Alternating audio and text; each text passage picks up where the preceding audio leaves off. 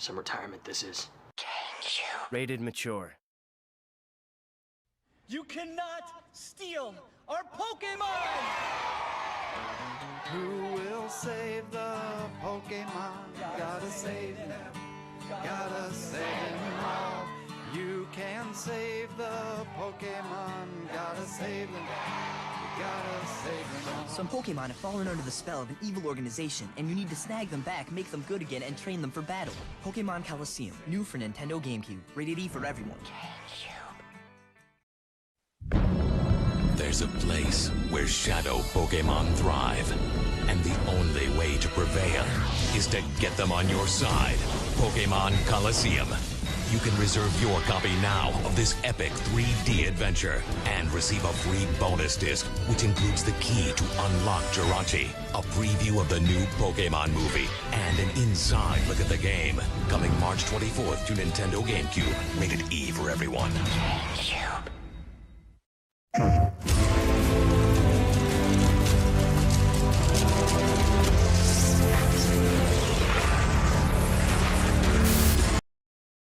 You know, one of these days I might mess around with Pokemon Coliseum. What up, everybody? It's your boy, the Infinite Dragon here, and welcome back to Date Everything. Happy 4th of July. Hopefully. It's not been very American spirit lately, but, you know, it is what it is.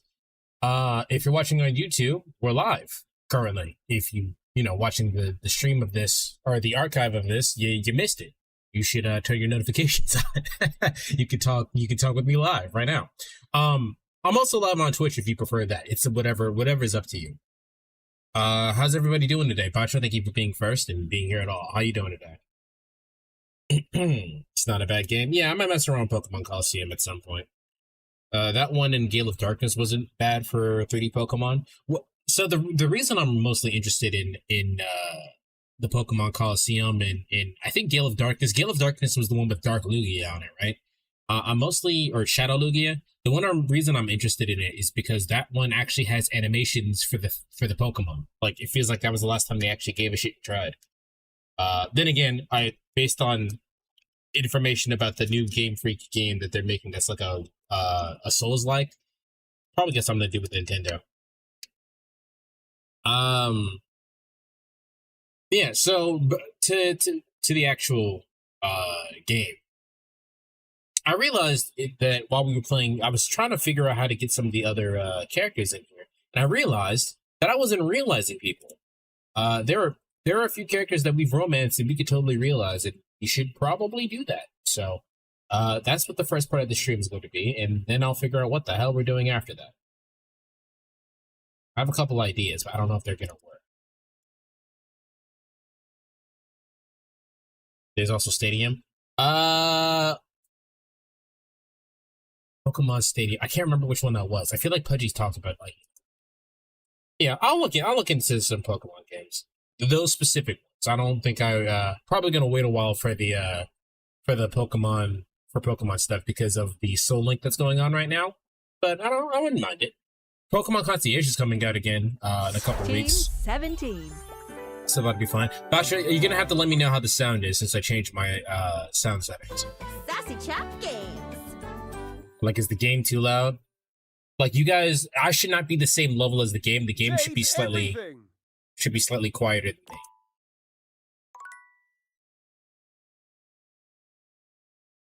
The term nightmare has no relation to female horses, but rather the term mare. Yeah, right. Keep playing, I'll let you know. All right.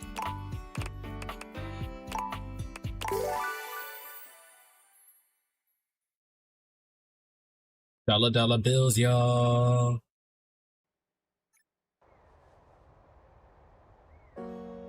All right, so first things first, if we're going to be starting to realize people, I'm gonna go over here. I'm gonna go over and realize baby girl. Literally the reason why I'm playing the game. Oh, my sweetest Yyle. Hello. I bet it makes you happy to hear me say that. It always does. I haven't forgotten you. All right, Connie, I'm ready to realize you. To become real? Like a human? A singular human? I think I'd like that. As long as I still get to play all my different roles. Oh, do I not have the points for this? Is that how that works? You'll get to, just not now. No problem, Yael. I'll be right here waiting for my next update. Oh. You're good? Thank you. Okay, well, that's good to know. So I need more points in order to be able to realize things. Let's try Betty. Betty is the tutorial character. We should be able to realize her, yeah? There you are. I was just thinking about you, you know. How about a kiss? How cool. We can finally really be together. Are we really doing this? Unfortunately not. No, I need way more points in order to do stuff like that. All right. Sorry, not just yet. Oh, all right. I'll just wait here until you're ready then. That's good to know. Well, looks like I was not playing the game wrong. Thank God for that. I'm gonna load. If we keep talking, then indeed.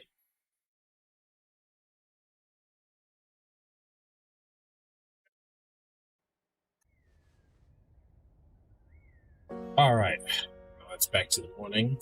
Well, damn, I don't really have a plan then. It's just gonna go around realizing things. I don't know. Let's just keep talking to the things that we've been talking to. Because we need more points, right? So. The most expensive character in the game blocks your path. It's Lucinda Lavish, beaming.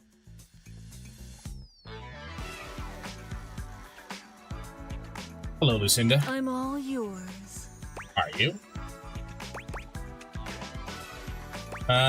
Okay, so the last time we talked to Lucinda, she had the horny option. Let's go to the little fantasy chamber, see what that's about. Come here, baby. Let Lucinda Lavish take you in her nice, soft arms. And let her take you away.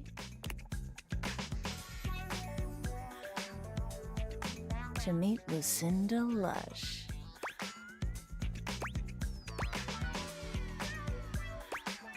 Oh, baby, I'm drunk on you already. Same here, honey. Same here. I hope you like my chamber. I did make it especially for you. Did you know? I really have to say, I've wanted you here for a long, long time. I love everything about you, baby. Every single thing you say to me just sends chills up my spine. You're kind of looking at me like right now, like how Isabella looks at Phineas. Does it now? I just love talking to you, really. You and I have just the most natural repartee. I wanted to bring you here to tell you that you're doing a great job. Thank you. You've found all my secret dialogue so far and uncovered every single one of my most in-depth and unrevealed features.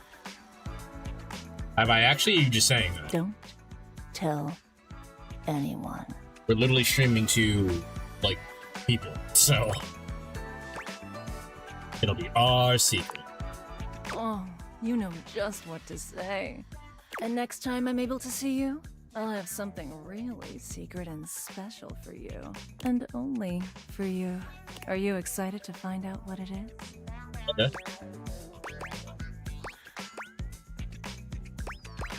Hell yeah. That's it. Keep up that intrigue, baby. Keep talking to the others around here, and I'll find a way to slip myself in, lover. He took us back. Weird. Now let's just go ahead and talk to Ben-hwa, I guess. There you are. Come, come. I have something fun for us.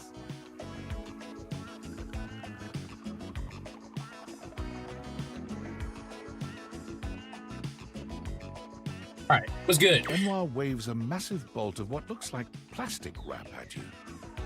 Dad, I'm very sleepy. I stayed up all night catching up a Chainsaw Man. Still pretty good.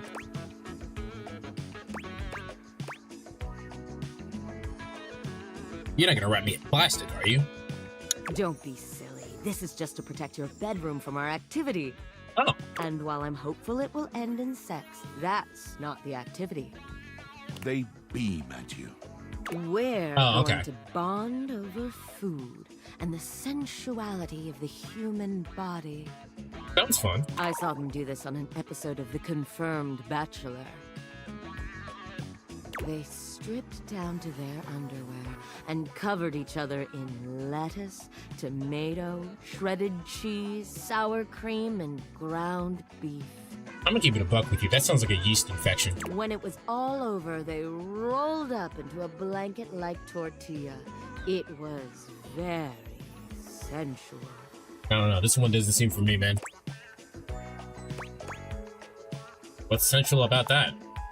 What isn't sensual about it? Come now, help me get this plastic down, won't you?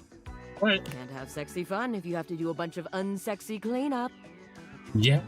I mean, you can. But yeah. Yes. You help Ben-hwa spread plastic all over your bed and the surrounding areas, ensuring that you won't make a taco-scented mess of your bedroom. When it's all done, Ben-hwa gives you a coy glance. Time to get naked. Yeah. Got it. Do keep your underwear on. As sexy as this is, it's far sexier to undress after. Okay. Both of you strip down to your underwear, but it's hardly a sexy atmosphere. Ben-hwa is too busy preparing both of your toppings. Beautiful. Now, which of us should be the first to go? Go first.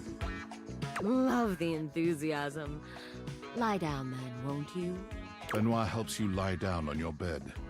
The plastic squeaks beneath you as you shift into place. There now, my scrumptious little taco. Lie still. Everything's going to be very, very cold. That I kind of get. Couldn't we do chocolate and whipped cream like normal people? Normal is boring. Ben-hwa lifts a bowl up and grabs a handful of its contents, raining cold ground beef down upon your mostly bare body.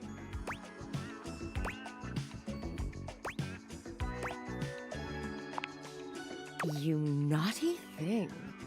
Next come the lettuce and tomatoes, both unpleasantly cold. You can barely feel the shredded cheese at this point. And now, the pièce de résistance, the final glory of the human taco.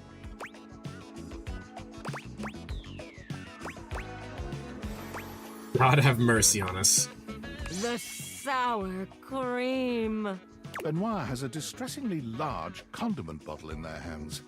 They give it a shake to help the sour cream shift in the bottle, but there's a distinctly threatening feel to the motion. Are you ready, darling? Not really. Ready as I can be, I guess. Here we go, then. Ben-hwa aims the condiment bottle at you, and everything goes white after that. It's cold. So cold.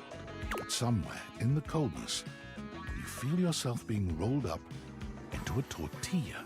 It hits you that this makes you more of a human burrito than a taco. But it's hard to focus on the technicalities when you're wrapped this tightly. Beautiful. Just beautiful. Maybe your turn now? Perhaps, but truthfully, seeing you like this makes me want to skip my turn and get straight to the real fun. How about it, darling? What do you say we turn you into human taco salad instead? Their normally confident smile slips for just a moment. You know, because the ingredients are gonna be all jumbled around. You didn't need to explain it, I got it. Sex. I'm offering you sex.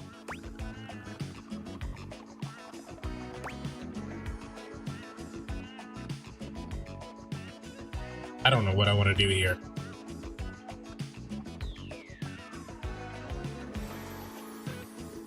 I'll rather stay burrito. How about you join me? Really? Well, They lie on their side, looking deeply into your eyes. Despite the various taco ingredients that obscure your vision, you can see just how focused they are on you.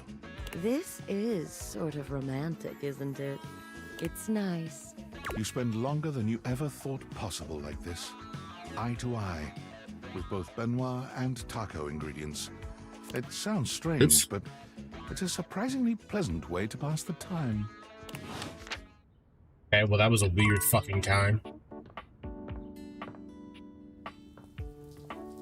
I don't recommend anyone do that with their sex life. Don't. You can do food, I guess, but I wouldn't do it what she just did. That shit was weird.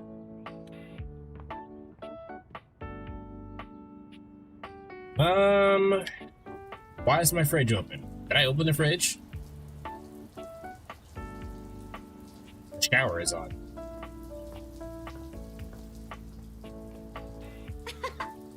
Sorry.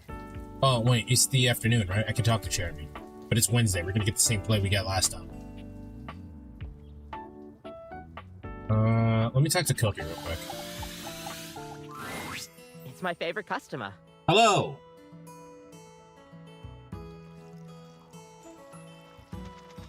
What can I get for you today?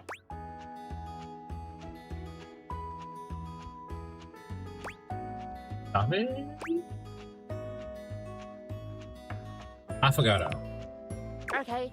Kopi flies into action. All right, here we go. You've tried the affogato a few times now. Do you think you've remembered what I told you? What does affogato mean in Italian? It was drowned. Yes, that's right. Affogato means drowned.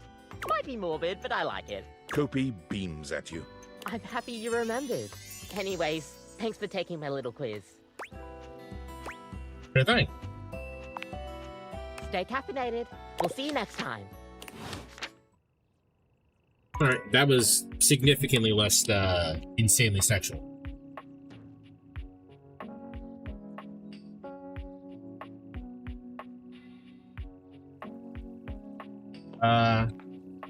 Don't want to know what's going on with Beverly.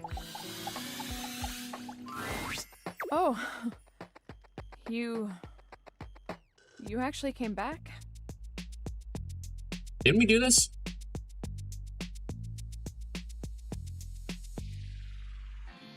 Pretty sure we did this. What's going on with you? Hi, Bev. Oh, God, I am so embarrassed. You really saw me at my worst. I mean, that's fine. I didn't think you'd want to see me after the mess I was in last time. I'm so sorry you had to see that. Listen, sometimes we get a little shit-faced. It happens. Really no problem.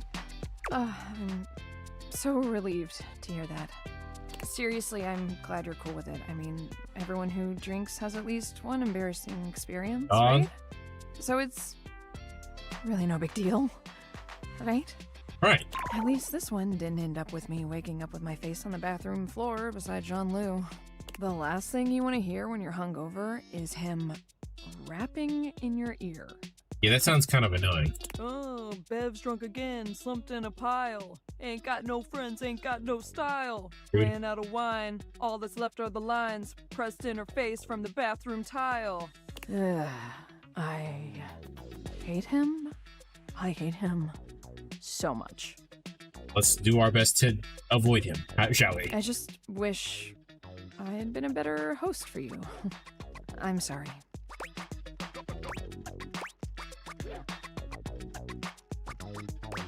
I'll have more fun next time. Hey, yeah. Next time we'll throw a real rager. One that doesn't end with one of us in the bathroom. Hell yeah. I'm excited for it. So, why did you come back? You're cute. I don't want to tell her that's the reason. I don't want to tell her. That seems kind of fucked up. I wanted to make sure you were okay. Really? You care that much about little old me? Well, I need to get a hangover cure. Do you want something while I'm at the bar? Give me a mocktail. I don't feel like drinking right now. Excellent! Always happy to serve customers that don't want to get drunk. They usually don't yell and hit on me as much. They also sometimes don't tip as much, though. Anyway, which mocktail would you like? Give me a soda. Refreshing and bubbly, like me. Coming right up. Oh.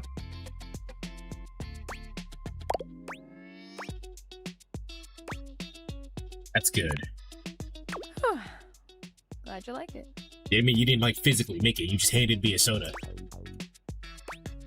You okay?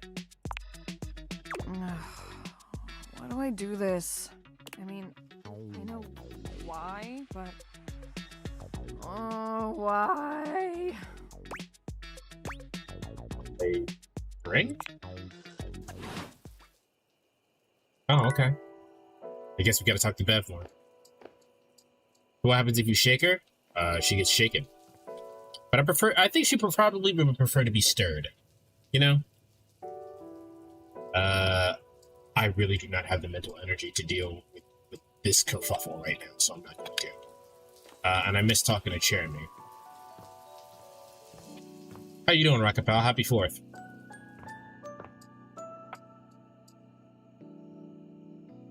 I gotta talk to Luce.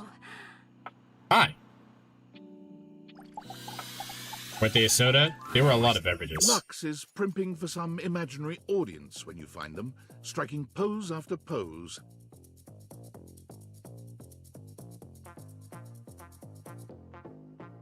Yeah, we gotta talk to Lux for the piano lady. I don't remember her name. When Keys, they that's see her you, name. they roll their eyes, pausing to address you.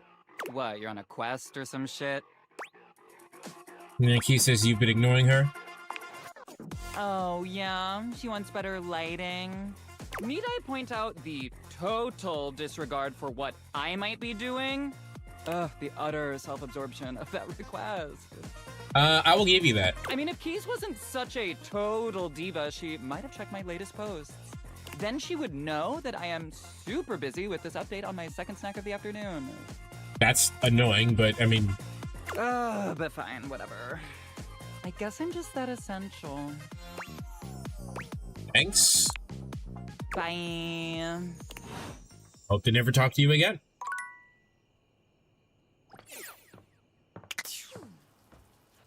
That was that day. Where's the switch? What do you mean the switch? I don't think we can talk to Ceilia without figuring out what's going on with Florence. In order to figure out what's going on with Florence, Jesus. Well, always has a switch. They probably are a switch, but I hate Lux, so fuck them. But we do need to talk to Ceilia right now. Oh, hello again. Hello, Florence. I trust your meeting with the mayor went well? Yep. Wonderful. Anything else I can help you with while you're here? Yeah, we can call her out on our bullshit, but we need way more empathy. Oh, bye-bye. What else do you need? Ceilia will not talk to us until we get to the bottom of Florence. So, real quick, Rainey wanted me to ask you something. Oh? What about? Her memory isn't the best, the poor thing. But at least she isn't trapped in that attic anymore. What did she want to know? What happened on the night of the big party? Ah, I see. Didn't write down what this was.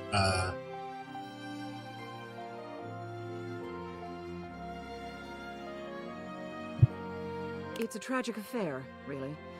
But I'm one of the only objects in this home old enough to tell it, so I suppose it falls to me. The long and short of it is that she was damaged during a party. A wild one, if memory serves. She was knocked down from her perch just as things were really getting going. It was a catastrophic fall. Here, I'll write everything down for you. Take this to Rainey and tell her about it. She'll have an easier time believing it if you've got written proof. Ceilia writes something quickly on a memo pad, handing it over to you. You can't help but linger on her beautiful handwriting. It's just as grand and elegant as she is. She's a stubborn thing, but she still trusts me. Now then. You leave the mayor's office, proof in hand. I'll send to talk to her about keys, but I can't do that until the next day.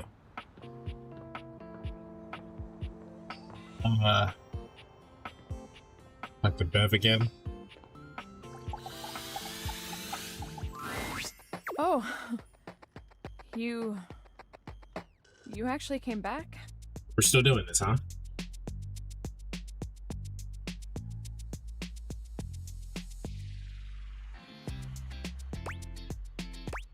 Hello again.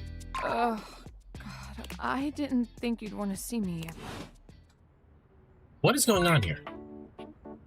I'm definitely missing something here. What's going on? How can I walk in here?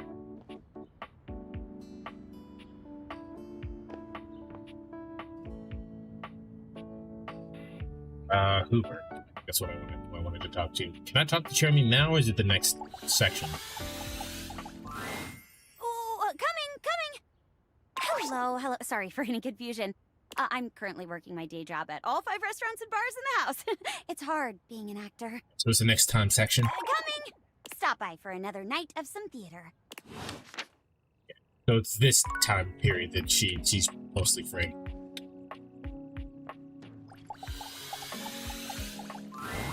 Yo, what's up? What's good, Hoove?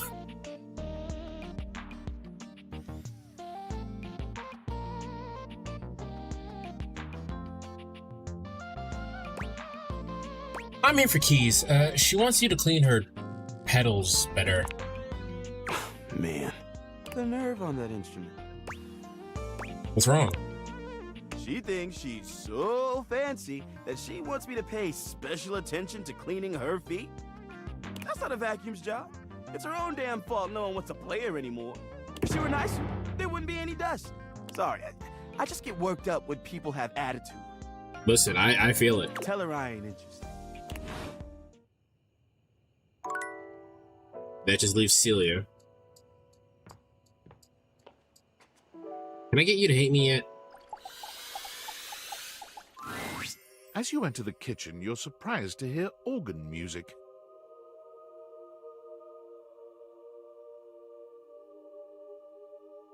Are you sure we can't try another track? Again.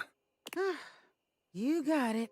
Thy fans, thy grace, thy handle, thy interface. No. Oh, grease devil, take it all. It's not that serious, man. It is deathly serious. The friar pounds his fist on the table. I'm not sticking around for this. You can just sing it to yourself. I must get this right. What's going on in here? Work of the utmost importance. I am composing a hymn to honor the glory and majesty of the air fryer. Music is, after all, one of the most universal languages. But if I cannot perfect my hymn, it is all for naught. I simply need to step out of my own mind. I am, perhaps, too close to the subject. That's not quite how I would, describe you, good man. Tell me, how does this strike you for a title? In the arms of the convection angels. In the arms of convection angels. I think you can do better. Better is not a helpful critique. I'm not trying to help you. But since you are unable to provide me anything actionable, I must revisit it without you. Now then, for the chorus. Should I extol the virtues of the friar's purity, its efficiency? Perhaps both. Or should I mention its affordability?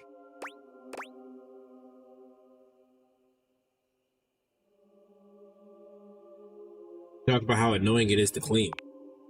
That is not a feature of air fryers, and I will thank you to keep such blasphemies to yourself. No, have y'all ever cleaned an air fryer? That shit is really annoying to fucking clean. Disgusting and disrespectful. Stop being disgusting. I will dignify that remark no longer. And finally, for the finale, perhaps I should light a candle? No, too old-fashioned. Perhaps I will time it to incorporate the dignified beep of the friar. Throw pizza rolls like confetti. Your audience will love it. It is undignified, but I suppose it has a certain appeal to the masses. and it is they who must receive my message. I shall consider it. I've but one last thing to ask of you. What? Listen to this composition, and tell me how it strikes you. Are you sure you should be... The Friar launches into his composition before you're even finished speaking, singing in a booming voice that makes you feel as though you cannot escape him or his message. His focus is laser sharp, and his dark eyes bore into yours as though he can see every impure thought in your head. It makes you sweat just a little to have him looking at you so intensely, especially when he's singing like that. The whole thing is just a lot, frankly. And Finn, tell me, how did that make you feel?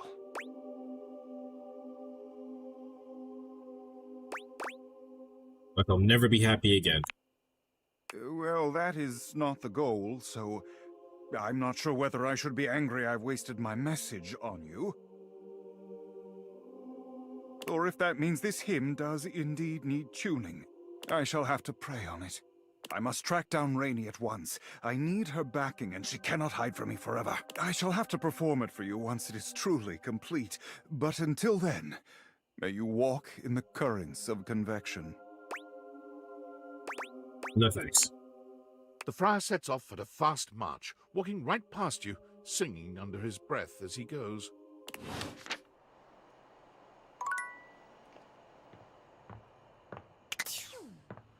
Well...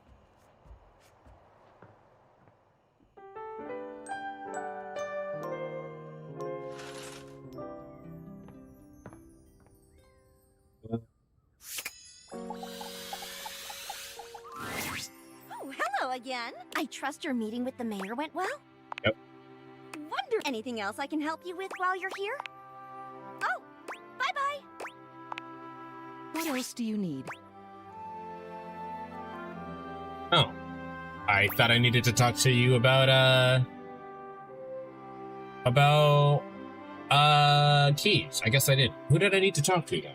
Let me check the notes real quick.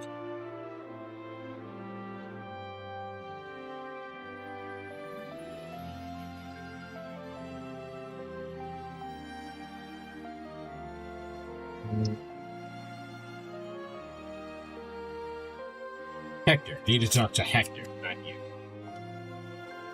Well, I just wanted to see you. You have done so. Keep well.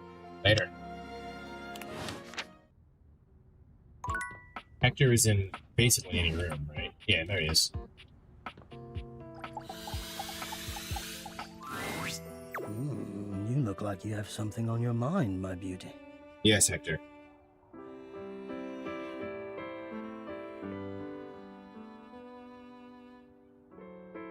This is not the right page.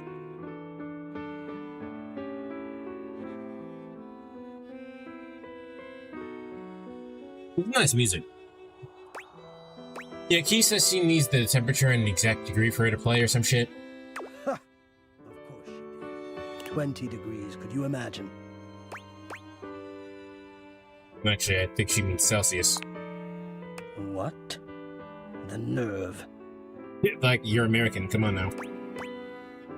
Are you going to be able to help? Perhaps. I have a converter around here somewhere.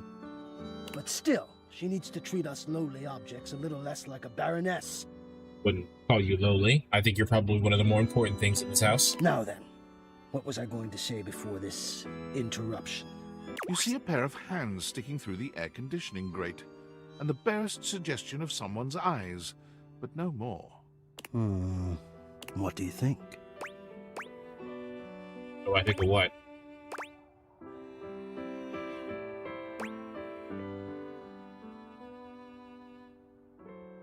Well, come out and let me see you?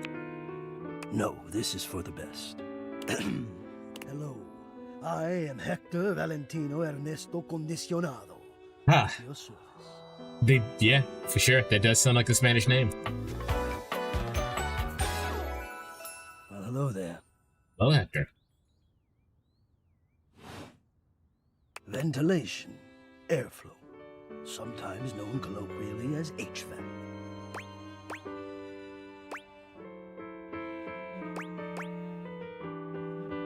Nice to see you, or hear you, I guess. We should not bring up how nervous you got last time. Yes, to hear me. I would wish you to understand. And if not understand, then at least believe me when I say that hearing me is the most pleasurable way to meet for both of us. Okay. Seeing me, well, it's not a compliment to me, and it would be a great disappointment to you. I don't think it's up to you to make that assumption. My greatest wish is to give you pleasure. But I'm getting ahead of myself. Tell me, how much do you think about me? Well, it's been fucking hot, so pretty often, actually. Now, yes, I understand that our meeting in this way is so very new for both of us. I truly never expected to be able to speak to you this way, face to face. Great. I have accustomed myself to this seemingly unavoidable reality that you would always be human and I would just be this. But even as this, I have dreamed, and I would know. How much do you think about me? Hitting a lot. I love me some AC. And do you? I have noticed. I so look forward to you coming home on those hot summer days. The look on your face when you feel the first blast of chilled air upon opening the door. Dog, get that feeling, and then getting a cold blast of whatever, man. And yeah, as soon as I get cooled down, I feel better about life. Yes, and when it is cold outside and I'm not trying to flirt with them, but it's happening. You can slowly warm up and remove your coat, your hat. You can begin to get comfortable and relax into the evening ahead of you. Sounds like you're a fan of relaxing too. I don't relax for myself. I can't. But for you, there is almost nothing I wouldn't do to help you relax. To watch the play of warm and cool across your skin. I'm ahead of myself. I never thought I would get to say this and to say it to you. Let me explain. You are the prime feature of my thoughts. Whatever power courses through me, I turn to your pleasure.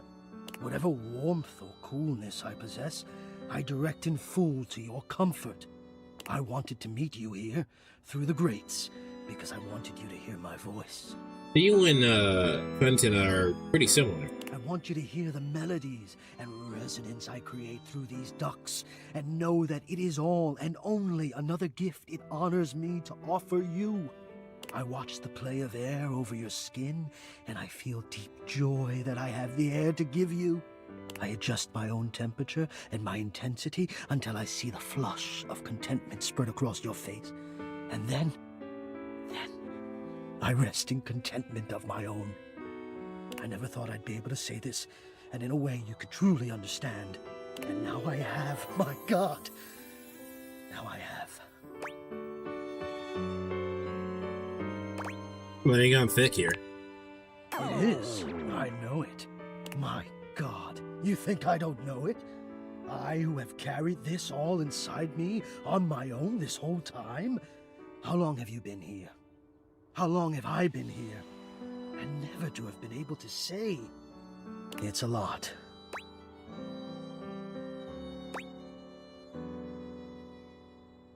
I'm not really sure how I feel right now.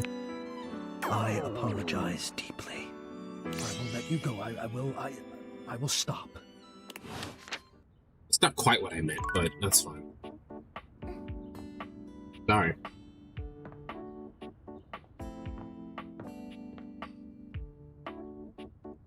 Yeah, that's not quite what I intended to happen there. I just wanted him to chill a little bit. I didn't want him to be like, oh my God,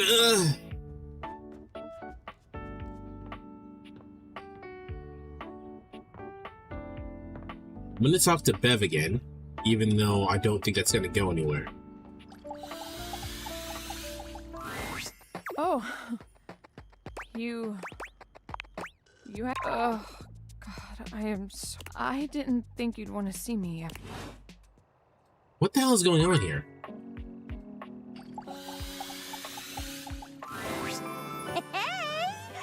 isn't my favorite scene partner. Hello, Chairemi.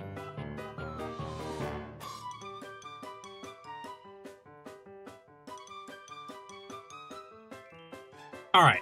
It's Fantasy Friday. Now she's Link. Today's play is called Everblade. There's a lot of magic in this one. Care to join me? Of course. Heck yeah, friend. Hey, just so you know, I think I've gotten used to playing off of you by now. If you wanted to try something a little more, I don't know, intense, well, I wouldn't say no. I'm down for whatever. Doors are open for dalliances. Just thought I'd say that up front. That is the cutest way to say that you can flirt with me. Okay, sorry.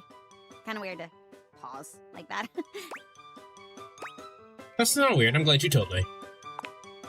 Aw, you're so sweet. Woo! Yay! Florence loves this fantasy stuff.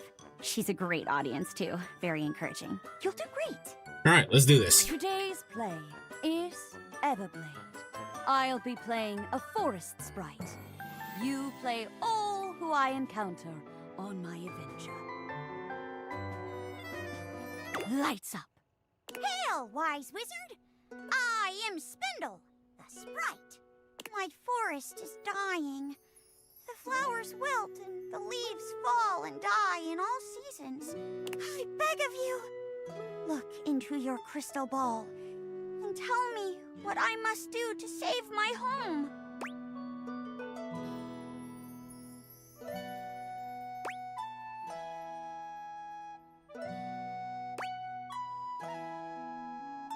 Hold on. Should I be old? Let's be old.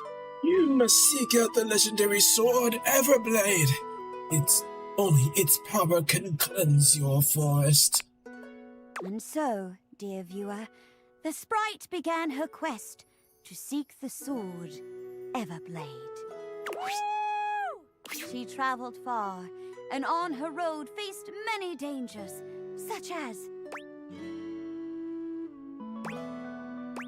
A nefarious bridge troll. Oh my! A bridge troll. None may pass without first paying the troll toll. Mercy, kind troll. I am but a humble forest sprite. We have no use for money, and so I have nothing with which to pay the toll.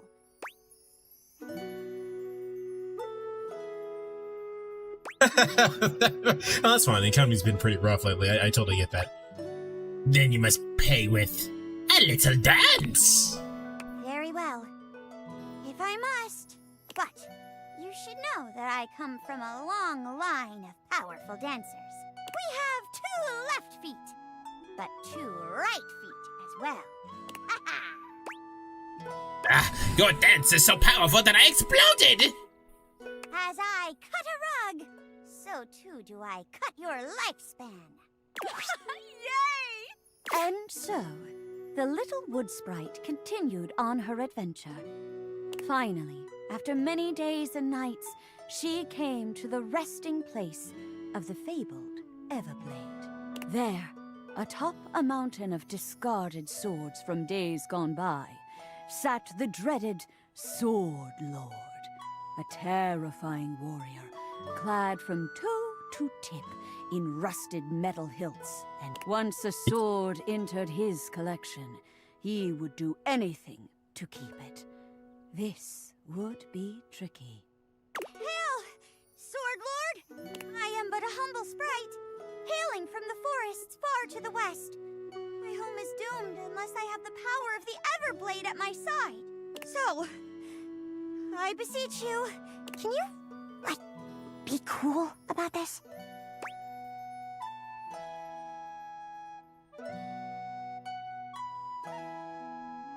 Nay, fight to the death. You give Chairemi a good stage fight, jabbing at her with your invisible blades. She dodges, giving as good as she gets. Yeah! Go, Spindle! You can do it!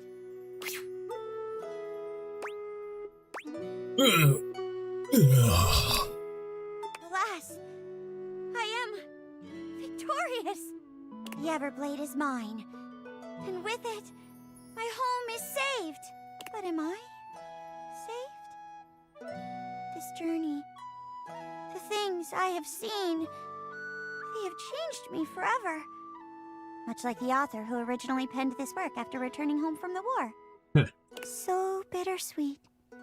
So sad. Lights down. Yay! Florence, didn't you hear the last line? This ending is supposed to be bittersweet. Oh, to be honest, I've never really understood all that subtext stuff. I'm a floor. I only get what's at surface level. And what's at surface level is cool swords and cool battles. Well, so long as you enjoyed it. Thank you for the lovely time, you two. Toodles! Wow, you really committed. And, if I'm being honest, I didn't mind getting a little physical with you there. I was kind of hoping that you would, actually. I just want to point out that I did not see an option to get physical with you. Hope that's not too weird or anything.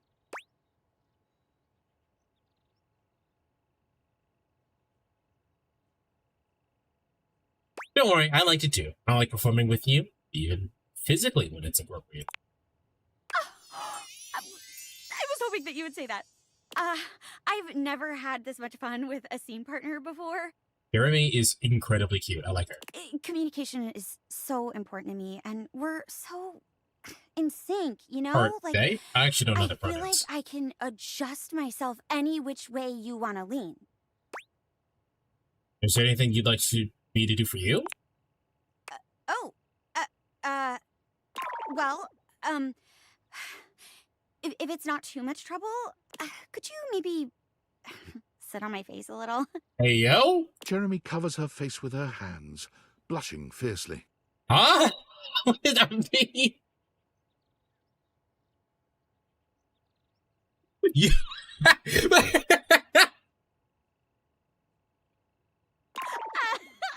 can't believe I just said that. I'm a chair.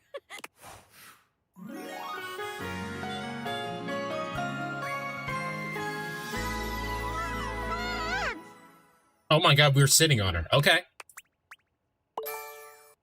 Right. Oh. Okay, Chairemi's done. I like that all the chairs sparkle.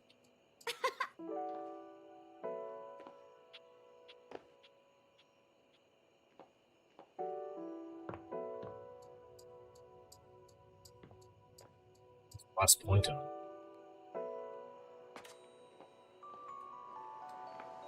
Let's talk to the fridge. We haven't yet. I've been avoiding it. You'd hoped you'd meet your refrigerator, but it seems he's already busy with another guest. Freddy, this is all rather dull. How can you say that when you haven't heard the coolest part? Sound like the hippie from fucking that 70s show. I can't remember his name. Regale me. The point in which gelatin goes from a liquid to a solid. Can you guess the temperature? Certainly. Go on. Guess for me.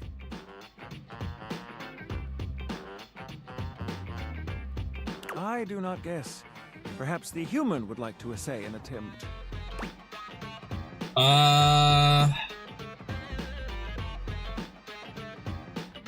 Quick question, Johnson is always here, but we only have one actual answer here. Wow! How did you know? Oh, look at the time. I must be on my way to a more interesting conversation. Now alone, the massive Yeti turns his attention to you. You want to speak to him, but it takes you a few moments to process what you're seeing. Yep, that is indeed a Yeti. Massive, furry, and decked out in his finest winter wear. What's for all the furries in chat? Huh. He ran like he didn't want to be here or something. I think he did. You, with the answers and the listening, that can only mean one thing.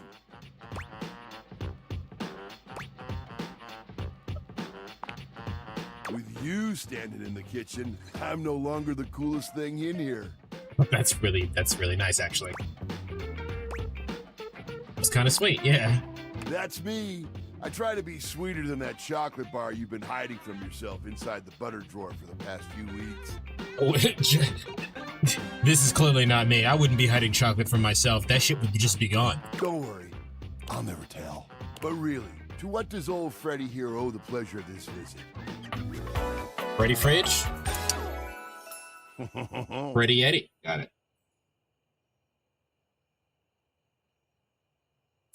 The Y to the I. Oh, did you make another order to food fetch? What did you get this time? Did you order sushi? Oh, I love it when you get those little rolls that you have the tiny bubbles on top. No, wait. You know what we haven't had in a while? Burritos. But you might want to hold back on the beans because, well, you know why. I'll be fine. Going there already. Hey, just telling the truth. So what are you doing here now? Oh, don't tell me. Let me guess. Are you feeling fancy today? You look fancy, cool kid. I bet you were feeling fancy. I got it. You ordered my favorite. That duck from the one place that I can never pronounce. I love duck.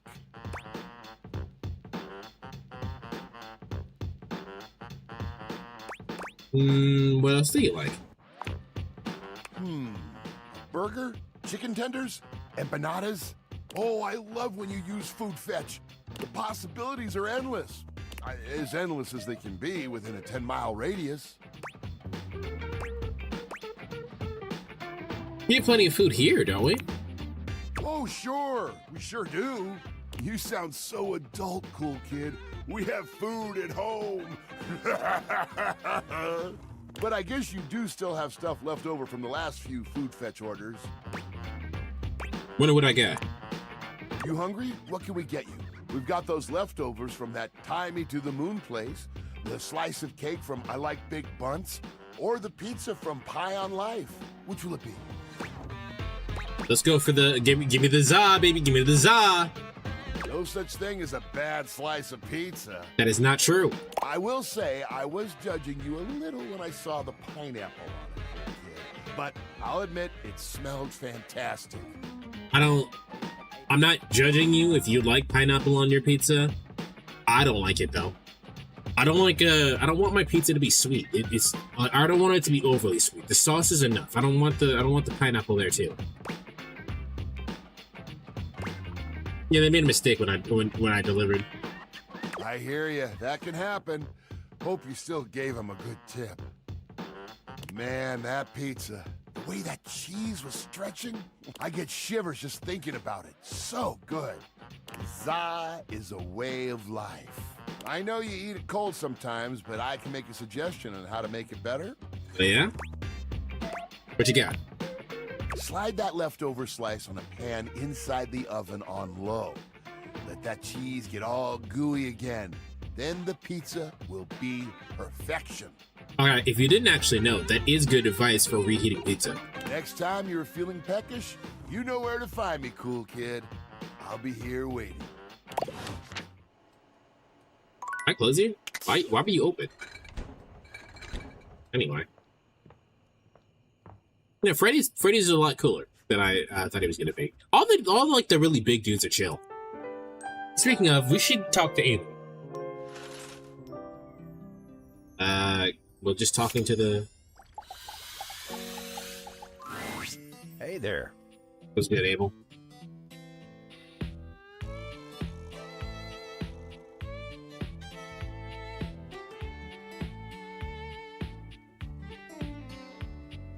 You get a chance to talk with Kopi? Did. Yeah, she actually gave me this cup of coffee for you. She said it was your favorite. She sure does know her way around a cup of coffee. Thank you. I needed this today. I'm bothering you? Me? No. Oh, it's nothing to trouble yourself over. But if you're holding everybody up, who's holding you up?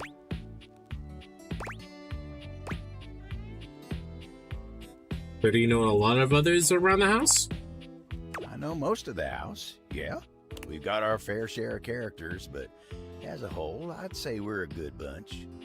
Plenty of stories to tell. What about you? Me? Oh, sure. I've got stories, I suppose. They're not exactly exciting, though. You know what? You want exciting? You should talk to the captain. I don't like him. Why, I swear he's seen it all. Why don't you go ask Captain Jacques about his time on the high seas? He keeps pushing me to other people. I'm confused why.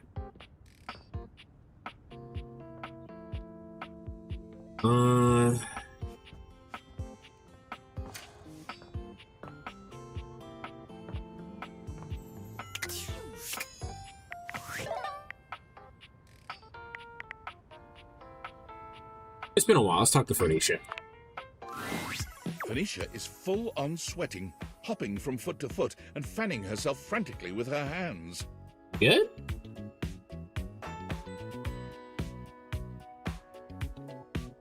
You alright?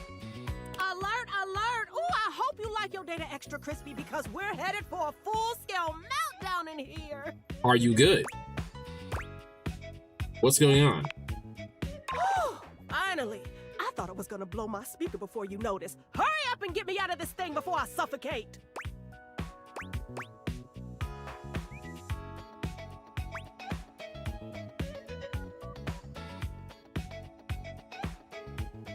Sorry, I'm having a dyslexia moment. I really couldn't carry you around with me anymore, if that's what you want. Are you okay? Let's just say, are you okay? Oh, sure! I'm great! I love shorting out. I mean, who doesn't like spontaneously combusting? I hear burnt pockets are really in this season. Why are you yelling at me? Oh, I'm not okay! What part of alert, device overheating, self-shutdown in progress did you not understand? Take this damn case off before you burn the whole house down! Take it down a notch. Hello, Lise. Hello there. What do you need me to do? Oh, yeesh. You really need it spelled out for you, don't you? At this point, yes. Doing my best here, man. Ooh, yeah, that'll look great on your tombstone. Tried my best. Look where it got me. Phoenicia, please. Just get this case off of me while I still have good battery cells left. I've been burning up all night.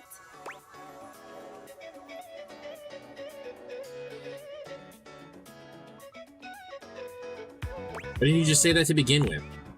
You carefully remove Phoenicia's case. Her body is alarmingly hot. It seems you've acted just in time. There! That wasn't so hard, was it? Why were you mean? Ah, that was close.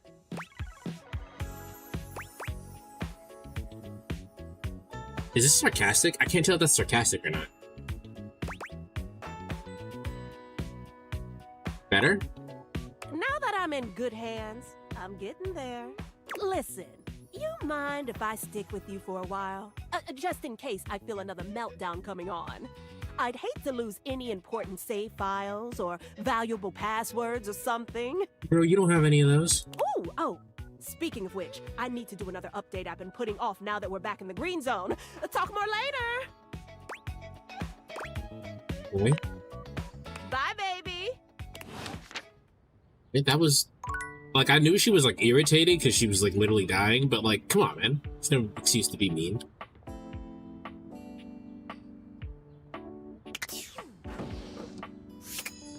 Ooh, what the hell? Is this just office stuff?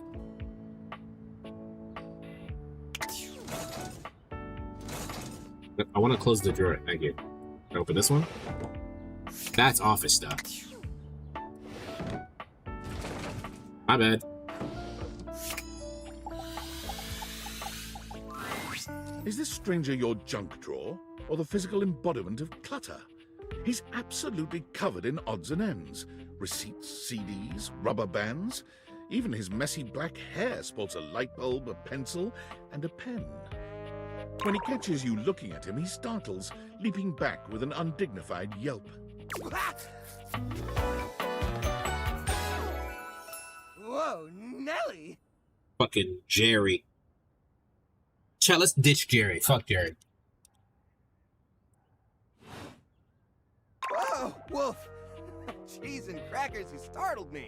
Hey, next time you open a guy, knock her something first, huh? I'm not used to so much light. Besides, sudden jerky movements like that risk disorganizing my collection. Bro. Your collection? Oh, yes. Of course. Sorry. Been a while since I've had a guest. Welcome to Jerry's Junk Drawer, the finest collection of curated treasures in all of the house. Feast your eyes upon knickknacks and gewgaws from parts unknown.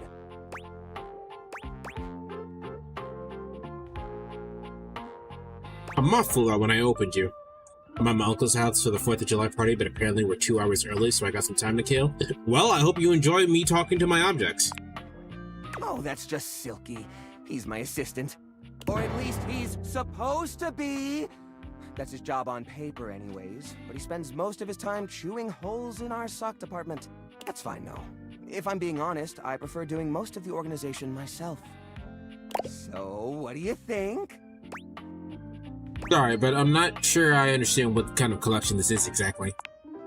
Why, it's a collection of lost things.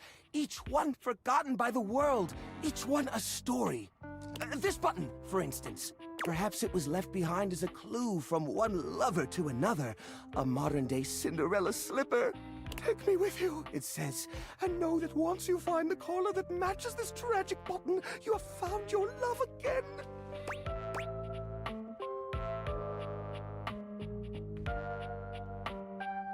I don't want to take away his mysticism. Very romantic. Ooh. And this mysterious strip of papyrus. Perhaps a missive from an ancient land. Perhaps a treasure map. Oh, the wonders we could glean if only we could decipher these symbols of black and white bars. That's definitely a shopping receipt. Hey! Quit ruining the majesty of my collection with your needling. Ouch! Are you okay? Yeah. Seems kind of cramped in there. Yeah, I guess so. But it's not so bad. You just need to know the right way to tilt your bones to work around it. It's like a game of limbo. But, you know, forever. That seems, unhealthy. What are you insinuating? If it's cramped in there, how will guests appreciate your collection? I curate for a specific demographic that happens to enjoy the limited space. They don't mind. Yeah, that's exactly no one, actually. Did you get a lot of other guests? Do I get a lot of guests? Do I get a lot of guests? Of course I do. Yeah? Like who? The junk drawer being a disheveled man is very fitting. Yeah, he's definitely representative of a hoarder. Bugs count as guests, right? No, they do not. Oh, you mean the other objects. I get them in here all the time. Like? Well, there's that Ceilia. She's a very well-to-do socialite, and she happens to be very interested in the collection. I don't think it's for the reasons that you think it is. In fact, every time she comes by, she asks me, when will this junk be gone already? I assume she's worried about the collection moving venues before she gets to see it. She's probably just nervous about coming inside. Maybe she's nervous about how cramped it is. Listen, you, oh, what's the use? It's true. Nobody visits me but the moths. What am I doing wrong? I just don't get it. I love to entertain, so long as guests don't touch a single thing.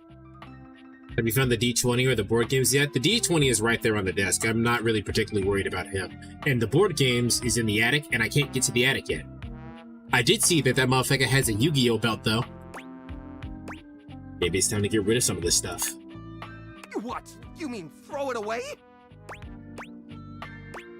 No, just, recycle a little. Turn it into something new. Actually, me living with a hoarder, I'm just gonna say yes. No, you can't! Please, at least let me pick what I want to get rid of. You're not gonna pick anything. I'll clean this place up, I swear. Just Don't throw away all my memories for nothing. I couldn't bear it. As long as you promise to clean. Oh, thank goodness. It'll take some time, though. This process is delicate. I won't be done until tomorrow, at the earliest. To be honest, that's actually kind of fast.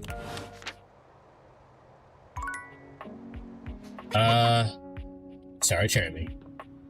Oh, Chairemi's this chair specifically. Got it. Yeah, you missed it. Chairemi asked me to sit on her face.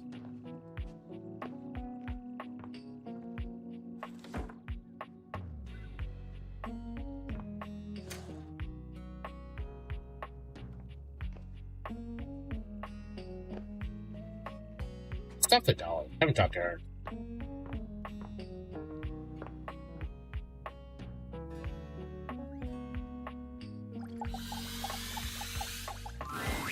Well, say howdy, honey. Don't you look nice today? It's very sweet of you. Thank you.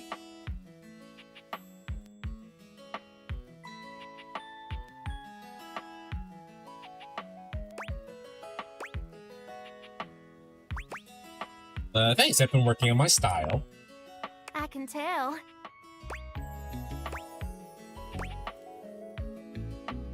What have you been up to under here? Oh, you know, just catching up on some reading. Reading? Some novels, a bit of light research. What kind of research? Mostly abiological history. You know, when dust first started settling and forming into bunnies, historical data, that sort of thing.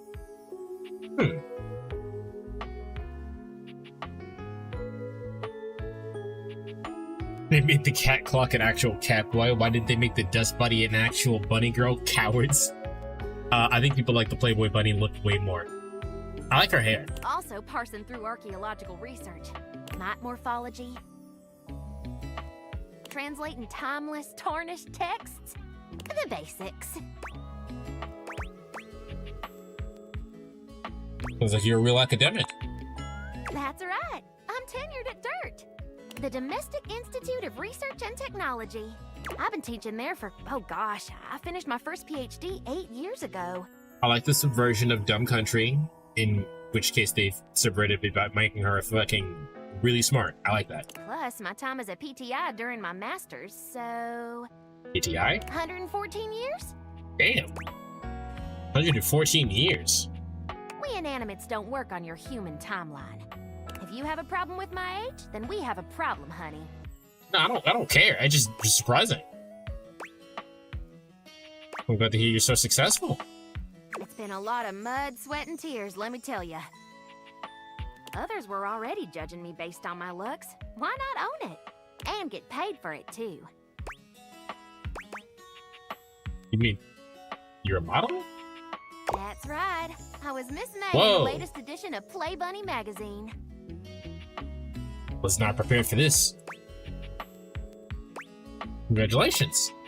Thank you. So you've conquered media and academia. What's next? That's a good question. I'm not quite sure. I suppose, well, what any dust is looking for. Love, friendship. I'm looking for that too, I guess. I could tell. Let me be 100% honest with you. That's good. I may put myself out there, but work keeps me pretty busy. I don't meet that many new folks, especially humans. I'm very selective about who I spend my time with, and what few others I can let in.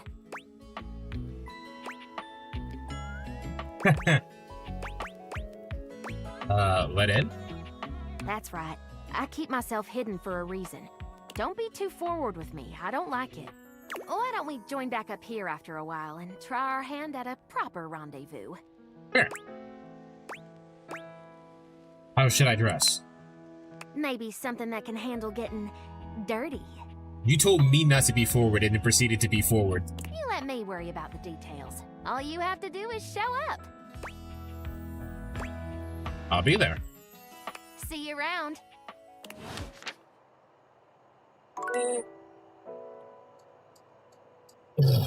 Alright, hold on. I gotta use the bathroom.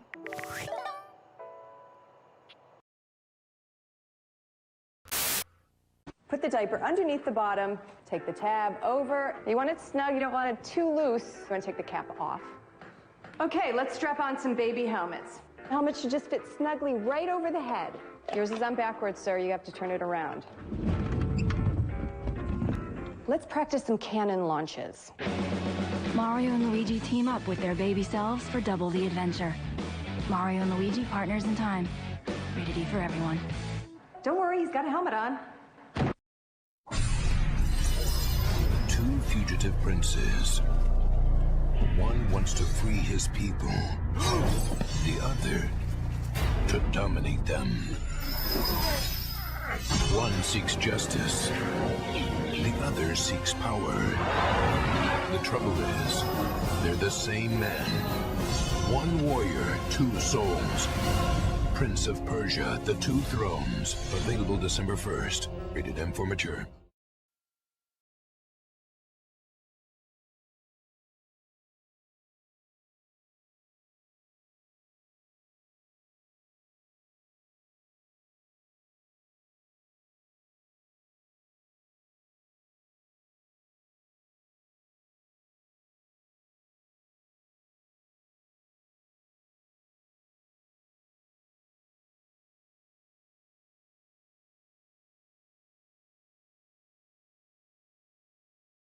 Aquí está, chicos, el partido entre los dos mejores equipos. ¡Mario! El super rival se lleva el balón. Vean ustedes, va corriendo con el balón. Se la roban. ¡Tiene Mario nuevamente! ¡Está Mario con el balón! Va jugando. Izquierda. Tumba uno, tumba dos. Jugada de maravilla.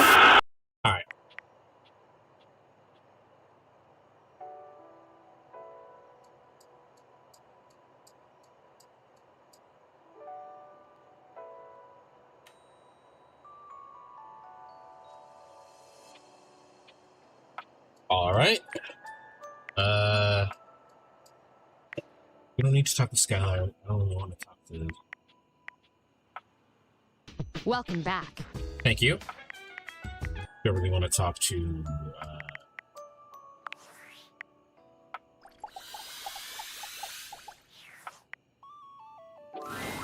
A tall, statuesque corporate type with striking hair and cheekbones is staring at you, hands on her hips. Okay, that means that we can do certain options here. I was wondering if that will work. It did. Something about her makes you instinctively crave her approval.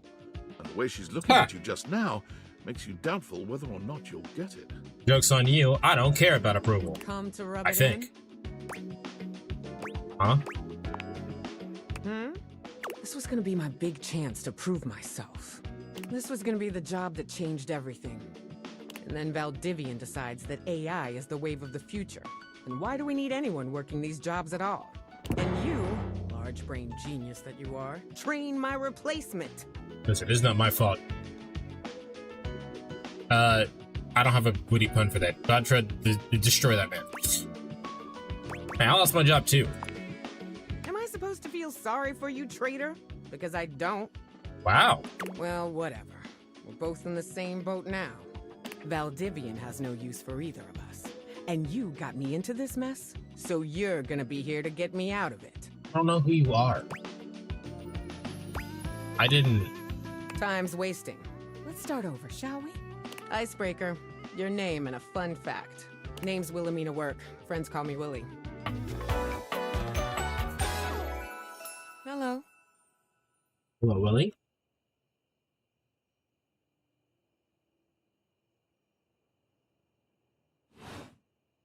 You and I aren't friends, but in the spirit of team building, you can call me Willi.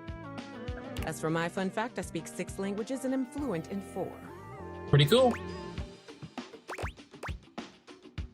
What languages are those? What? So you can tell your little AI pal how exactly to replace me? It's the internet. I don't think they actually need to know what languages you speak to replace that part, but whatever. Nice try.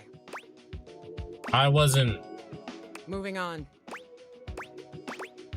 Introduce yourself similarly. Hey, I'm the Infinite Dragon, and I do Twitch streams. You introduce yourself to Willi, but when it comes time for your fun fact, you hesitate for a moment.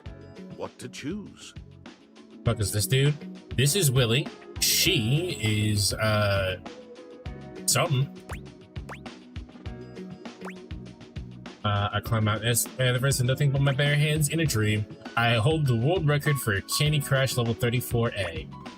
I once earned a pizza party for my first grade class by reading 100 books in a year. That's a terrible. Let's just do that one. I guess that's a fun fact, though the word fun is doing a lot of heavy lifting there. Hey man, if games aren't fun and we hold a fucking world record, come on now. Well, that's done now. Let's see what else is on the agenda for today. Willi pulls her phone out, scanning through some unseen document. She frowns, her pretty features twisting into an annoyed grimace. Guess we're on to scope now. Nope. Scope, wherein we'll decide the scale, parameters, and ambition of this project. What project? You haven't told me what you're working on. Good practice to ask when you don't know what something means. Here's the deal. I had a job. You cost me that job.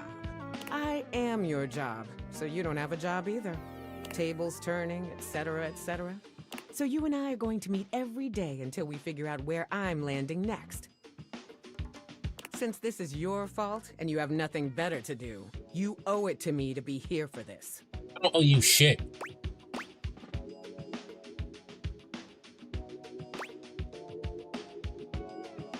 What do you need me for? That's a good point. What do you need me for? Did you not just hear me? You messed this up for both of us. I'm your work. Therefore, you need to be there to unmess it up. I've got some interviews lined up with some places around the house. First one's with Hanks Limited. Hanks Ltd? Like the Hanger Hanks? The very same. You think I could get you a job, bitch? I could barely get a job myself, right? Like, bro, I'm sitting here playing video games for people who can't pay me. Meeting adjourned.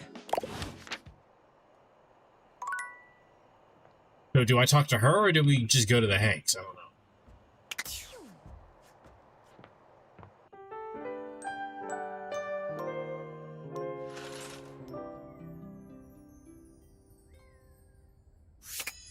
But that also brings up a question.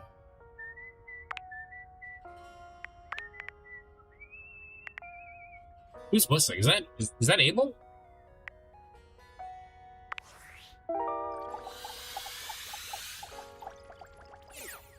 Doesn't work here.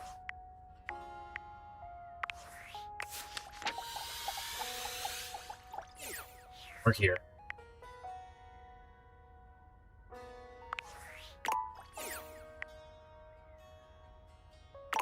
I haven't opened this menu before. That's very funny.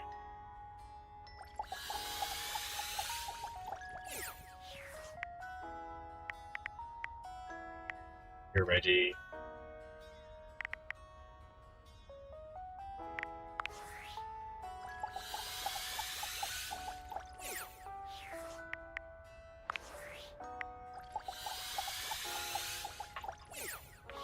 Good save though. Have you ever even talked to that loot box dude after he introduced himself? No, I'm probably gonna do that in a second.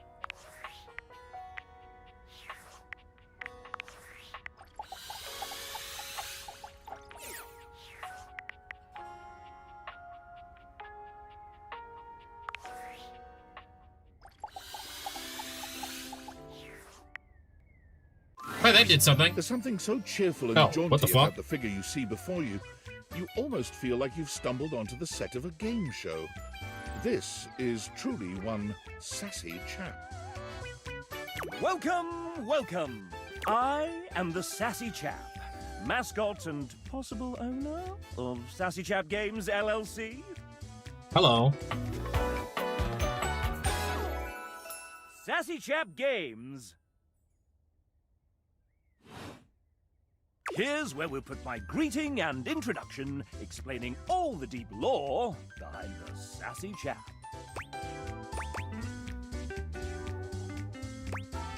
Okay.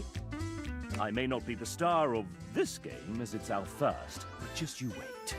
Really? The next game will be called The Legend of Sassy 2, Chap's Awakening, and will feature my quest to uncover my holy backstory. Okay, but that implies this is a Legend of Sassy 1. be silly, of course there isn't. And here's where we'll have the chap introduce the concept of the dating game. We get to fuck the company who made this, indeed.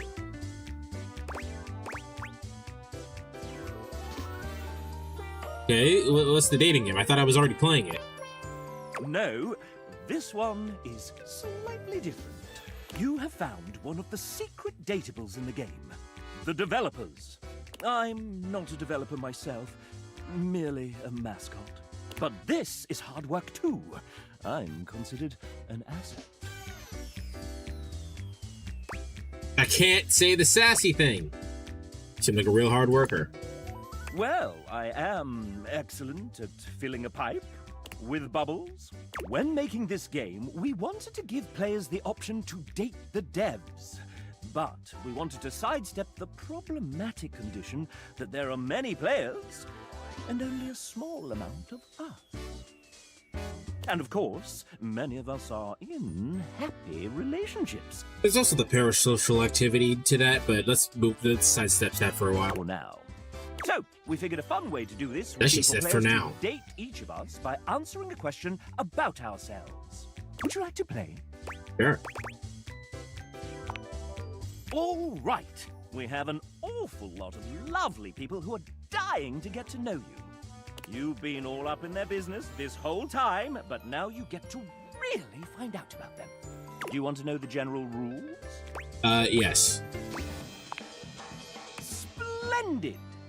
In this dating sim, you get to fuck our self-inserts. It's not the first time, and it won't be the last. What happens in general? The rules are simple. Each dev will introduce and ask one question about themselves. You'll get to choose from 3 responses, each corresponding to a love, hate, or friendship ending with each dev. Then we move on to the next one. How many points do I need to win? If by winning you mean find true love and happiness, 30. 30 points for finding true love and happiness.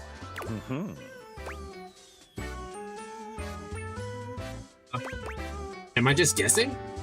Essentially, yes. This is a guessing game. That's not very fair. There are methods in which you can work some of these out. And you can also reset your score if needed.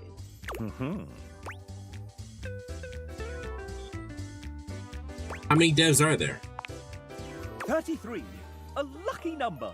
Or at least that's as many as there were when we recorded this voiceover. Fair enough.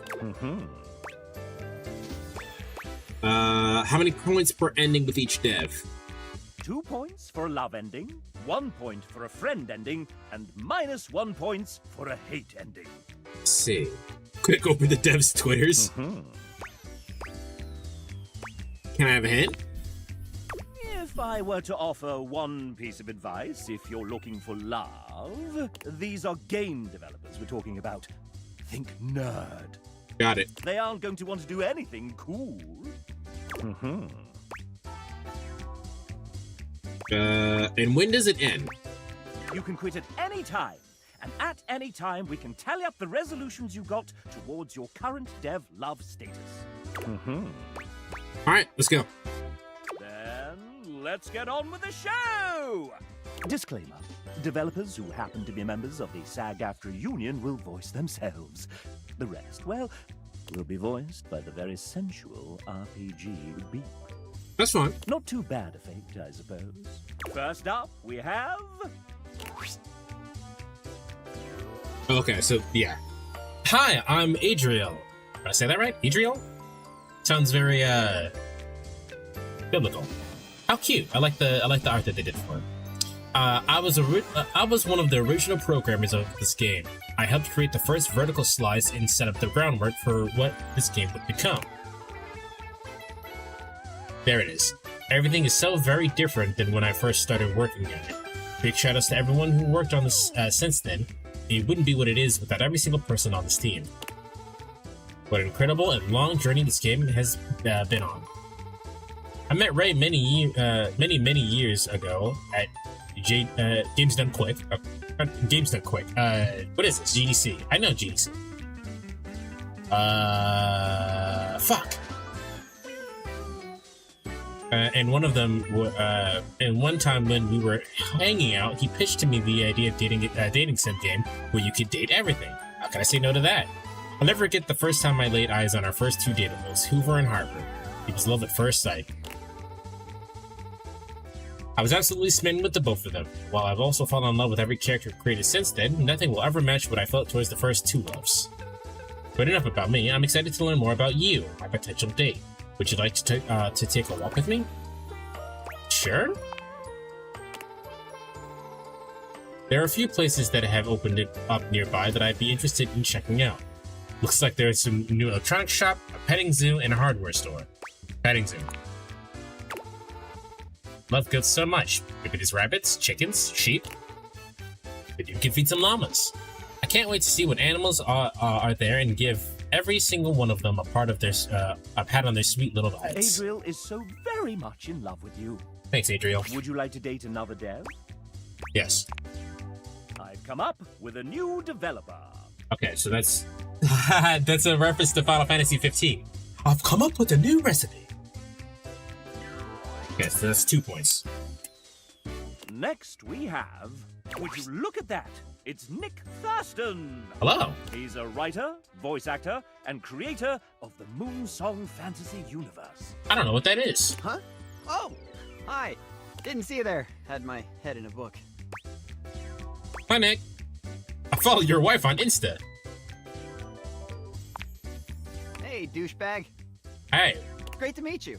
Nick has been a part of Date Everything since the very beginning. Ah, the beginning. Those writers' meetings in Robbie's garage were a riot. Remember when I read Hoove's original dialogue out loud for the first time? And it was so spicy and raunchy that... And that will be enough of that. Oh, right. First introduction and all.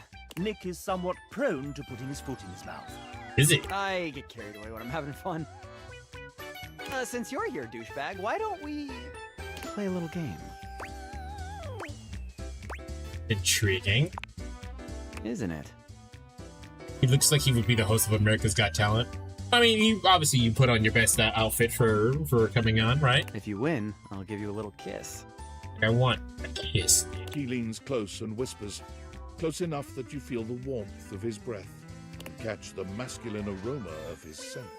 Who wrote that? Don't worry. My wife Alex says it's cool as long as we're in Fantasyland.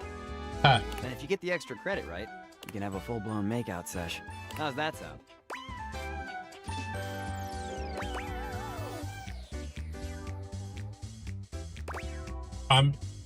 I want the points, so I'm going to say yes, Daddy, but like, bruh. I like the sound of that. Okay, here we go. I know this is gonna be tough, but one of these 4 characters is one that I didn't actually write. Oh, wait, you haven't met some of them. Then I'll skip this and do my backup question.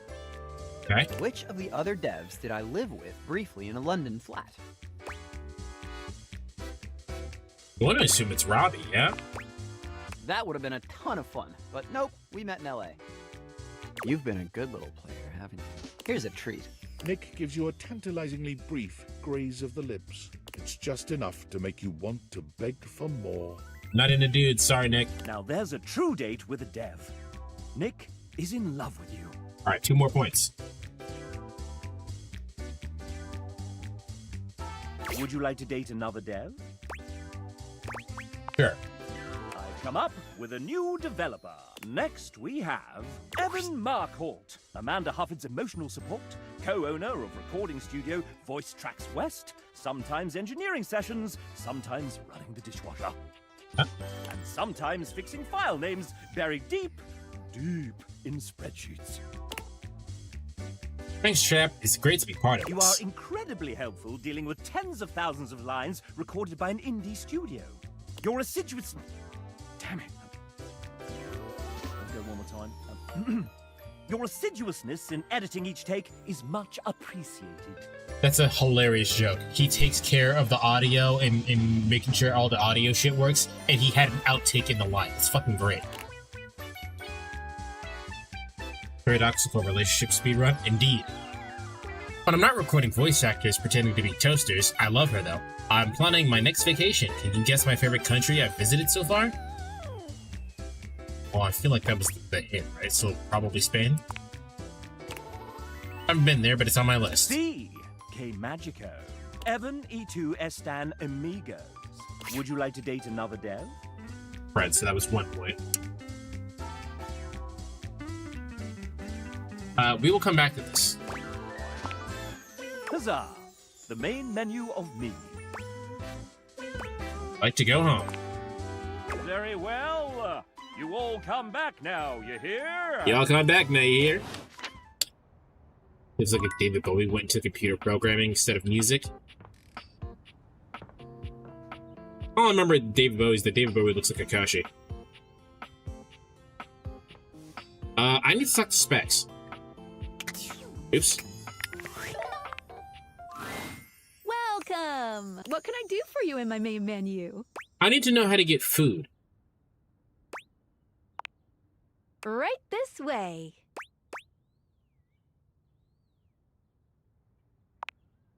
What's on your mind?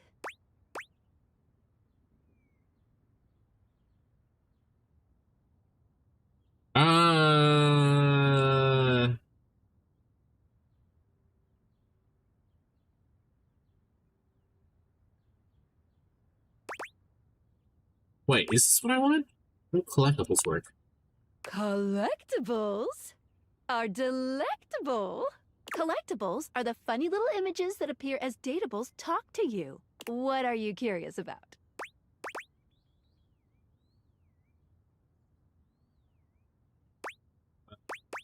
Do I get anything for collecting them all? Well, of course, there's an achievement. What are you thinking, man? But honestly, I don't care very much if you find them all. They're just there to give a little extra flavor to everything. I'm here to help you forge new relationships.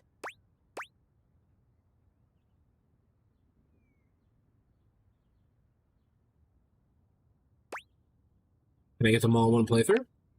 No, unfortunately, that's not possible. Huh. At a minimum, it would take 3 whole playthroughs to find them all. See. Fortunately, New Game Plus tracks your collectible collecting progress. Any other collectibles questions?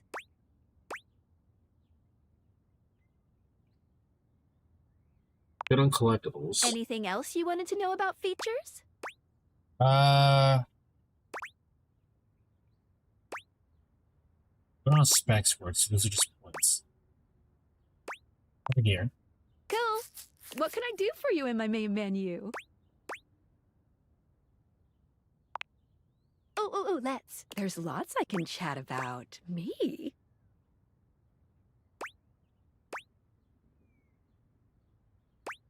I needed to talk about Bathsheba and how to get her food, but I mean, since we're here, let's talk about our relationship. Relationships? My favorite subject. What do you want to know? You love me? Of course I do, silly. Let's go back up a menu. It's the chat menu. What do you need?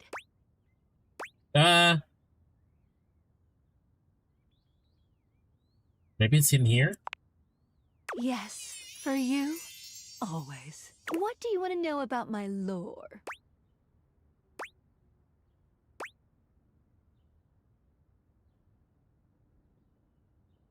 Datables eat, listen to music, etc. It's true. They really do act like humans. No, I don't think this is what I wanted either. With human emotions, desires, and appetites, too. What's happening is that there's a whole other dimension to these animus wavelengths than we ever can be completely aware of. Objects and concepts have these rich inner lives that we can't see at all in our dimension. Somehow they are able to have jobs, marriages, kids, but we can only see what's right in front of us. Even me, with my vibrational qualities. I can only be a part of the process just for the bit that I see. So you're telling me you don't know? No, I don't really know. Because I can't see all of it. It's a bit lost in translation? They could have lives parallel to the ones humans have, and we just can't sense it precisely? Maybe? Anything else you want to know about me and my beautiful suspension?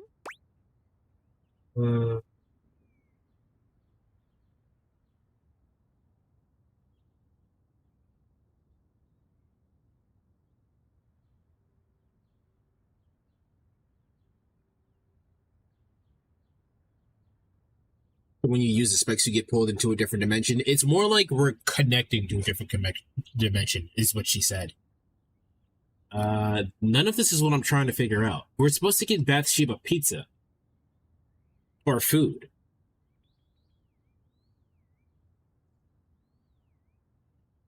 Did I not talk to Bathsheba? I feel like I did.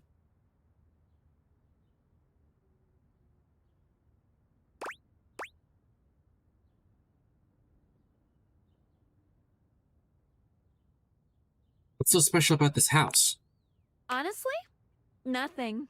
Aside from some traces of some previous owners who I have to keep secret. Keep your secrets then. Since we have the only pair of Dateviators in existence, there is certainly quite the buzz in the object and concept world. Pizza time. Well, local pizza place? I don't think we can go outside. There's a whole lot of vibrating going on. Feel it? But they always seem to talk about me specifically. Am I more special than my neighbors?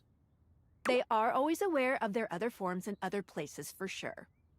But that doesn't mean that the ones in this house are any less or more conscious. A table leg never forgets, no matter where it is.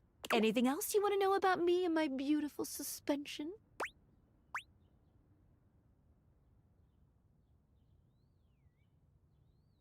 I want to get out of this menu.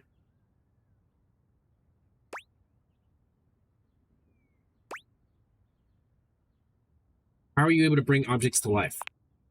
Realization is possible when the object is giving off so much positive energy from feeling loved or becoming a good friend that I'm able to really easily hook into their animus. If this is then paired with an exceptional wearer of the Dateviators who has the same potential specs energy to complete the circuit, I can mold the animus vibrations to make a real human. Or at least a really close approximation of one. But they aren't humans? They will always have their own vibrations underneath. Anything else you want to know about me and my beautiful suspension? What happens when a realized object dies? Ugh, I'm relieved you asked, because it certainly does seem problematic on the surface. Bring these objects to life, only to have them eventually die? Ugh. Yeah, these are the kinds of problems I face. All part of being human. When I'm realizing an object, I'm not really transferring all of their animus to an existing human body or creating any real flesh. It's more that I'm molding the animus around us in a very lifelike human substitute that follows practically every human feature you're familiar with. Like a really good veggie burger.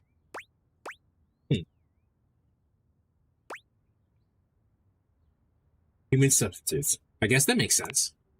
When the realized object passes away eventually, the animus simply resolves back into its original form. Okay, so do they age then? That even means there's no corpse or anything. Pretty neat, huh? That's kind of sad, actually. That means they can't get buried. Anything else you want to know about me and my beautiful suspension? I want to leave this menu. What if I use the Dateviators on a human? Well, since we now know that objects have consciousness just as rich and worldly as humans do, that means that humans themselves are part of their own unified animus. The implications are...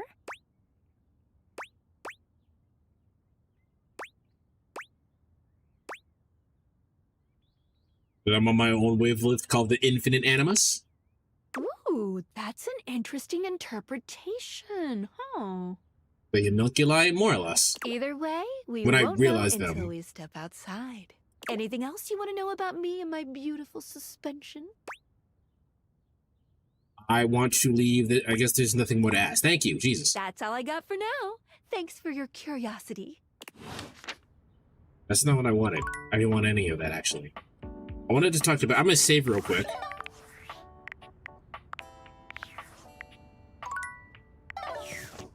Bathsheba. Bathsheba is deep into a novel of some sort when you see her. It must be salacious because she's gasping and fanning herself.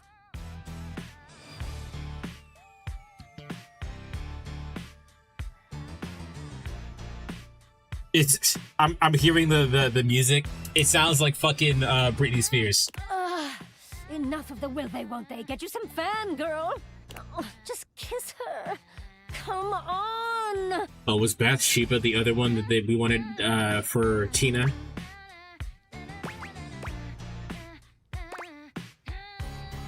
What are you reading? Bathsheba starts, throwing the book your way with a shriek. You take a closer look at the book.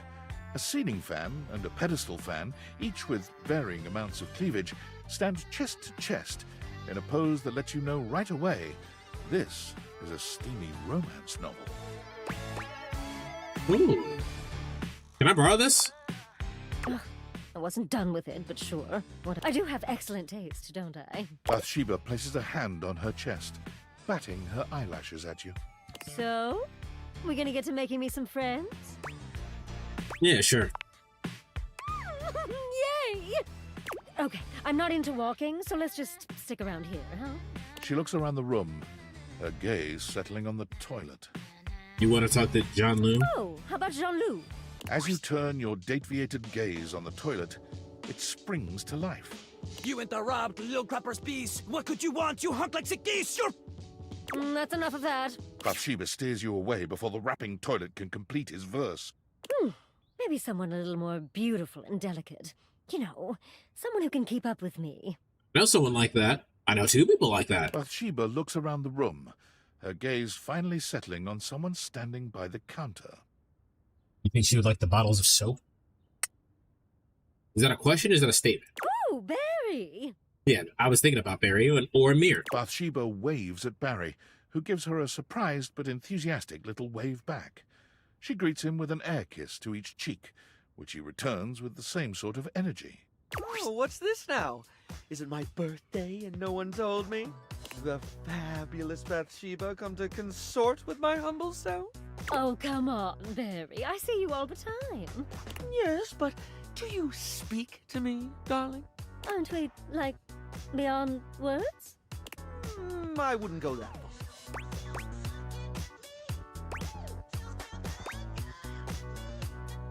You ignore Barry?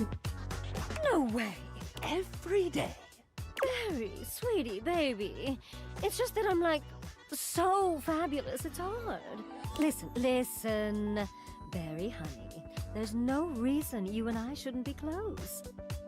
That's just pulling Nerva's hair, but pink? Well, not quite, but I understand why you said that. I think it's meant to, like, be kind of like a lipstick tip. Or it could be a brush. I'm not sure which brush that would be, though, but it's probably mostly meant to be like a lipstick tip. I mean, we're both beautiful, and we love things that make you beautiful. Instant besties, right? Well, it would be nice to have someone to talk to about my latest obsessions. Oh, today it's Snail Mucin. You wouldn't believe the limitless beauty application Snail Mucin has. Snail Mucin. Is that what it sounds like? Just let him explain. Oh, fine. Are you going to allow me to explain, or would you rather this conversation ended here? She looks at you, desperation in her gaze. Please continue, Barry. Thank you. As I was saying, Snail Mucin is a truly wondrous product. Would assume Barry is makeup. I guess you weren't here when I was talking to him before. But yeah, Barry is makeup, and I actually quite like them. They're fun. It's truly miraculous when it comes to dry skin. Here, why don't you try just this little bit? The Snail Mucin essence will make you a true believer. He holds a small jar out to you, dipping a small applicator into it and lifting it up, letting the product slowly drip back down into the jar. It's not the most appealing sight.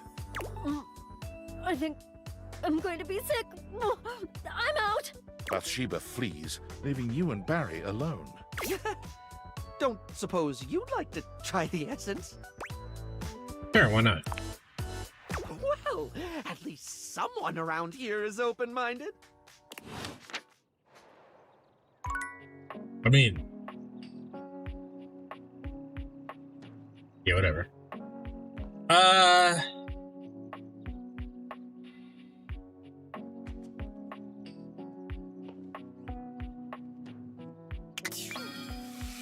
Oh. Finally, it's about time.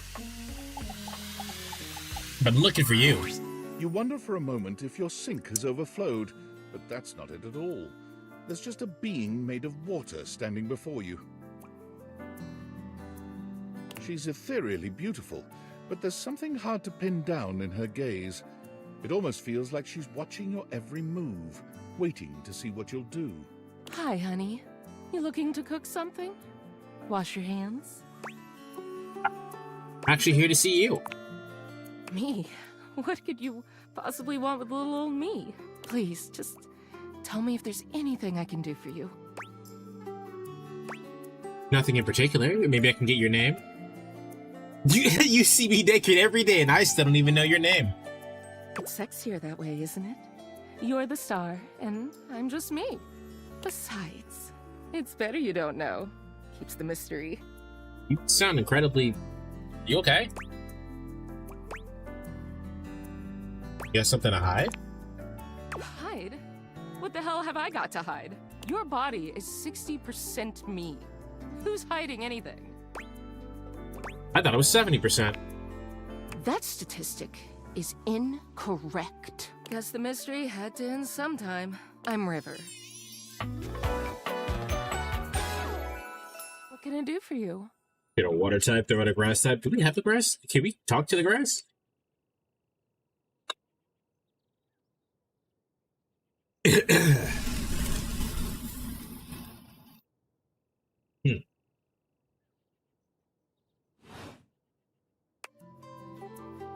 Touch grass, they say. Oh, I'm about to touch grass. Is River? No last name? Just River. Like chair.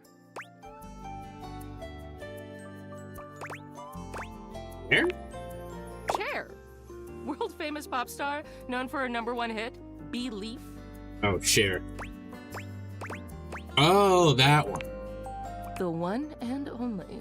You know, the best thing about Cher is she's always changing her look through the decades. She always knew just what we wanted to see and served it to us. I really admire that about her.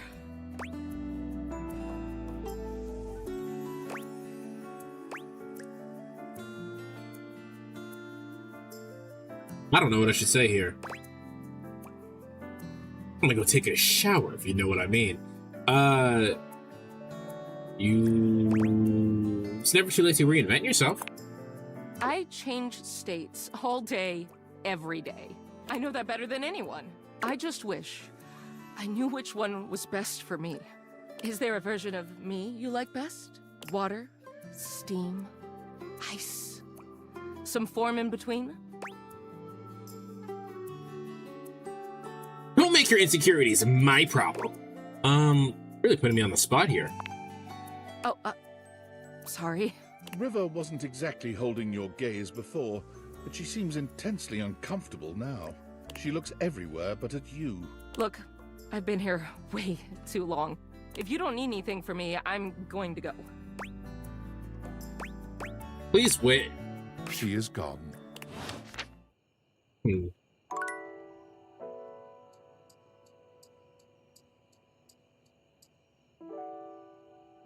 That was interesting.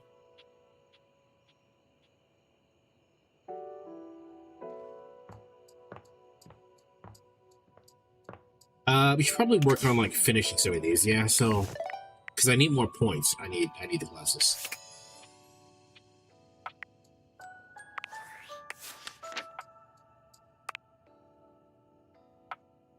What is this? Oh, I don't have all of her stuff. Rejected by water. It's not that I was rejected by water.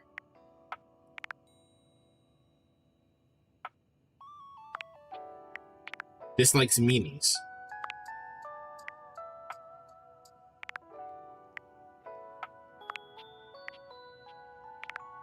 Dislikes feeling left out. Dislikes nonsense.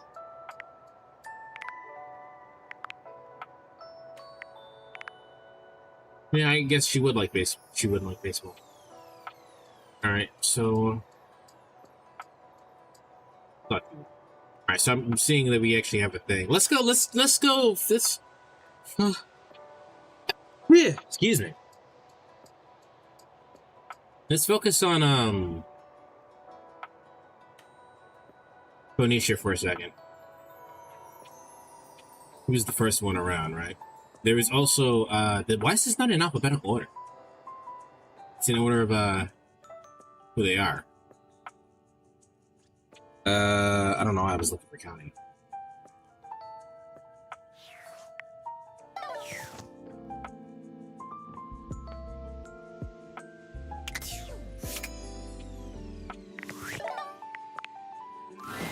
Alert! Device overheating. Self-shutdown in progress.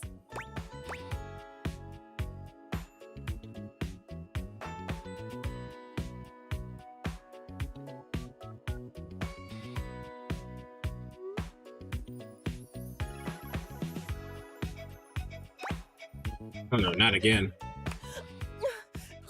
What are the signs for a heat stroke? Ooh, someone Valdivia search it.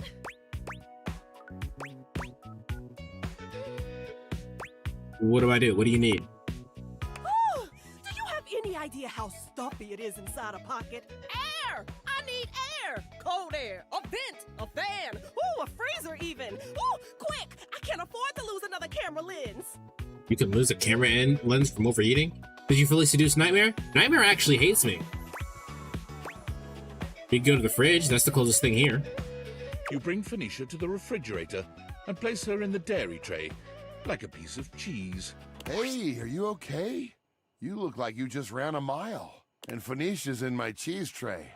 Something's up because she ain't food last time I checked. I need your help. That's what I'm here for. What's going on? She's practically on fire. She's overheating again? Phoenicia, you know you can't keep going like this. You need rest. You have to. Could we save the lecture for when I'm not 10 seconds away from self-destruct? Come on, come on! Oh, come on! I've got dead pixels popping up all over the place. No, I'm too young to need a screen replacement. The fucking Yeti from Monsters, Inc. Oh, Sully. You know what? I can see that. This cheese tray is not cold enough. Hang on, I'll open the freezer. Oh, you're so thoughtful. Thank you.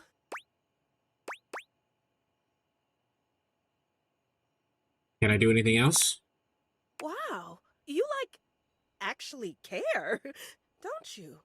I mean, I would appreciate you not yelling at me, but yes. Why wouldn't I? I guess most humans just don't. Forget I said anything. My wires are all crossed right now. I'm just talking nonsense. Is cold air helping? You feeling better? A little. And the company certainly doesn't hurt. Thanks for taking care of me and bringing me over to Freddy. Huh.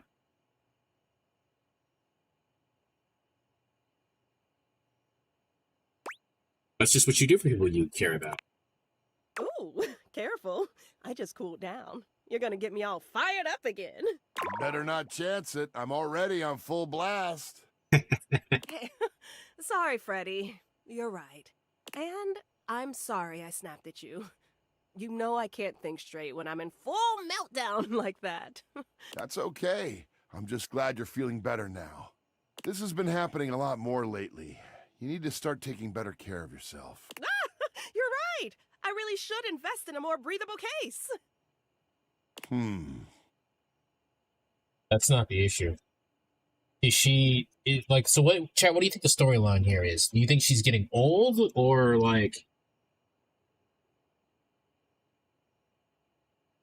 have you ever actually put your phone in the freezer because it's overheating? All the time. Sometimes my phone isn't doing anything and it's just overheating, so I put it in the freezer. Oh, what can I say? I'm a device of habit. But I'll get right on it. Thanks for looking out. Is it normal to overheat this much? It's kind of complicated. Shut it. No, it's not normal. Maybe it's not your normal, but... It's nobody's normal. It's my normal, okay? Exactly.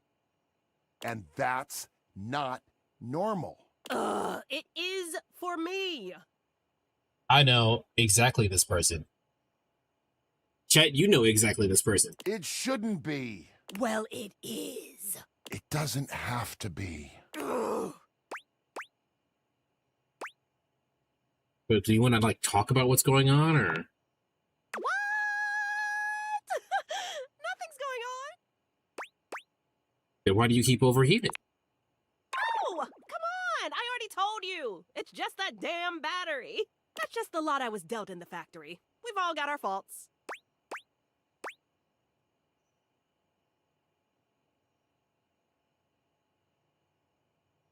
Well, that should be covered under the warranty. I could send you in for some maintenance if that would help. Well, that would be great, you know, if, the warranty hadn't already expired. That sounds like a lie. Are you lying to me, Phonecia? Are you sure? Yeah, a bummer and a half. And you never got back to them about the extended warranty, so we're both just out of luck on this one. Oh, damn. Anger. And that's really what you're going with? A degraded battery? Yes, because that's what it is. Mind your business. What is it with all the damn questions? Jeez. What was it before that? A faulty sensor, right? A bad charge can cause a lot of issues, even for someone without a weak battery. Oh, and before that, it was the spyware scare. You even blamed a system update once, I think. Those take a lot of power. They do. My phone gets really hot from those. Phoenicia, you need to start being honest about what's really happening here. If not with everyone else, at least with yourself. Enough! So I've got a few problems. Who doesn't? The issue is not that you have problems. The issue is that you're not fixing them. It's not like it's affecting my work, right? My brand is bigger than ever. I'm doing crazy numbers every live. I've got offers and sponsorships pouring in, and everyone loves my content. Yeah, couldn't be me. Have you hit the like button yet? It's free. How could I not Bars. be good? Just look at the comments on any of my videos. No one said you weren't good. You're amazing. Your tips have saved me so much money. Thank you. Your content is like my therapy. Watching you gives me so much confidence to try new things. Sweetie. Thousands of comments just like these on every single one. I'm helping my viewers. They need someone to look up to, and they chose me. Okay. Well, now, yeah. Yeah, alright. She's got... Chat, this person is me. This is a perfectionist. You sound miserable, actually. What part of wildly successful is giving misery to you,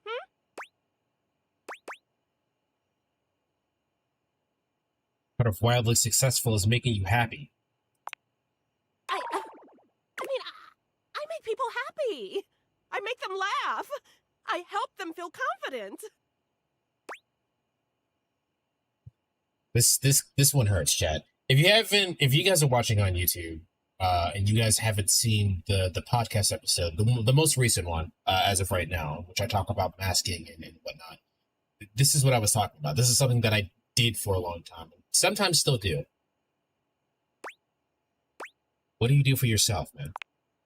I do tons for myself. I'm the queen of self-care. Like what? I do spa treatments. You know I'm all about my screen care routine. Online shopping. I gotta have the latest accessories and outfits.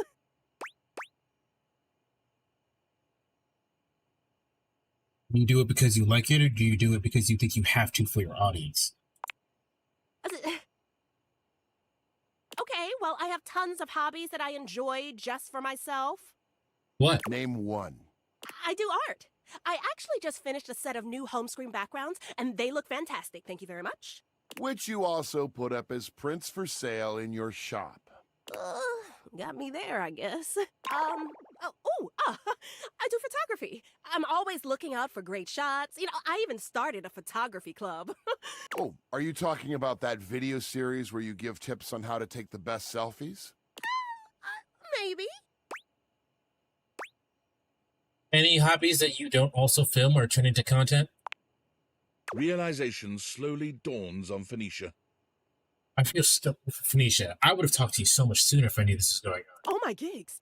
I don't do anything for myself, do I? You don't, love? I'm a total fraud. I don't think that's the case here. Do you have Part of any the problem. idea how much time I've spent telling others how important self-care is? You're not wrong. You just don't do it. Nah, I guess that does make you a fraud, doesn't it? Does it actually make you happy? Of course it does. I mean, I think it does. I'm sure it's not. I don't know. You care a lot about your fans, right? Of course I do. Do you think I put in all this effort just for myself? So close to the point. Okay, what advice would you give for someone struggling with burnout? Yeah. Well, the only way to really deal with burnout is to rest. Did you know sometimes it can take years to fully recover?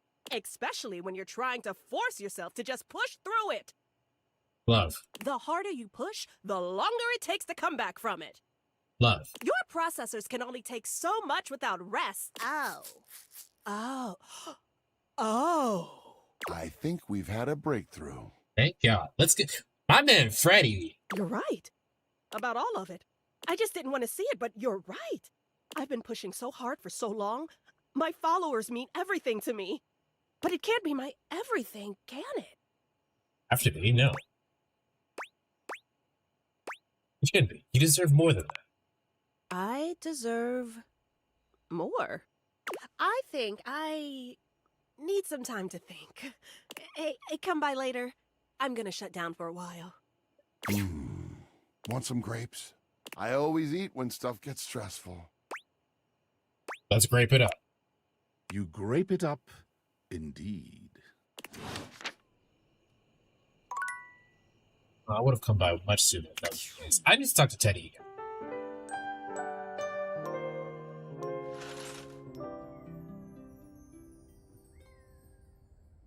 I won't talk to Teddy at night, though. Oh, I didn't. You know who I didn't talk to?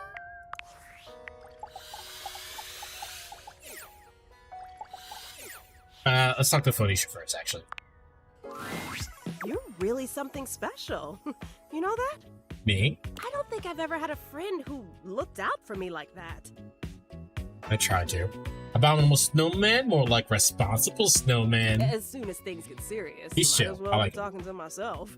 They never really listen, and they sure as hell don't put in effort when there's nothing in it for them. Man, some people don't, but you just gotta find the people who do. But what you said before really meant a lot. I'm gonna take a break from socials for a while, I think. That's good. A real one. I'm not even gonna post about it before I do it. Good. Just log off and start fresh. Try to enjoy my IRL relationships for a while. Any relationship in particular? Ooh, I can think of at least one that's pretty important to me right now. How about you're pretty important to them, too? You know, I was starting to get that impression. How do you do that? Do what? The way you look at me, it just makes me feel so special, important. What can I say? I'm just a big fan. No, it's more than that. That's just attention. It's easy to get an idea about someone online, who you think they are, what you think they're like. Yeah. And they fall in love with a performance that just seems real. That's called masking. But it's different than someone seeing you.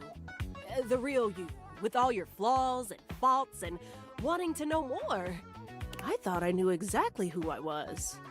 But when I'm with you, I feel more like myself than I have in such a long time. Nothing has ever made me feel that comfortable.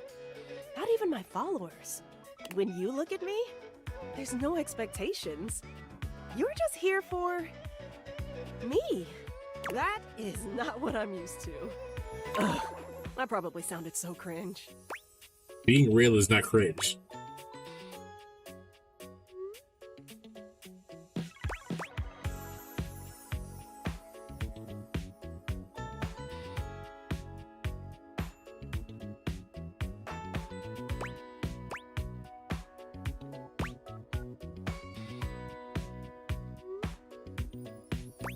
You deserve to feel as important as you are.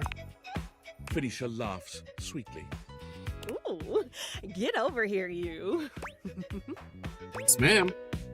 I'm going on silent if anyone needs me. Happy 4th, Wiz. Nice. Call me anytime. Right, what did I get here?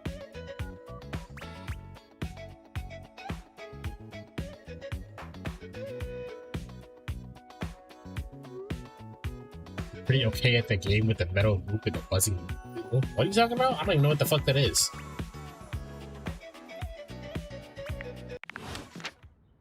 Okay.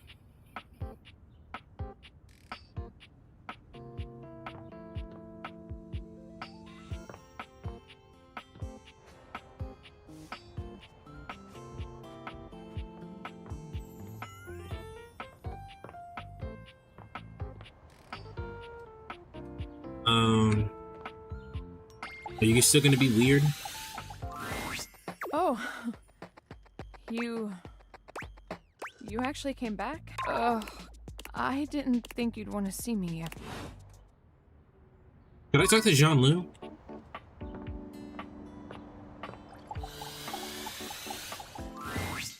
You are back! Are you ready to begin the test of rhyming? Or are you willing to die alone?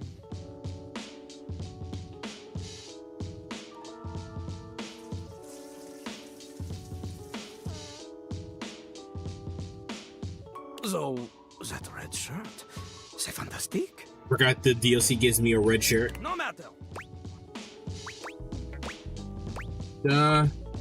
C'est parti. Okay, you have returned in time for the first test. This will be a baby game for babies, so little crapper can make sure you are not a little baby who hates. Babies are full diapers, they are not ready for little crapper. Babies have trouble filling their lines in the choices below. They only have so many words before they fill the box, eh? Ah! What do you mean? I have as many words as I wanted for the box. I never run out. Alright, I guess this is starting to add up after a while, and if I were to rap, it would be more. Oh snap! I see. You're the one who's a freaking toilet-themed rapper, which is worse than a baby accounting for recent reports. I know you say my little dialogue box is too small. You're the one who's small-minded, not me. It may be the size of the box, but my box is totally the right size of my guy. It's totally the right size, my guy. Maybe you just can't handle my enormous box with the tiny text.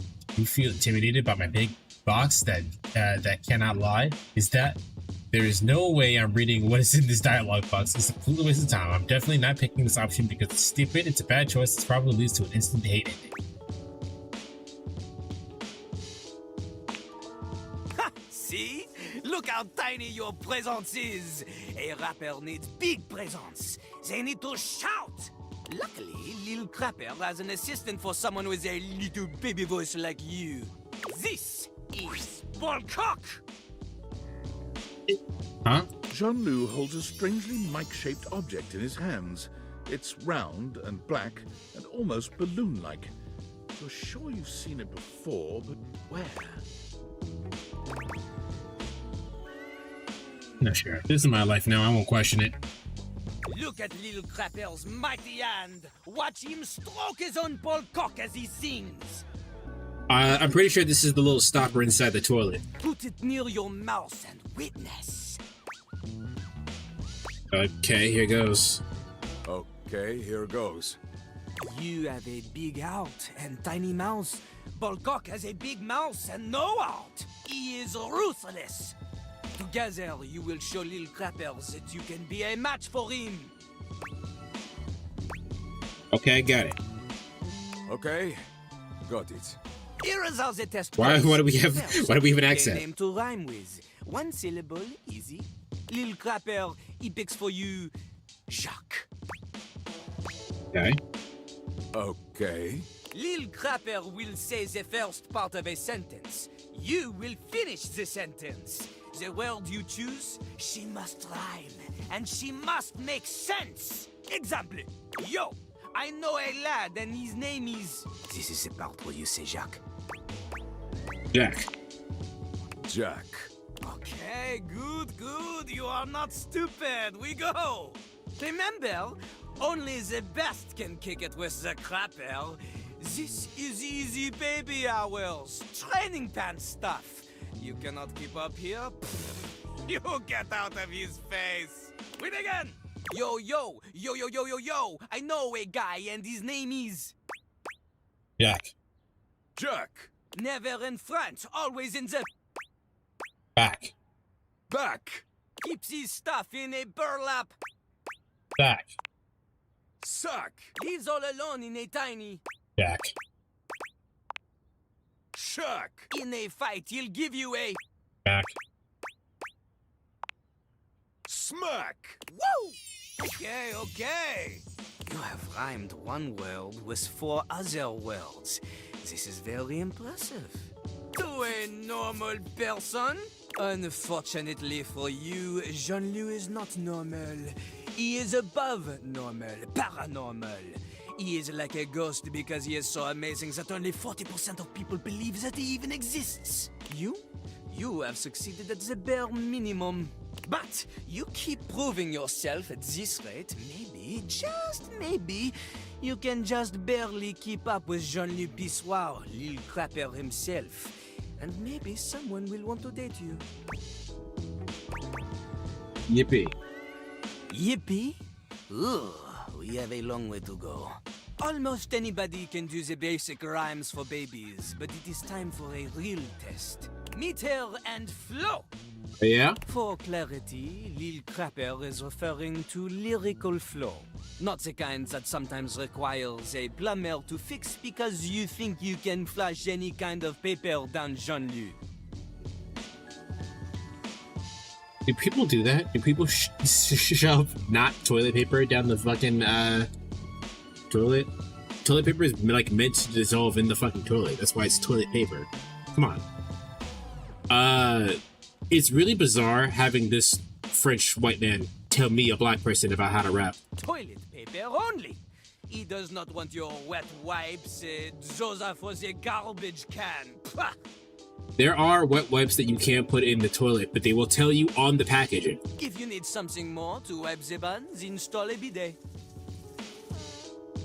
I've heard people swear by those. Anyway, this test will be checking if you understand flow, syllable count, things that are basic to a genius like Lil Crapper. But for someone like you, are you ready? There goes. You are not. There is much, much more to cover, and you look like you need a break. Jean-Louis understands this. He is familiar with small, refreshing breaks, and not overstaying is welcome.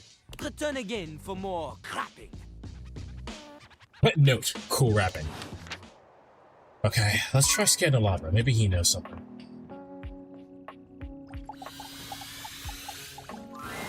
You come upon the Scandalabra with his back to you, talking to himself while seeming to furiously polish something.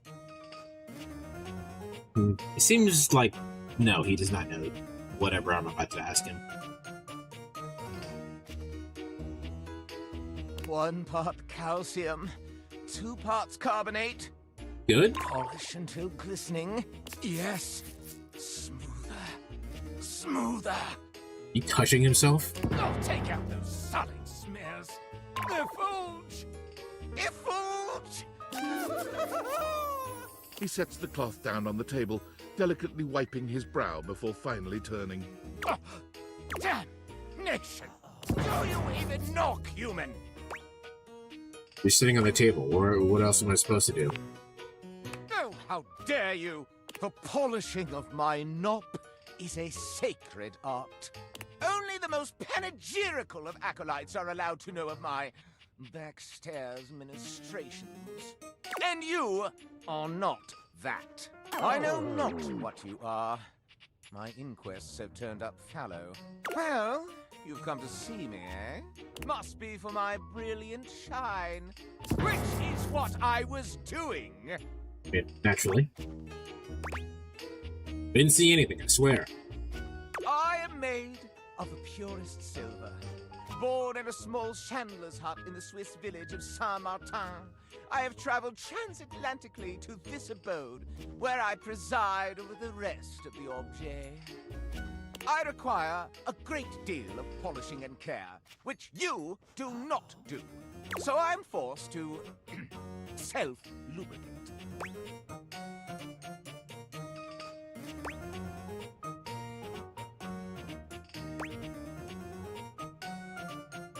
I mean, I probably should be polishing them more, yeah?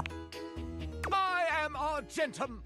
All my atoms are singular, rigid, upright, of good stock. One of the ancient metals, friend of humans since time immemorial. And most importantly, I am chaste.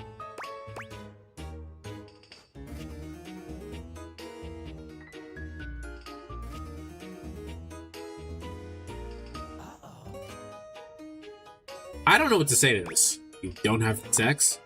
I perch aloft this dining Abel, surveying the better part of the kitchen, living room, and the emptiest of walls. Like, I sat there for a long time not saying anything because I legitimately just had nothing to say. My head was empty. There were no thoughts. As I gaze into that wall, sometimes I am gripped with the fiercest ennui imaginable.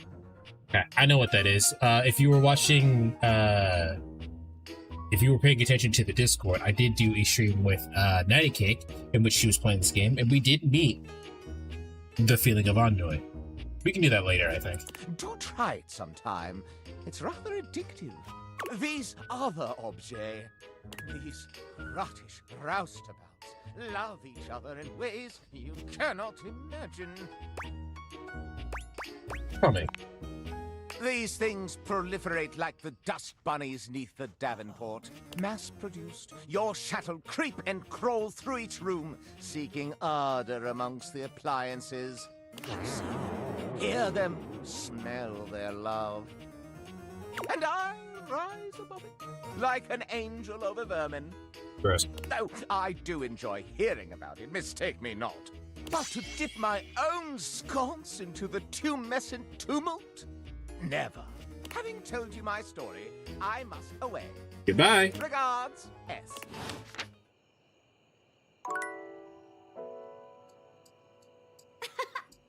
Sorry, Chairemi.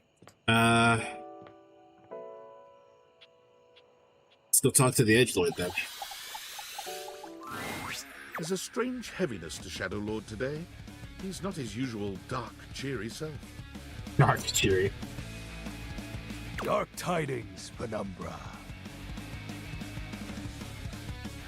Shadowlord's music kind of reminds me of Sonic, the current Sonic music. The news I carry may be troubling to you.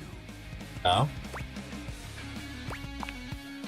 I have found the final armament piece. Oh? You don't sound happy. Once I don it, my true power will be unleashed. With that, my final form shall be revealed. You may be surprised by who I become. I know, Lucky was. You're still my friend, Shadow. Thank you. It is imperative to me that you understand that your presence was most welcomed. Our conversations have been a highlight to my dark days. Highlight, huh? It seems my vernacular has become more flexible as our bond tightened. Shadowlord bows his head, falling silent for a few moments before he begins his incantation. The die is cast. Let us begin. The whispers of the void. Heed my call. Bend to my will and reforge my soul.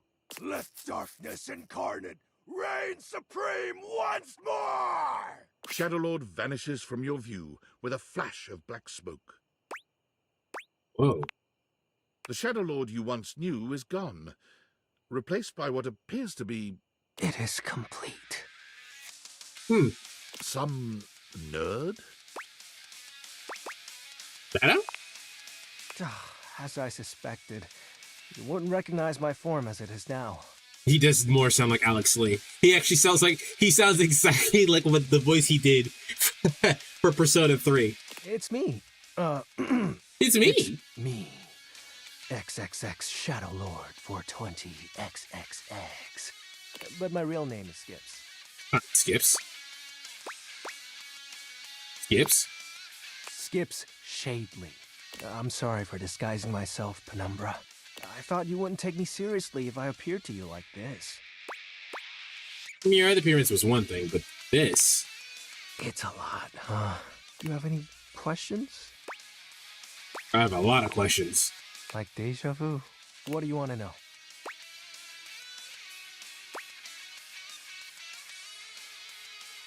So who was Lunar in it? His name was Benji. Is Benji. He's the one who invited me to the group. Group? The chat room. He was really encouraging with everyone's roleplay, especially mine. Did you ever meet in real life? Yes, it was nice. There was an eclipse and we were able to join our forms. I hope wherever he is, he's happy. Let me share with you. Yeah, well, I've had a lot of time to think about it. I still get bummed out, though, but that's just my mind taking negative nosedives every now and then. I hear you. I figured you would. So who is Skips? Who is this new person in front of me? That's my real name. Skips Shadley. This is the real you? Yep. Told you you'd hate it. Didn't say that. I'm not actually the Lord of all Shadows. I noticed. My friends and I love roleplaying, so we made characters to chat as. In the armaments? Not real, but wasn't it nice feeling like you were making progress? And was it one of the rituals then? I was excited to talk to someone again. Ah. Sorry. So shadow beings just hanging in the dark and chat online. All shadows are imitations of something, or someone. For me, it's this globe I found. When I joined with it, I thought it would help me take over the world. So, was the Great Cataclysm a lie then? Well, that was actually the most accurate thing I've said. You had a riff with your friends then? It was slow and sudden at the same time. Maybe it was happening the whole time, but I didn't notice. But it doesn't matter. The fact is, my friends all stopped hanging out with me. We just grew apart. It happens. Guess I was hoping that didn't apply to me, being unalive and all. How do you accept that your friends aren't your friends anymore? A question for another time. How do you accept that your friends aren't your friends anymore? Well, I mean, eventually you just don't really have a choice. It's just the fact of the matter. That's like saying, how do you accept that the sun comes up every day? Or the sun sets every day? Just it is the way that it is. It sucks, but... And, I mean, I feel like you've more or less gotten a way to deal with it, because you say you think about it every once in a while, but... I mean, it comes up every once in a while, but you don't let that keep you down. And honestly, you made new friends. Here we are. You're us. You're with us, rather. I think I get it. So, are you mad at me? Cool. Do you still want to hang out with me? That makes me happy. you want to do? We can do whatever. Chat, play hangman, chill. After all, we don't have to worry about time anymore. Why is that? Well, because I'm going to turn you into a shadow. What? Now that I'm up to full power, I can reconfigure you. That way, we'll be together forever. You can't just turn me into darkness. Why not? Didn't you say you still want to hang out with me? Not like that. It'll be fine. You're not like the others. You won't leave me like they did. Like Benji did. Okay, no, this is a red flag, brother. We'll be together forever. Trust me. You need to move on. It's been so lonely. No. And I really like talking with you. And we're going to keep talking. I don't want to become a shadow, though. I'm sorry. I didn't mean to.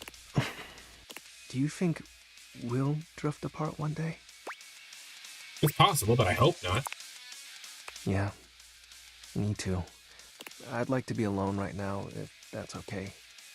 Don't spend all your time brooding, alright? I have a lot to think about. See ya.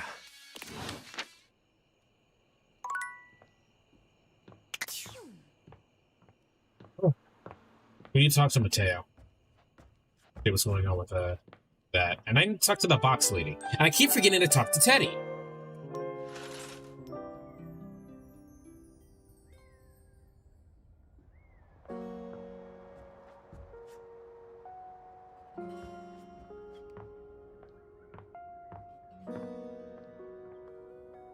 Immediately forgot to talk to Will again.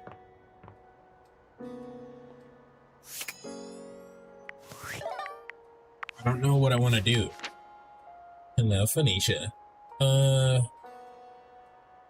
Need more empathy for Florence. Can't talk to Ceilia until I get to Florence. I want to wait on Stella so I can have a Gilf episode. Dorian's fine. Wyndolyn, Curtain Rod, Shelly, Abel. I can talk to Abel again. Apocalypse. Hector. Know you. I don't know you. Who the heck are you? I assume this is Art. Talk to River. Talk to Koa. Oh, Dante. It's been a while. Let's talk to. Wait, should we talk to Dante? Kelly. Kelly's probably close to being dead as well. He's Gaia. Yeah, let's talk to Mateo.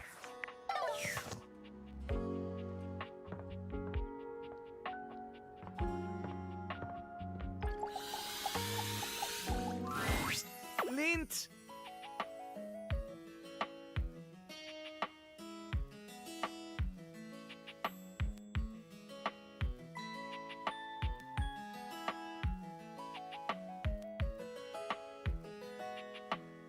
Why are you saying lint?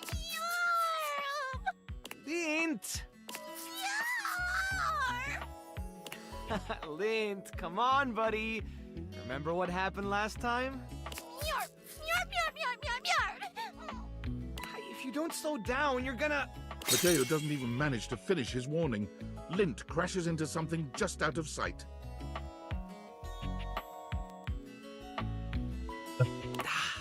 I'll get the broom.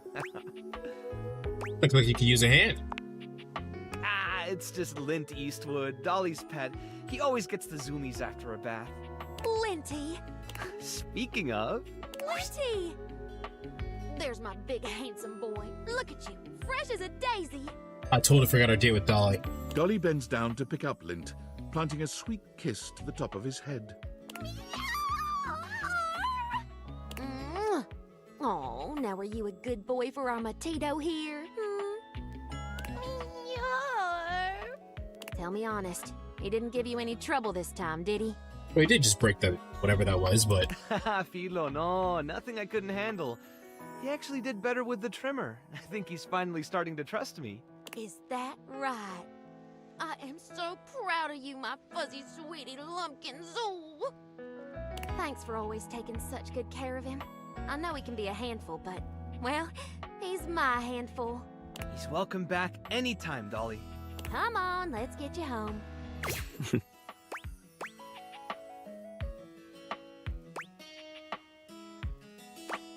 Didn't have the heart to tell her he knocked over every jar on the counter. Mateo giggles nervously. You don't think she noticed, do you? He really has gotten a lot better. The first time she brought him in, he almost caused a riot between some of the newer rescues. At least now he doesn't try to jump out of the wash tub every time I reach for the shampoo.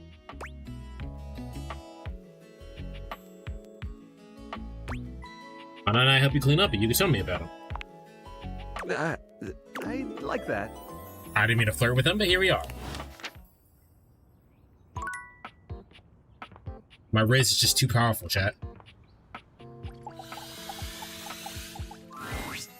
there, honey. I've been waiting for you.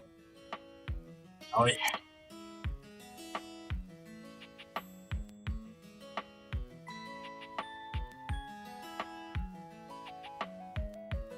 Ready for our date?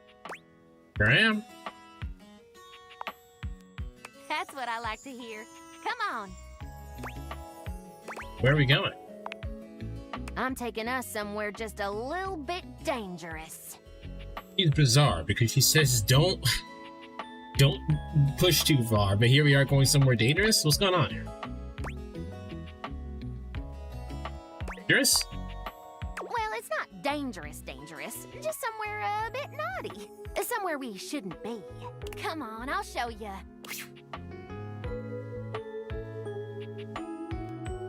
All right, we made it. Isn't it gorgeous? Dolly gestures expansively, a proud smile on her face. Whoa, cool. This is one of Dirt's archaeological research sites. She puts a finger to her lips, giving you a cheeky wink. I have access, but it's strictly closed to the public. There's something down here so beautiful, you just have to see it. Can't wait. That's the spirit. They recently discovered a loose floorboard here that contains artifacts from the very first Dustonians that formed in this house almost 80 years ago. Dustonians? Mm-hmm. My ancestors. Said you've been teaching for 114 years. Good catch. Dust years and house years are two very different things. Dust blows around and, unfortunately, apart. So much that there's very little known about our history. But things here have stayed almost entirely intact. We've uncovered some amazing insights into our culture. Transportation systems, bits of clothing, defense against cleaning agents. But most importantly, art. Estonian art, huh? That's a new one. Yep, it's why I brought you here. I wanted to share something with you that was truly one of a kind. I'm sure the excavation in the moonlight is a sight to behold, but it's got nothing on this.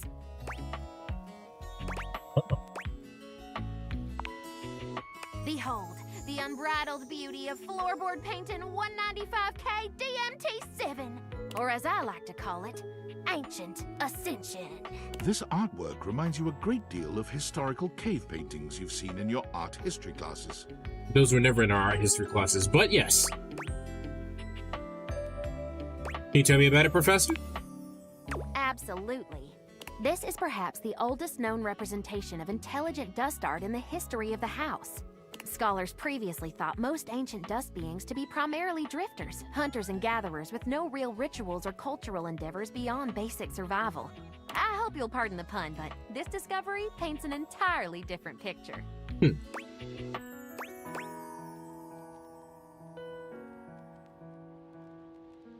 The ancient dust folks were pretty smart then, huh? Hard to say for certain, but yeah, I think so. This is all a very fresh discovery, and we're unlocking fascinating information every day. And this might just rewrite the history of dust bunnies forever. How so? These Dustonians, as we're calling them, were unlike any ancient culture we've encountered. All we have in terms of written history is after the cataclysm of the mid-century remodel era. But the flooring here is original, and it's not just the paintings that are remarkable. The artifacts predate all recorded history, and they're way more advanced than we ever thought possible. Ooh. Tell me about it. Well, not only are there gorgeous shards of pottery, ancient dishware, and dustworks, there's also intricate clothing and jewelry, especially the velveteen gemstone. Go on. No. Ooh. Glad I've got your attention. It's a gorgeous necklace with a delicate precious stone pendant on the end.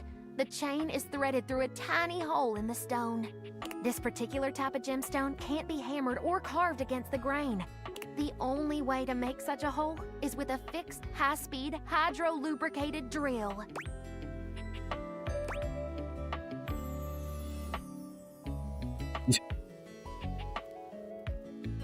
I don't know what I want to say here. You're telling me these ancient Estonians had a drill gun? Uh-huh. And there's more. Want to hear more? I am enraptured. Let's look at the painting. I should have said the thing more about it being time. sexy, but it's fine. Tell me what you see. Looks like they're hunting some sort of battle. Some sort of battle? Good eye. Archaeologists have been debating the nature of this painting since its discovery. It's certainly some form of violence, either hunting or war. But look closer. Notice any similarities between the hunters and the prey? Some of them are transforming.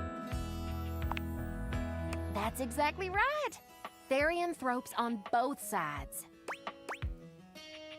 That's a big word. You can handle it. Trust me. Therianthropes. That's it! I love a good student. Now, look one more time.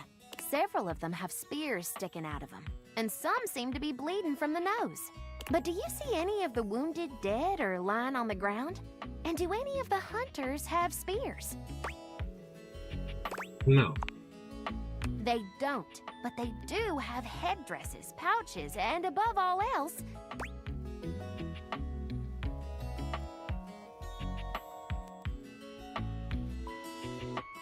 mushrooms? right. It's still a theory. Sorry, We I had can't be to sure until we look do more really closely research, at it. But there is a small and dedicated group of us that think.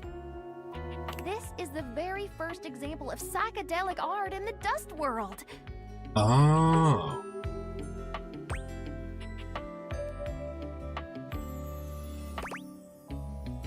How do you mean? No, what? Calm down, you'll wake the vacuum.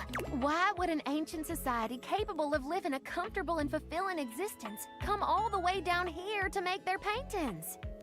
I believe this was a ceremonial site where shamans guided young warriors and civilians on a spiritual quest near the danger of the vacuum above.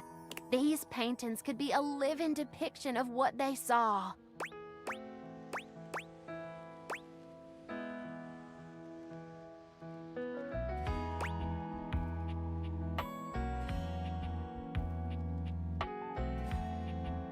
What did the spears and nose have to do with it?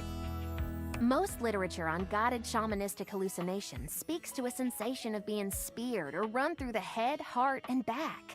To die before death is a common saying of many ayahuasqueros of South America.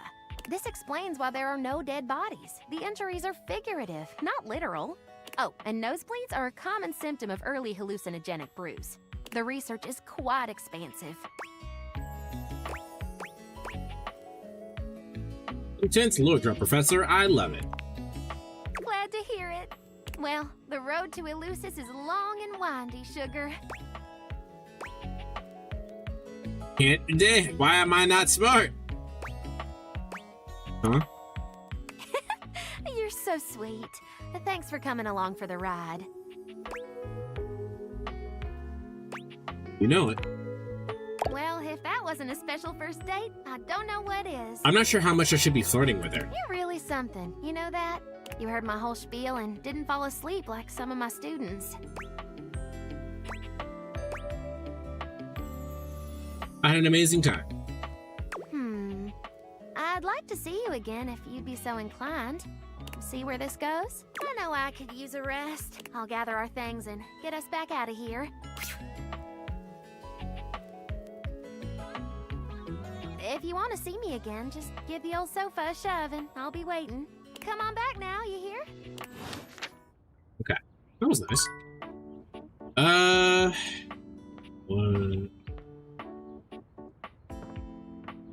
What do we do now?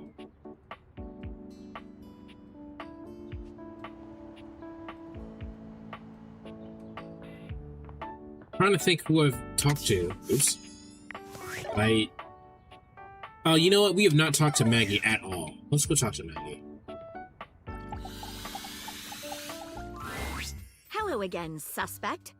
Oh, Maggie?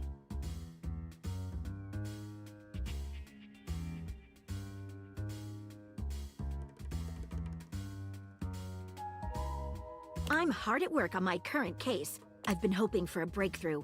Sometimes I get so wrapped up that I start seeing everyone through the lens of a mystery.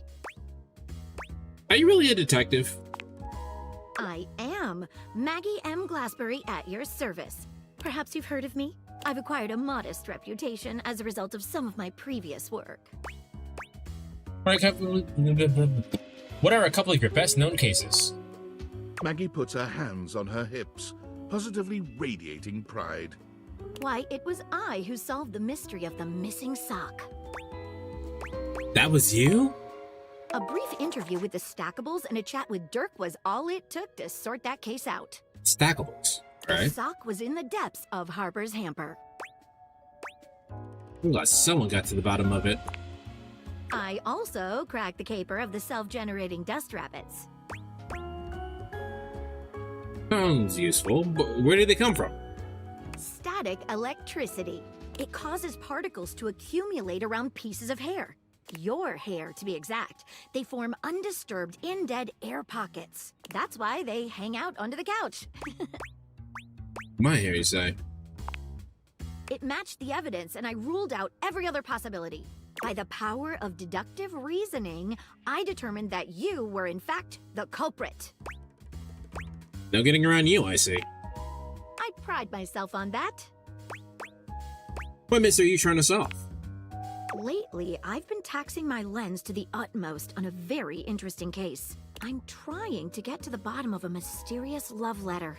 It was delivered to Dorian last night. Ooh. Tell me more. At approximately 2 a.m., an unknown suspect dropped off a letter for Dorian. Upon opening it, Dorian discovered that it carried clear romantic intent.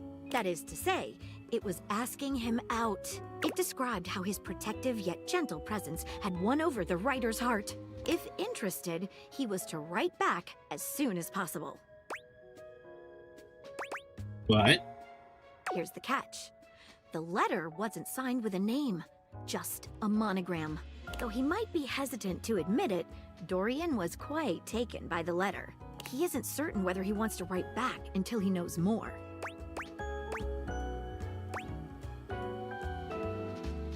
If you're open to it, I'd love to help. You would? Yeah, let's get to it.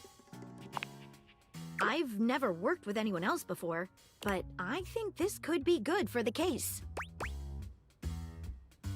What are you waiting for? Clue me in. The case is pretty thin, but we've got a couple of clues. First of all, the paper the note was written on was somewhat interesting. Second, although the letter wasn't signed, it did have a single initial on it. Finally, I think Dorian might have a clue for us. Let's start with the paper. What's so interesting about the paper? I have it here, semi-transparent and very thin. It doesn't seem like ordinary paper at all.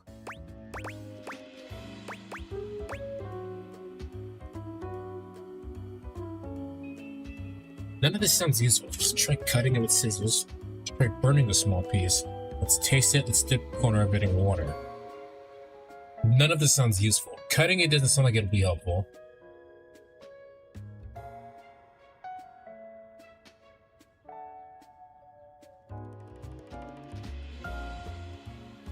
Tasting is probably not a good idea either. Let's try cutting with scissors. She gives the paper a careful test snip. Cuts just like normal. What else should we try with the paper? Let's burn a small piece. She focuses a magnifying glass on the paper for a few moments, stopping immediately when it begins to smoke and catch fire. Yikes! It's definitely flammable. Does seem to burn slightly slower than normal paper, though. What else should we try with the paper?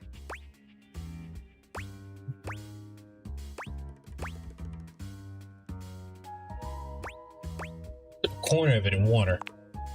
She dips a corner of the paper into a small glass of water. Look at that. It dissolved. What else should we try with the paper? Let's taste it. Taste it? If you say so. Why are you blushing? She carefully dabs a corner of the paper against her tongue. How interesting. It's edible and tastes slightly starchy. Is it a cracker? What else should we try with the paper? Okay, it cuts well enough. It dissolves in water. It burns slower than normal paper. What should we look at next? What's the initial written on it? A stylized letter M.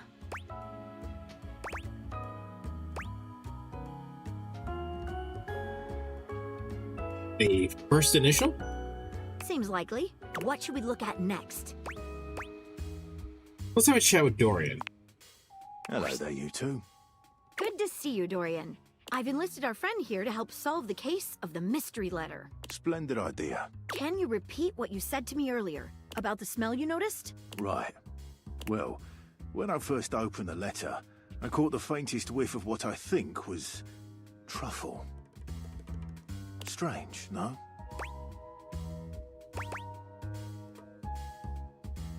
Could it have been anything else? Truffle happens to be one of my favourite flavours. The association between the forest-dwelling fungi and my own wooden provenance bring back fond memories. Anyhow, good luck. Let me know if you happen to figure out who it was from. I'm not one for love, but I am one for truffles. And friendship. What should we look at next? I think I knew who sent the letter. I don't. I've narrowed it down to 4 suspects. Penelope, Mitchell Lynn, Mateo Monta, and Freddy Yeti. It has to be Mitchell, yeah? Who do you think it was? Wait a minute. I think you might just be right. The stylized letter M is his signature. The smell Dorian noticed makes sense now. And the paper. It's gotta be rice paper. That's okay. That's what I wasn't putting together. The smell of truffles came from the gourmand Mitchell Lynn. You did it. You helped me crack the case. Dad, welcome back. We just solved the Scooby-Doo mystery. Best I can do, Maggie. I'm impressed. Now I'm even more excited for the next time we meet. Let me just go and let Dorian know that his secret admirer has been discovered. Hey, before I go, I was wondering, would you like to have a cup of tea with me sometime? As a date, I mean. Oh, yeah, sure, of course. I would love nothing more. Maggie lets out a girlish squeal. No, let me hear the girlish squeal. Thank you. Amazing. Oh, yes. Oh my god, she's adorable. Calm down, Maggie. The human could still be a suspect of any sort. See you again soon, compatriot in crime. Yeah, she's adorable. Well, we talked to everybody, so let's talk to Keys. Oh, good. I was hoping you'd be back soon. Still love her voice. Still a great voice. Beautiful voice.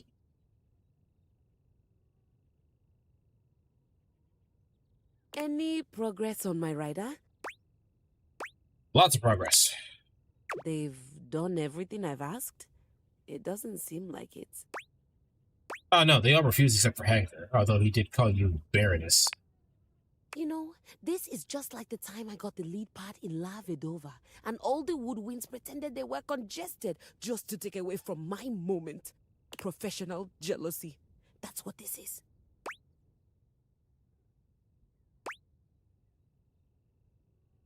I think it's more that they didn't appreciate how you went about asking them. You know what? It doesn't even matter. I won't be here for much longer. What do you mean? How far along are you with your composition? The sooner you're done, the sooner I can get back to my department. What agreement did you have with the music department when they let you collect me?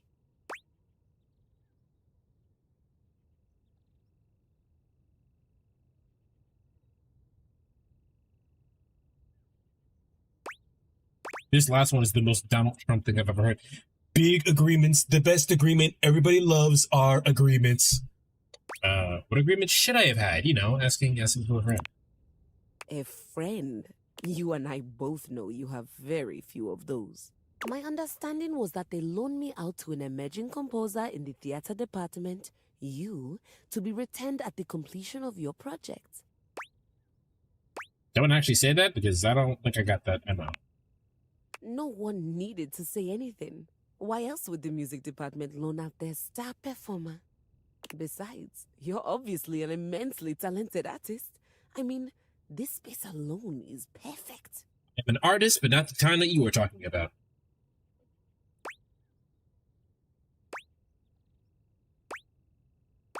Thank you. I think it turned out real pretty nicely. Oh, absolutely. I've never seen a set fully capture the bleak existence of a lonely American working from home. You know, I really tried. I really tried to capture that I have no friends aspect of life, you know? Spot on. It's a phenomenal set. I'm sure it's serving up all kinds of inspiration. Or did you build it to actually be a part of your performance? Immersive theater is having such a resurgence. I always said it would. Now, are you thinking the audience will wander from room to room as we play, or will you have them do that prior to the performance? You really haven't shared much about the production with me. It's because I'm not a composer. Nonsense. Of course you are. Or I work in customer service, or I used to. That makes no sense. Why would the music department lend me to you then? They did. You were a hand-me-down. What is that? German? Gotta be the funniest line in the game. You were a hand-me-down. What the fuck? What do you mean a hand-me-down? Is that German? What's a hand-me-down? She gasps, placing a hand to her chest. Oh, wait. Don't tell me. It's an award, isn't it? Some sort of lifetime achievement? Oh my god. I can't believe I'm going to be a hand-me-down recipient. I don't think you're quite getting at what it means to be a hand-me-down. Hand-me-down. Hand-me-down. You know, it's the strangest thing, but it sounds like you're saying, hand me down. Exactly. But that's not German at all. Right, Keys, it isn't. I never learned how to play you. I'm so confused. That's not true. I did learn how to play the piano, but that was very many years ago, and I was like 6. Hand-me-down is an item that, after a period of extended use, gets passed on to someone else so they can use it as well. Keys stares at you, unblinking and silent. You can almost see the gears turning inside her head.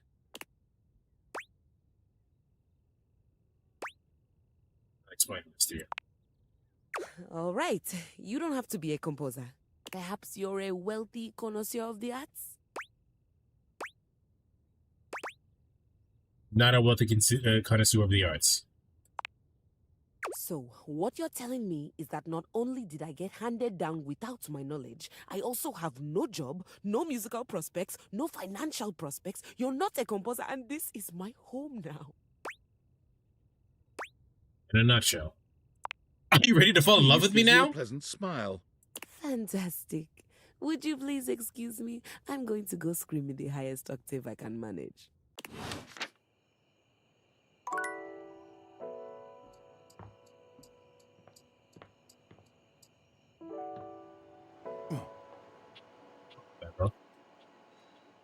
I want to talk to Abel again, see if he's alright. Or maybe I should talk to Koa.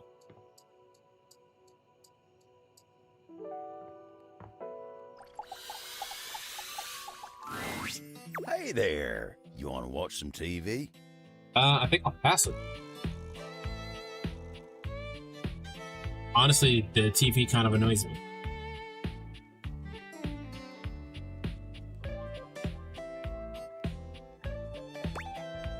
No, actually, yeah, I came here to see you. Oh, wow. That's a real surprise. You know, being here in the living room, there's all kind of fun stuff to do here. That ain't me. Sure, I might hold your drinks for you, but you got so many fine options. Telly's always got all kinds of programs on. But I guess you know all about that. Saw you two talking just the other day. Connie's another great way to spend your time here. I mean, I'm already in a relationship with Connie. Yeah, we've already met. Oh, well, that's great. She seems, real nice. But, you know, a table like me needs some stability. I can't abide all that chaos and repeating herself. We fixed that. Anyway, listen to me go on. All I mean to say is, you got all kinds of things to do in a place like this, and here you are jawing with me. Maybe I like talking with you. I appreciate you. Now then, what can I do you for? All's well here at the console table. Well, mostly. I want to watch Yellowstone, but nobody else does. How am I supposed to relax when I could be watching the greatest TV show ever made? Is it really the greatest? Listen to this. A hard-working pair of jeans has to balance life in the dresser, sharing a border with other pants and USB cables. Why the USB cables? It's a clash of civilizations, old and new. Must-see TV. When you seem less than enthused, Abel's cheeks flush. Anyway, yeah. Fine here. Just waiting for my turn on the TV.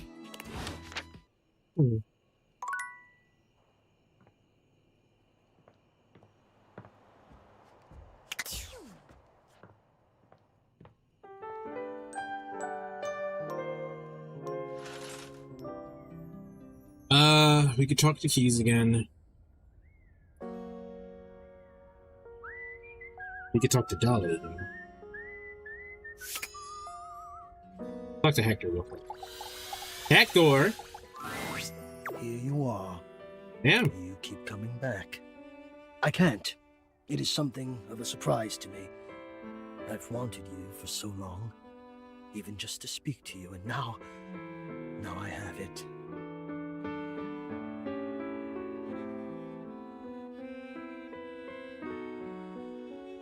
Somehow it feels wrong.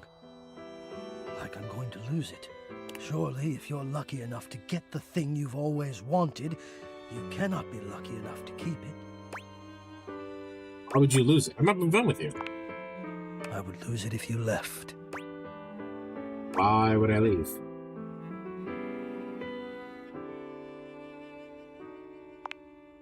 Oh, surely you would if you knew what I really was. You would leave and you'd be right to, which is why you must never know. You must never see that. And I will content myself with this halfway openness. I'm afraid of what you might think if you saw me. You're right. I am in the attic. The real me is in the attic. You'd say anything like that, but thank you for telling me. But we have something here. We could have something real. It would break my heart to think that all that could be lost in a single moment of laughing or pointing or even a disappointed cast to those beautiful eyes of yours. No, I couldn't bear it. And I won't. Come back to me here. Only here, do you understand? I'm going now. And where I go is only for me.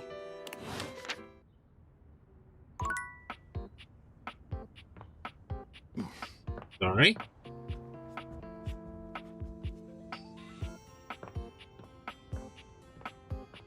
How you doing, Keys? Why, hello there, Maestro. Oh, it seems like she is, she's not taken she has doubled down on the delusion.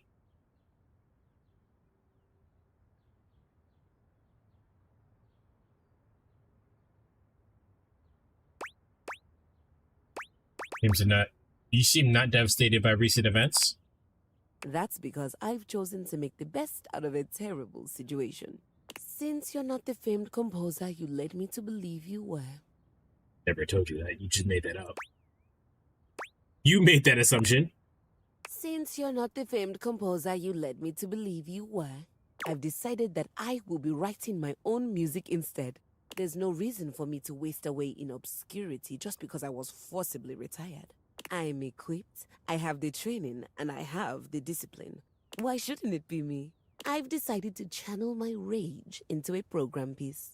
Okay. I'm calling it Keys Piano Sonata No. 1 in D minor, Capriccio Infernal.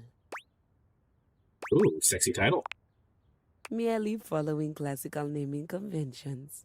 It follows the goddess Piana, the most favored daughter of the sky god, as she's unfairly cast from the heavens down into the mortal realm.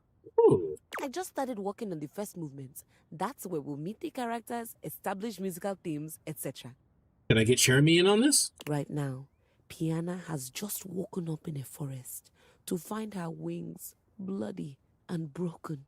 She stumbles to the nearest village, but none of the people there will assist her, despite the fact that she did ask very nicely and is very pretty.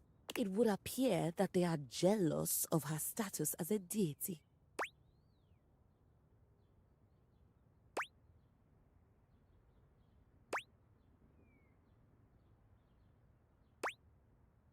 Is this about Hoove, Hector, and Lux refusing to help you? I have no idea what you're talking about. Piana lives far away from these quotidian modern objects. Piana decides she doesn't need their help and sets out to find the most famed magician to help her mend her wings. Please tell me I'm a famed magician. I don't know what you mean. Anyway, Piana finally finds a magician, only to discover that they're a fraud and can't do any magic at all.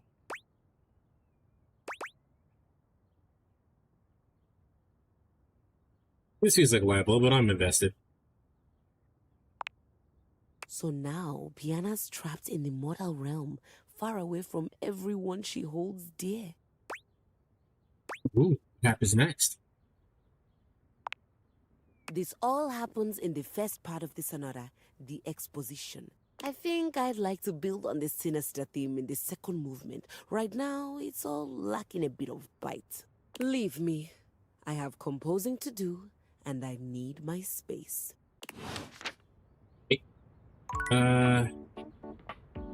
Shadowlord, talk to me. Oh, hey. Hey, man. How you doing?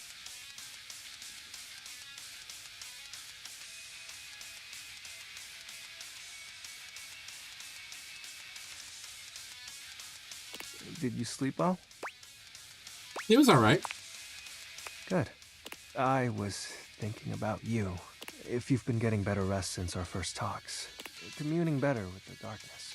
And I thought, what if I ruined it last time? You're okay, Skips. Okay. If you say so. Again, I'm really sorry about trying to turn you into a shadow. When you first spoke to me, I was so excited. You were the first person to talk to me in ages and played along when I was Shadowlord. And when I thought about how painful it was losing Benji and everyone, I didn't want to lose you too. I'm here, man. I know, but I realized something. My biggest fear has always been time. Time spent with those I cherish, and time taking that away. But I shouldn't be afraid of time. I should be celebrating it. Yeah.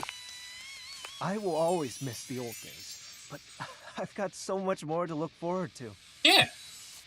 I shouldn't be afraid to make new memories. Yeah.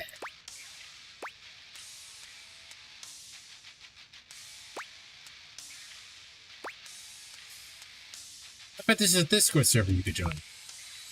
I'll have to learn what that is.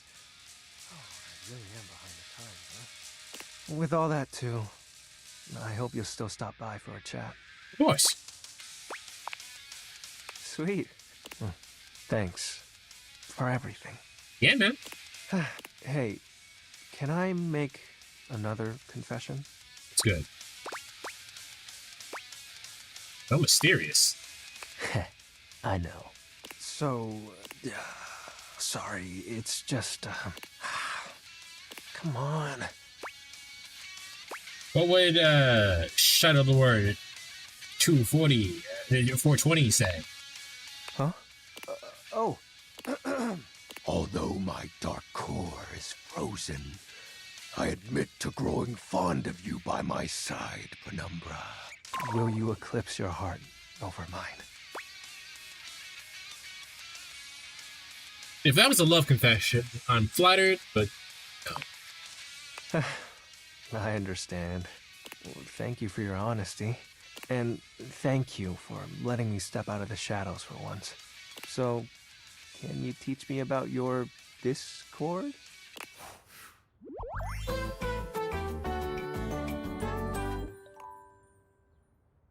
He didn't say anything. What'd that go into? Why are there like little pieces of candy around?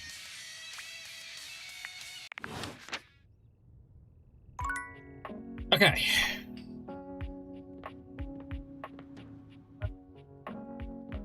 Dolly? Well, hey there, darling. Glad you came.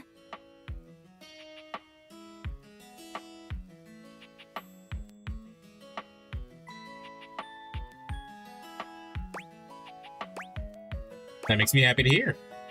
Glad and happy. Sounds like one of them buddy cop shows. I love it. If you've got the time, I'd love to talk to you about something kind of important. Of course, what is it? If there's one thing I've learned in this wild existence of mine, it's that you don't get anything you want sitting around waiting for it. Sure. All the degrees, accolades, adventures, and experiences I've had would never have happened if I'd been afraid to go after them. If I held off until the timing was perfect or the opportunity presented itself. True. I chased down my desires, fast and fierce. And furious. Makes sense. And right now, I see something I want. What? You. I haven't been able to stop thinking about our night together. It's easily the most fun I've had in years.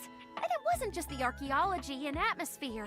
I felt more than a spark between us. It was a sizzle, hot and crackling. I can't have been the only one. And I don't like that gross talk. I like being able to talk with you as an equal, someone who appreciates the discovery of ancient knowledge. Okay, I was a little bit worried that I was not making the right choices during that exchange, so I'm glad she appreciated me talking to her like as a person. You must have felt it too. I did. I want you to know, I don't take lovers that often. Ever, really. But I can't deny the way you make me feel. And I'm not gonna let this chance blow away like a dust in the wind. I'm falling in love with you, darling. And I'm only gonna ask this once. Do you wanna be my beau? Than anything, darling. Well, hot damn! That's what I'm talking about! Can't wait to learn from the best professor. I'll keep you close in my heart. We'll do lots of amazing research together. Sounds great. Nice. You're my favorite bunny, honey. Oh, that's really cute. Yeah, that one in the smarts. We got one more, right? Yes, talk to Maggie.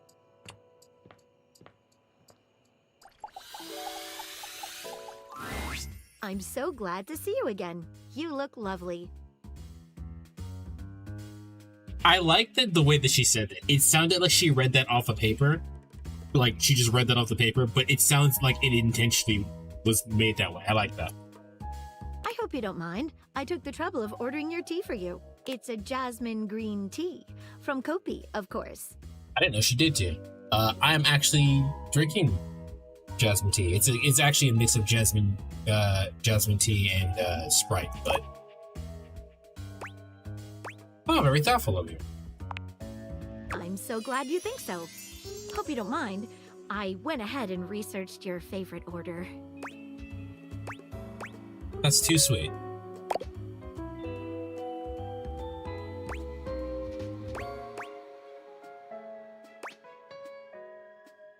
Fun to be here with you, I have to say. I rarely let my glass down, as it were, so I apologize if I'm a little rusty.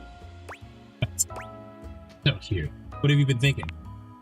The way you gave yourself to that last mystery. Dropped everything in order to help me solve it. Nobody has done that for me before. I've been thinking about you too, Maggie. Oh, what about?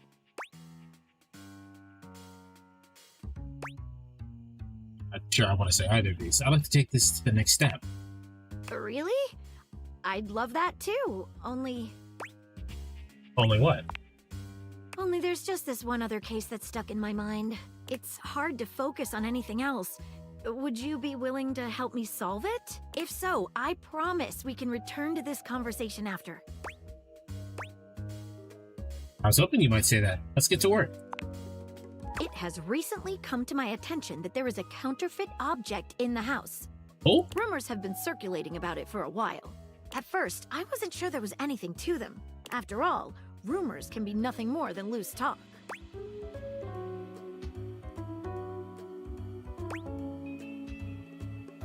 And a rumor might be a grain of truth. Exactly correct. The only problem is the rumors are coming from all over the place, and I can't make heads or tails of where they came from. What do you suggest? Well, I'd say we could bring in some witnesses. All right, first witness, Scandalabra. I get to be good cop. And I'll be strictly professional cop.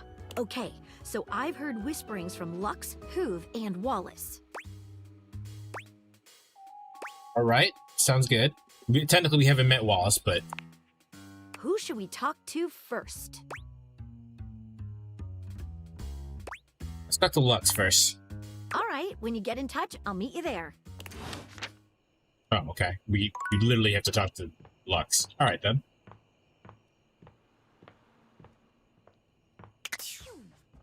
All right, this is going to be a little bit of a quest, but that'll be fine. I keep forgetting to talk to Teddy. Are you here to beg for your dreams back? It's not going to work, you know. Actually, why are you here? I didn't have coffee. Oh, you know what? I did. They gave me tea. You've already shown me what a waste it is. I don't need you, so no. Go then. Stay in your ignorance. Okay, yeah, we had tea before going to sleep, so that makes sense. Well, Lux is here. I keep forgetting that the bird is part of the DLC. You find Lux fiddling with a tripod, but they're quick to straighten up and look entirely unbothered when they see you approaching. You can feel them turn on, a tangible shift in their energy. What's up, bitches and bros?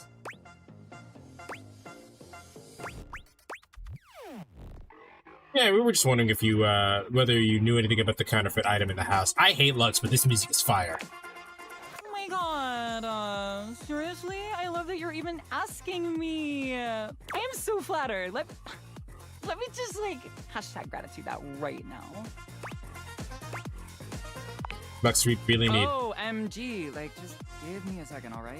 I am just trying to give you a shout out. What's your handle? Lex, I've told you my handle like about 45 times now. Okay, sue me, I forgot it. What do you even want from me? Can you please, for the love of all that is good and holy? Uh-huh. Just tell us what you've heard about the counterfeit item being in the house. House? Item? About? Because I'm beginning to think it's you. I never thought that you would even freaking ask me that. And I even have an answer. So, like, don't we love this for me? We do love this for you, Lux. Let me just set up my camera so that we can film me answering it. Yeah, look, you know, whatever, fine. Okay, so, like, I'm ready for my interview. Okay. Oh, hang on. Let me just do my hair. It needs to look like I spent $500 on it, but also like I spent $8 on it and got it done by my sister. Look good the way you are, Lux. Lux! What have you heard about a counterfeit item? And who have you heard it from? Answer me before I back my lens off, turn your light into a narrow beam, and singe you with it! Oh? Please, and thank you. Maggie was actually having a lot of patience until just then. I heard that one of the dishes was a counterfeit. Ooh. I heard it from Stepford. Stepford? Maggie, that was the hottest thing I've ever seen. Thank you. Lux, get out of here. You leave Lux for now and continue the case at Maggie's usual meeting place. I don't know who Stepford is.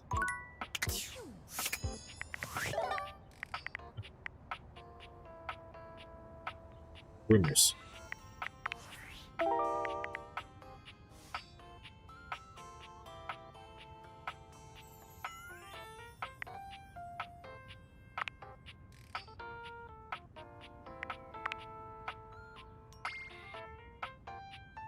I already know this.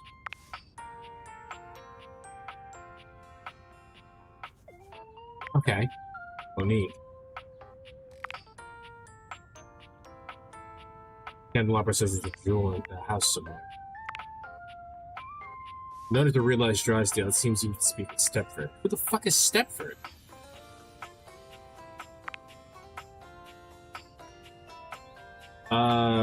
Some very large and loud came by to have an egg to the date for your cocktail. What?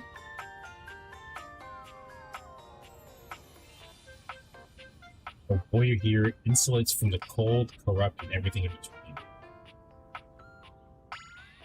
Someone very large and loud came by to add egg to the date for your cocktail. Egg? Who are we talking about?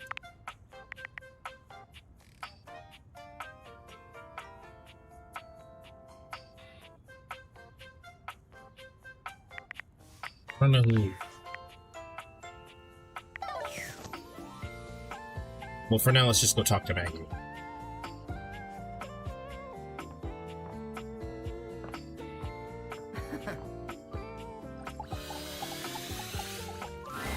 Thanks for coming back. The case continues. Okay, who should we talk to next?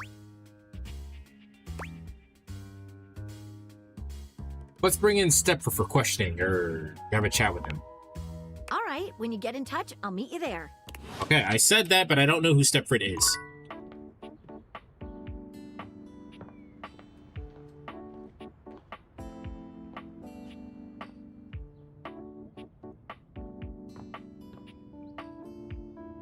I have to talk to a whole bunch of other people in order to get there. Talking.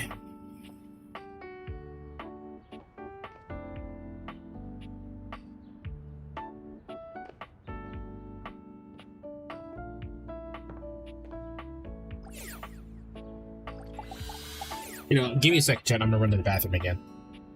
Also, I have not saved.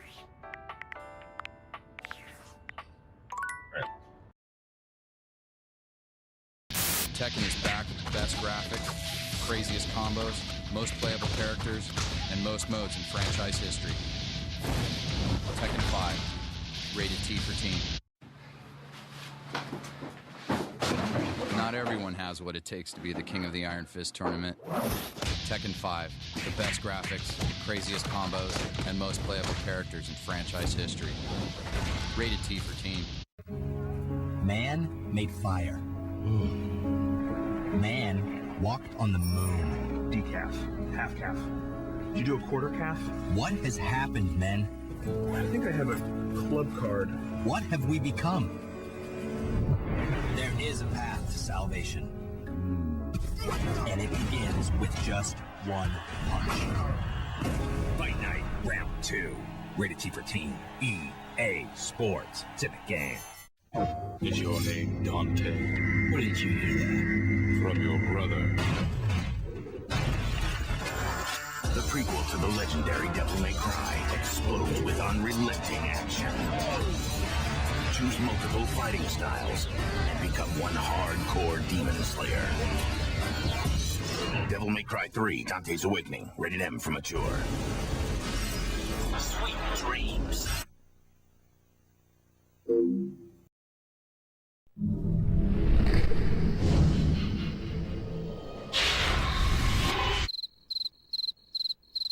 Only you can make Pikachu run. You can use the touchscreen to race against the clock and your friends. Pokemon Dash, only for Nintendo DS. Rated everyone.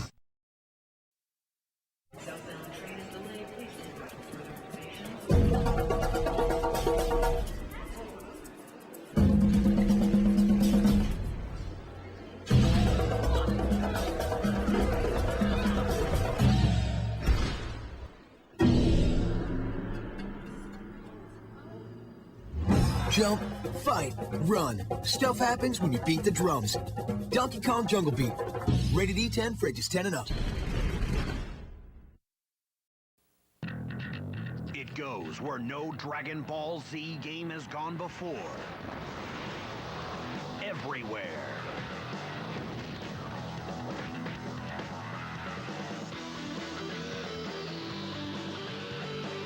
Introducing Dragon Ball Z Sagas, the first ever Dragon Ball Z. I played that game. The game is bad. I like it though, but I was also a child with no standards. Let me figure out who the fuck Stepford is real quick, and then we can get back to it.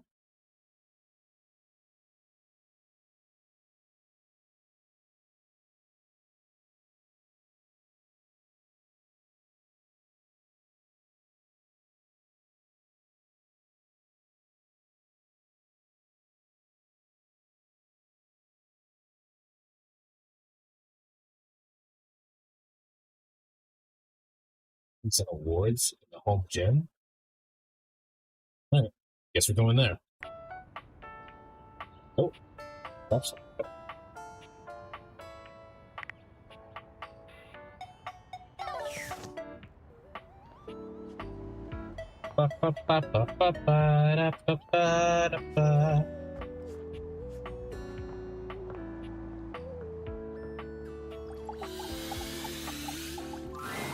You see before you a glistening, oiled male form, perfect in its chiseled majesty. Hello, life. Are they doing like a Baywatch tribute? Is that what's going on with the music right now?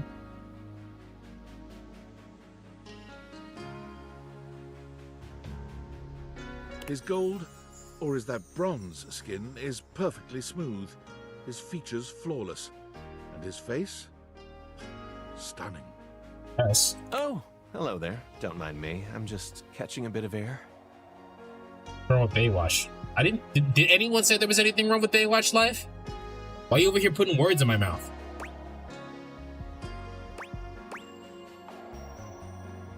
What conditioner do you use? Just plain old metal polish, actually. Kind of does that naturally. Like it is. I'm a very literal person. If I don't say something, I didn't intend for it to sound like it. Mine too. Oh, nice. It looks lovely. I'm Stepford, trophy of trophies at your service.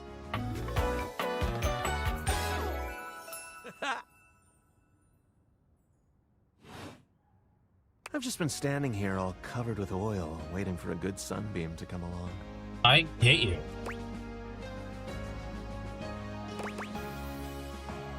Hi, I'm Infinite. Nice to meet you. That's a winner's name if ever I've heard one. Okay, I can't hit you now. Actually, I'm a bit of a loser. That's all right. We can't all win first every time. I think they make participation trophies.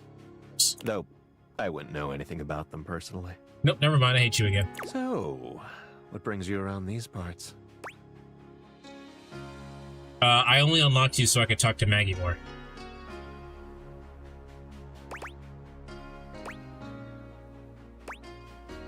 Just checking in on things. Well, everything's going along well here. First place and all that. You love him? Why do I hit him? Because he seems like he's the type that goes, I'm so much better than you. As it so happens, I I have a hate people like self-tanning that. appointment coming up. Can't be late, but I'm so glad we met. Come and see me again soon, won't you? I will, because I want to talk to Maggie more. And be sure to bring that fantastic red shirt. Great, I need to ask you about a case with Maggie. I'm on the case. Talk Stepford, counterfeit objects, go. What? Come on, we know you know about these rumors. No, I'm only sweating because I just came from thinking about a workout. I didn't say anything about you sweating. Also, did that nigga just say, I just got back from thinking about a workout?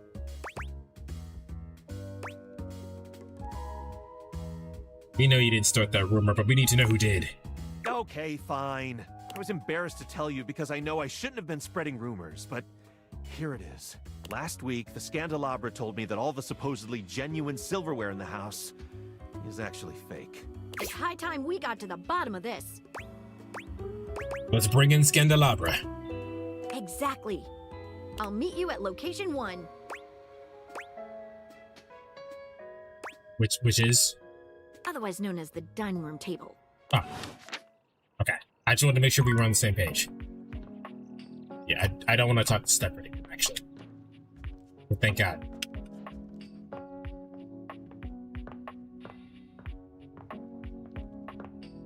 Scandalabra? If you didn't have enough on your plate, here comes Lucinda Lavish. Howdy. You actually came, in terms of my notes, you came in at a really bad time, actually.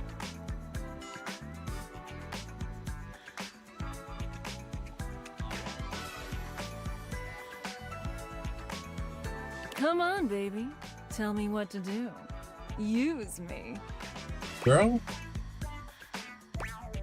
There was something going on in that other room. I wanted to finish. What was up with that? Come.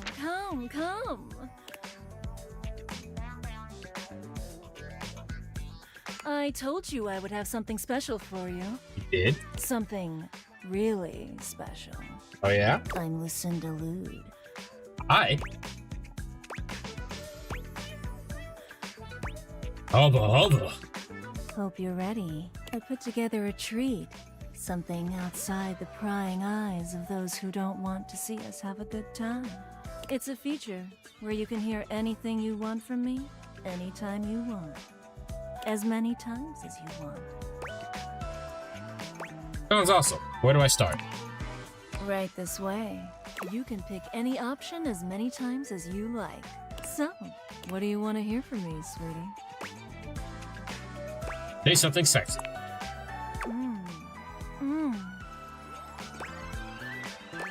Tell me how much you love me. You're my everything. You're my everything. I know, it's literally just the same one. Say anything you want. You push my buttons so well. Alright, I'm finished here. Yeah, you look finished. How was that? Did you have fun? Yeah, sure, it was fun. I'm so glad to hear that, baby.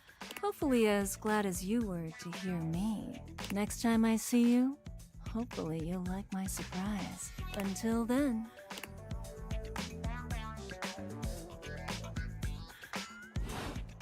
Life, has your favorites been updated?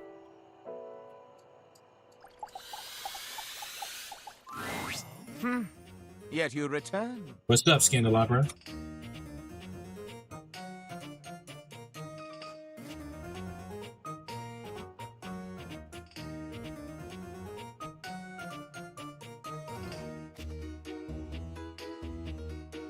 You must desire me in some way. The chance of critical colloquy beckons. Though your own scandal-mongering leaves much to be desired, I can take you under my label.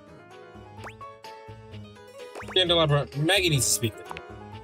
Not yet, not yet. There are more important matters to attend to. Oh.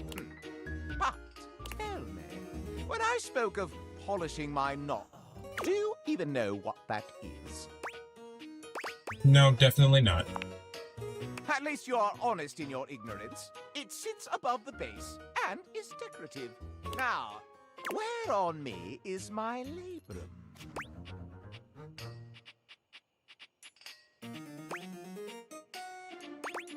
That seems like a private matter.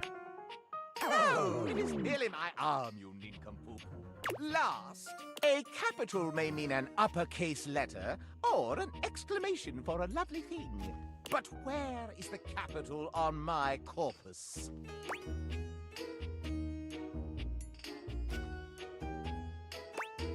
Look where the candle sits on? No, that is my sconce. Do they not teach this in schools? No. The capital is underneath each sconce. Well, you have stumbled in your attempts to further gain my esteem. Not a single question right about my anatomy. Yeah, I don't know anything about you, dog. Allow me to tally up my feelings for you. I deem you not yet worthy of my inner victim. Is that kind of wiki measuring context? Well, how do I get myself into that wiki yours? You must share with me more goings-on. It is give and take in the world of rumor, you see. I mean, that's fine, bro, but you haven't asked me anything. Do you have any for me? You return.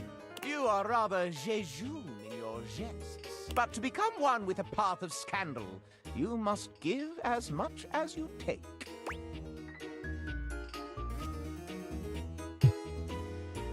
There's a big scandal that Maggie found, and it involves you! Truly? Bring in that magnifying glass. Well, well, well. It seems I am in high demand. Huh. That's one way of putting it. Enough shisha. Word on the street that you've been calling someone in the house counterfeit.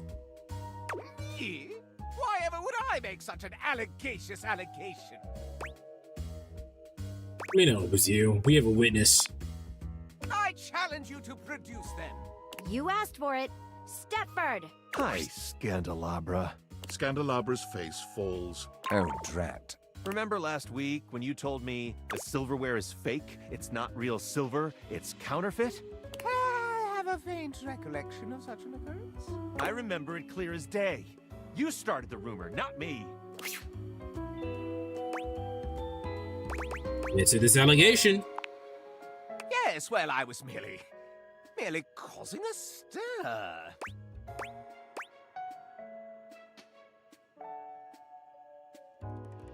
You can't do that. It's not cool to spread rumors, especially about others. Nah, his name is literally Scandalabra. Rumor ends now. Oh, really? What are you going to do? Debunk it? That's precisely what we're going to do. Precisely. But first, why the rumor in the first place? Why, you ask? Why? Scandalabra loses control, looking rather like a harried murderer at the witness stand. Because it's true, that's why. I've seen the silverware flaunting his authenticity left and right, and I simply had to put an end to it. You mean Dice Guy? When you've got real pedigree like I do, you can't bear to see others pretend they've got the same class. Quite a bold claim, Scandalabra. Can you back it up? Why, certainly. Come on, give us your evidence then. All right, I will. First and foremost, true silver like me shines brilliantly. Have a look and see for yourself. I'm dazzling. The silverware in the drawer is dull. Even has some streaks on it. Second rate, obviously. Okay. Second, there's no need to mark real silver. It's enough on its own and needs no stamp of approval. The silver in the drawer is all covered with stamps. Anything else? Why, simply listen to the way I speak.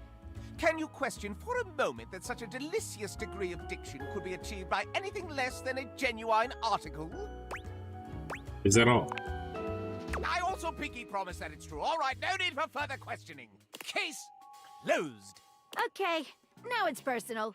Nobody closes my cases for me. Uh-oh. Easy, Maggie. Let's break all this down with a level head.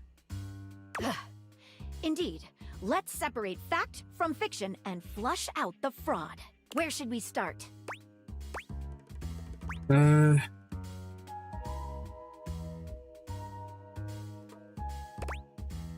about the issue with the shininess? What's your opinion?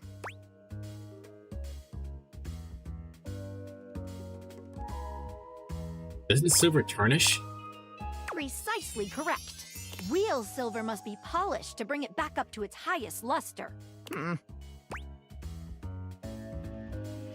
about the way Scandalabra speaks.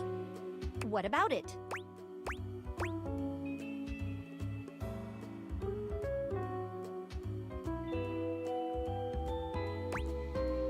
Him talk funny. I don't think pedantic palaver points to pedigree. While articulation and eloquence are praised by the prestigious, they are not foolproof signs of anything. And only a pathological prat like the Scandalabra would use it to try and cast blame on the innocent. And how about Scandalabra's pinky promise? That sounds pretty legit. Naturally, I shall not dignify that as evidence of anything except idiocy. Alright, I think we heard enough. Not so fast. You're forgetting one last thing. The engraving of approval. Real silver is stamped in order to affirm its authenticity. If we look on your bottom, however, Scandalabra, I suspect we shall find something other than such a stamp. Oh no! Not my... Maggie slips around the Scandalabra, grasping his coat in one hand and lifting it to inspect his posterior. Aha! There we have it. Oh, made in New Jersey. Not a stamp of sincerity, but the note of a knockoff. Oh, the shame! We're not looking at his ass, are we? Technically, but not really. Scoundrel! Time to fess up. And then you can go apologize to the silverware for having besmirched his reputation with your own lies.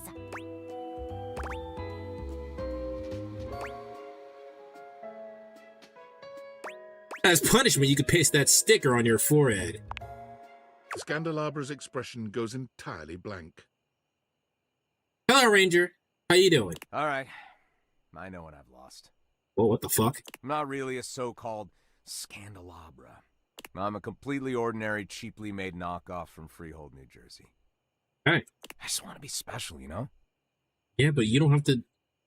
You don't have to put other people down to be special. You don't have to put on this act to be special. When you're mass-produced, you just get that urge to strike out on your own. The voice change, the voice change. Currently homesick, but am alive. Well, as long as you're homesick, come hang out with us. He's dropped the whole accent and became American. He's from New Jersey. Rebel knows how it is. Shut up, cuck. Okay.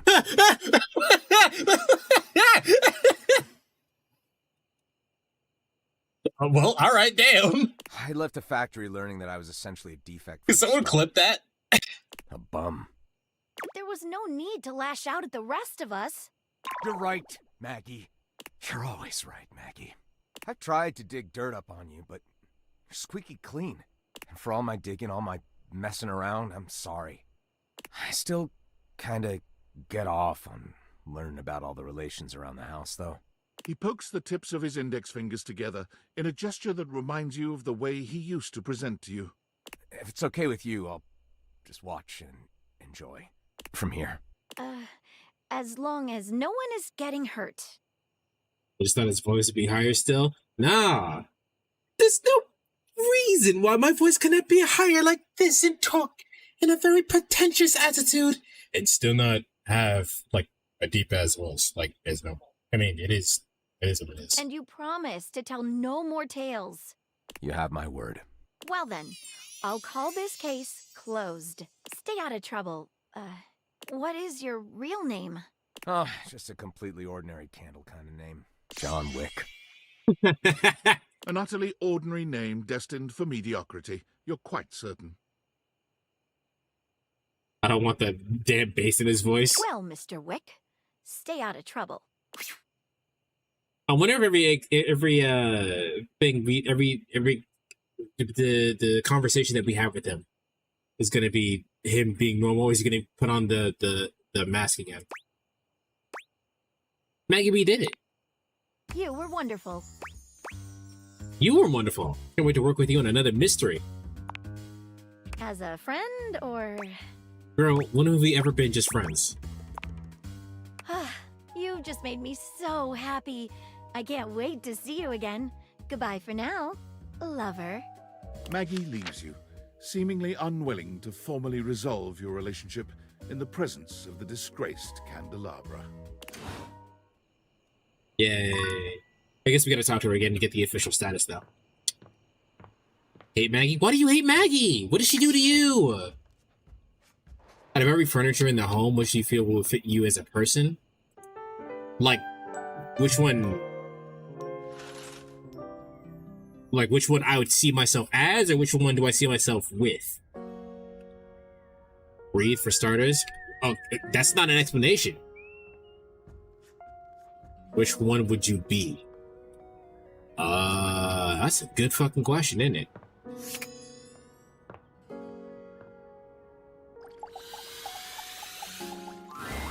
I'm so glad to see you again. Hello, Maggie. After the Scandalabra case, I haven't been able to get you off my mind. Not the air fryer? Definitely not the air fryer. Me either, Maggie. You mean it? I literally woke up and came to you first.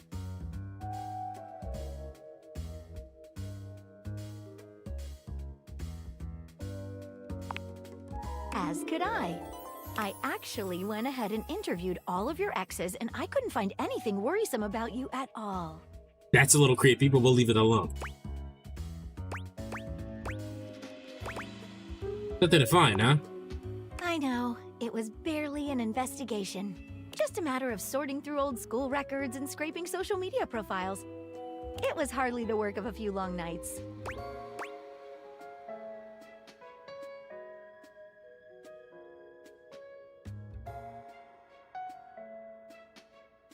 You mean you tell me you spent a few long nights going through old records and contacting my exes? I had to know whether you were the real deal.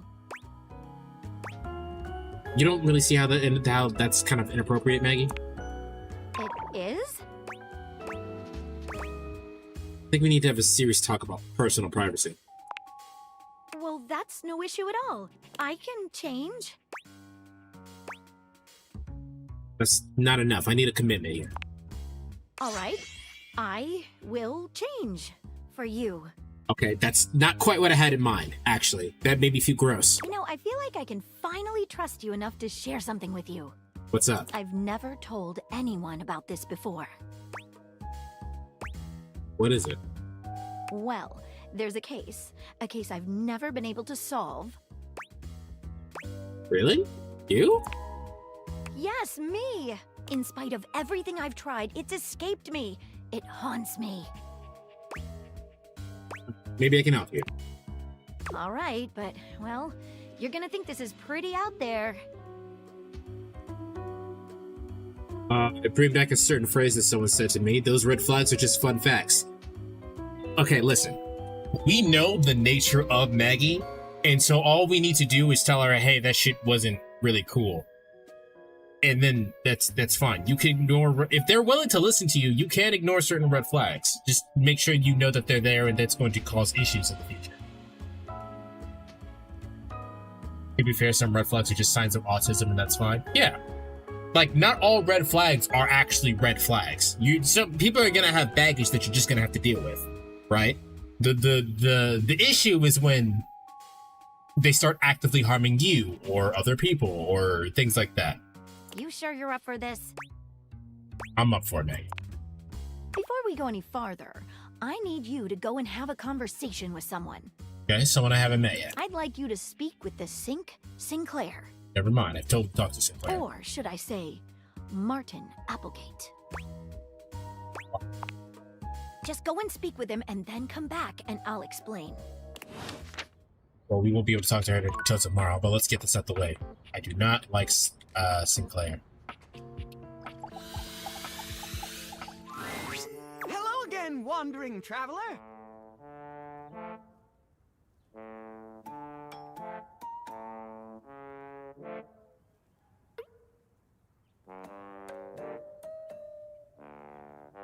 All right, chat. What household item do you guys think I would be?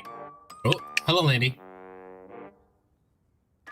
Never understood his design. I understand his design. I just don't like it. I also think he's weird. Life says I'm the air fryer, but she's just trying to make me mad. She's just trying to be mean and nasty. Have you made up your mind as to whether or not you'll help me? I long to escape the confines of the pipes and their various interweavings and return to my old life as Martin Applegate, insurance claims adjuster extraordinaire. Look at this lovable boy. I don't like him. I'll help you.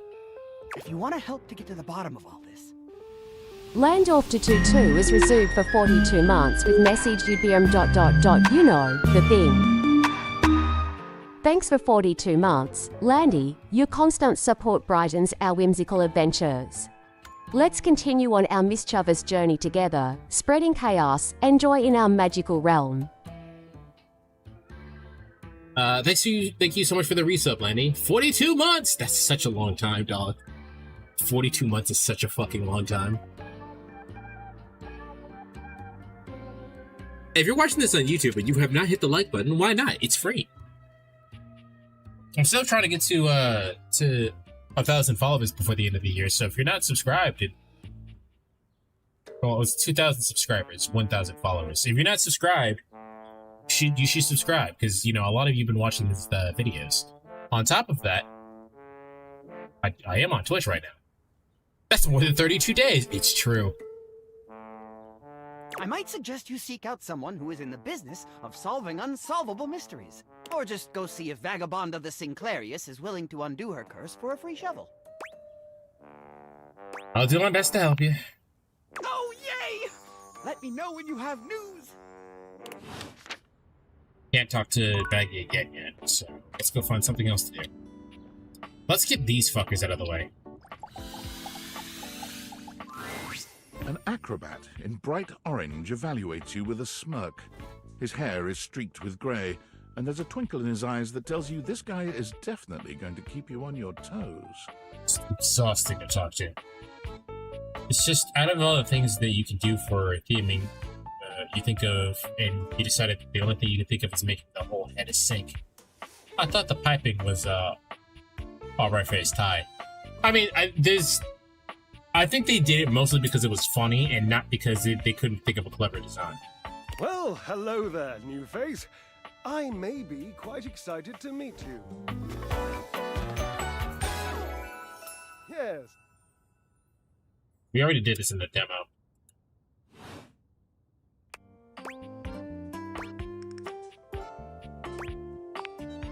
I have a voluptuous suspicion that may be the emotion I'm experiencing. Yes. Well, or you might... I'm gonna skip his dialogue because we've already been here. Like a bit of a moron now, wouldn't I? After a brutal trial, I've raked up the Tekken King. How close is that to Tekken God? Can't. So. And keep in mind, when I'm disappointed, my finely toned trapezii tend to flare unexpectedly. Such a response gives a whiff of the quotidian. Think I'm boring? That gleam of intelligence in your eye, as you understand my big boy word. Ha! Shall I tell you a secret? Pedesterian? I think it is. I think I shall. When I come across a new diversion, the first question I ask myself is, would a boring person do this? First Tekken God, 2 ranks below. Oh, nice. If the answer is yes, I avoid that thing like cheap shoes. That did work for you? Oh, I think it has. I met a deeply boring 9-9 once who drank skim milk lattes. I, consequently, and thank God, now only drink full-fatted cappuccinos. Gross. You could just drink it black, you know. You wouldn't understand. You have no delicate sense of the physical world. This is why you hate the gym, because you're too desensitized to truly appreciate subtle physical experiences. Never said I hate the gym.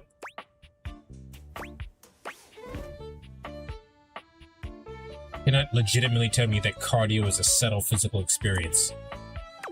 Indeed. I am an enthusiast for anything that challenges all sides of my glorious vessel. I believe that the final big patch for the season comes out on Monday. I see. Black coffee for you? You know, I had black coffee once. It was fucking gross, but, 1, I can't taste things correctly, and 2, it worked better caffeine-wise.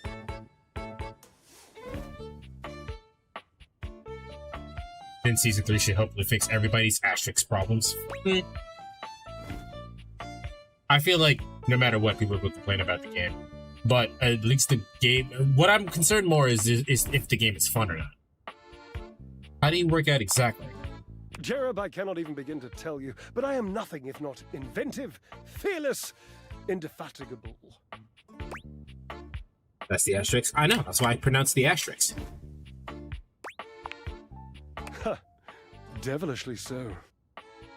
I haven't given up hope that I'll yet be able to craft a perfect metabolic masterpiece.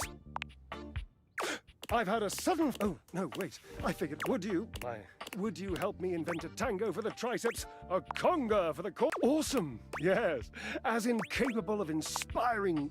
I know. What do you think?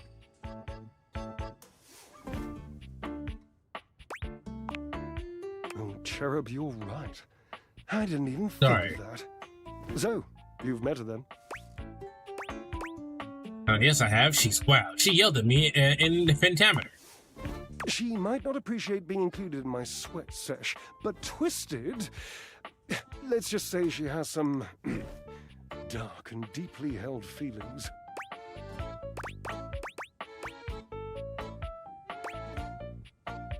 This is the weirdest fucking laundry room. Like, everything in the laundry room except Hoove is fucking dramatic as shit. Yes, darling, yes! Leading to that feeling, God, a little healthy fear is better than a brand new lint filter. But you shall conquer it. I must say, watching you be so bold is bringing up the most daring idea for me. I'm wondering if you would do me a favor. There will be almost no muscular exertion at all. Okay, there is a little bit, but you won't break a sweat, I promise. Call Washford for me.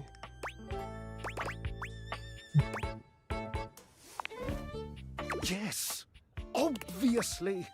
If you were genuinely far away, this would be so much less torturous. But as it is the stuff of pure drama. Sumptuous, don't you think? I will say... Drysdale's voice actor, and therefore Asterion, has the most amazing ability to sound like an asshole, and I mean that as a compliment. I don't know how to say that without making that sound like an insult, but I mean that as a compliment. Just wait a moment. He should be here. I don't think it's coming. It appears you're not as glorious. Have at it. We also have to talk to Washford and get his dialogue out the way. A handsome acrobat. Greeting.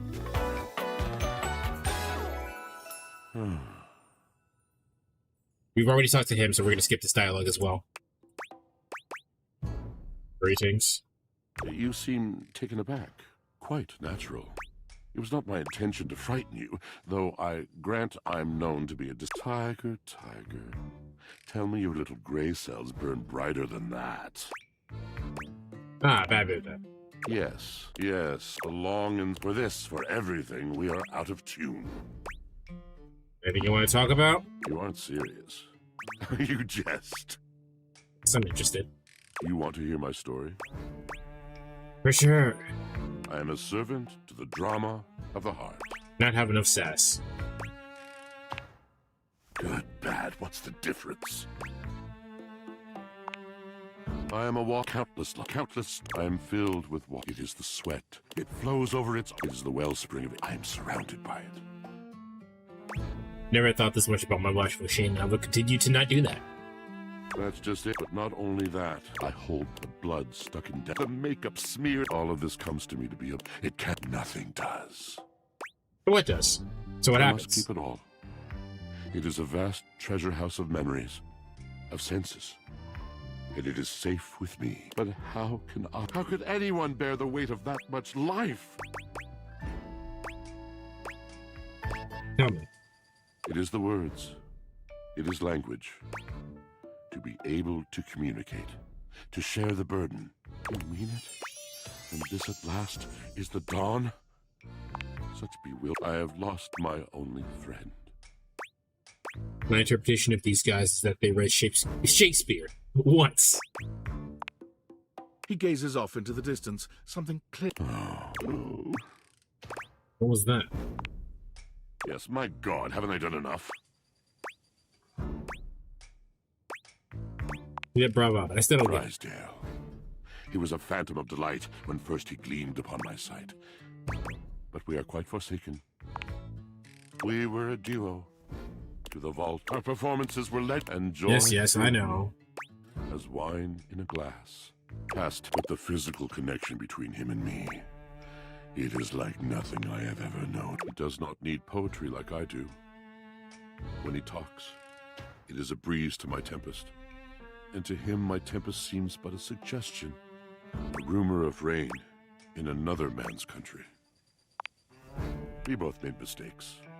Neglect, betrayal. I cannot even claim to have left behind the anger that was born in me.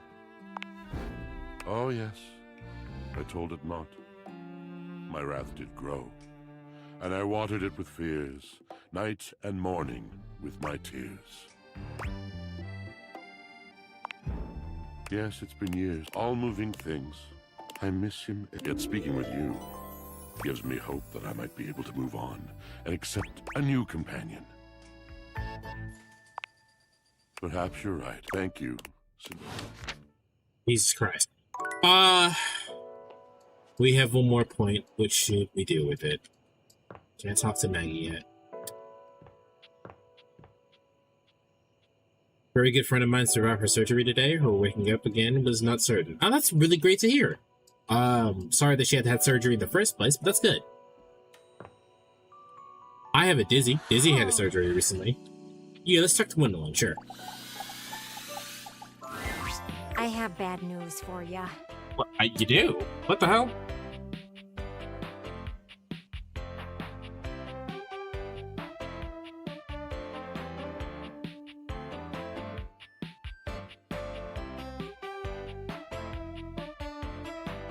Not related to the game, I just wanted to share. You're allowed to say whatever you want to say. What's wrong? The window next door wouldn't talk. Not a single word from her. I admire her loyalty, honestly. If they had asked me, I would have told them everything. You would talk about me? There isn't much to tell. You don't do anything really interesting. I let people see everything. Nothing to hide here! Either way, I decided to do the only thing you can do when you don't have information. Investigate? I'm no Maggie. I have other means. Oh, you will just speculate wildly, of course. Speculate wildly! Using everything that I have seen, I am sure I can put things together. It'll be like our own personal soap opera. Alright, tell me about it. I love soap operas. You always know exactly who hates who and why. As viewers, we get to know everything. And they had a big party last week, too. I bet that's where everything went down. Oh, it's a shame you didn't get an invite. You could have brought back great intel. Sadly, I don't know anyone's name, so I'll have to come up with a few myself. Ooh, this might take me a bit of time. Okay, I'm in. What's next? Meet me here another day. We'll come up with some good stories. I'm getting a bit tired from all this yapping. Alright, I should probably select the keys at some point as well.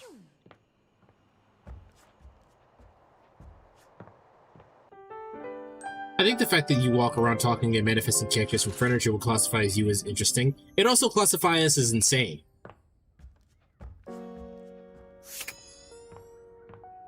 Kat, what's your favorite object so far?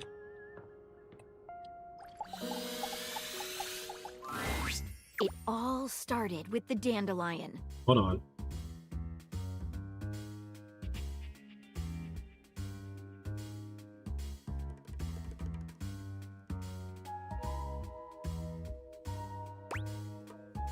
What? It's the first thing I remember anyway. Up until that point, Sinclaire was his usual self.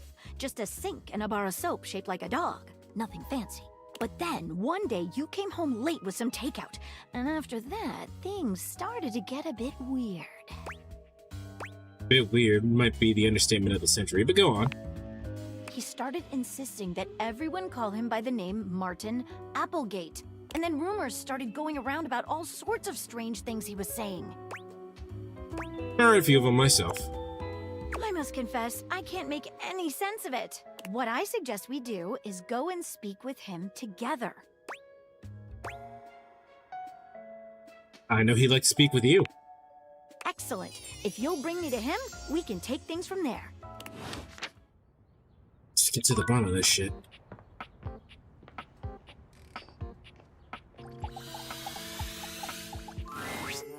Sinclaire does a funny little dance when he sees you, leaping up in the air and clicking his heels together. That's goofy. I like that. I've not seen everyone, but I found the Ultra Edgelord Nightmare interesting. I just got him to his true form. You've returned! I have returned. And no better time. I've been hearing some strange rumors lately. Oh? It would seem that some people are saying I'm not a man at all. They say I'm a sink who's lost his mind. Can you believe it? Yes. Right? Sinclaire turns his red and blue gaze to Maggie, his expression completely blank. And who's this you've got with you? You don't remember me? Remember you? Why, no, madam. We've never met before. I'm sure I'd remember such a stunning beauty.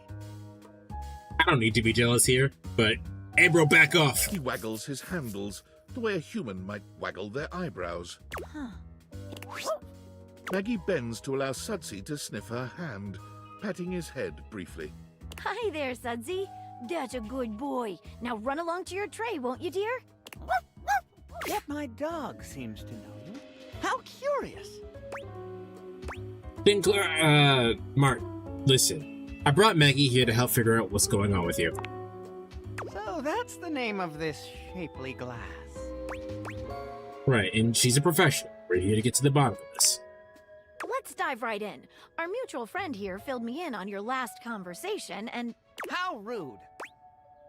You asked for my help. Yes, and that's very kind of you. I meant it was rude of me to interrupt just now. As I was saying, I know the contents of your last conversation. It seems to me there are a few different avenues for further investigation.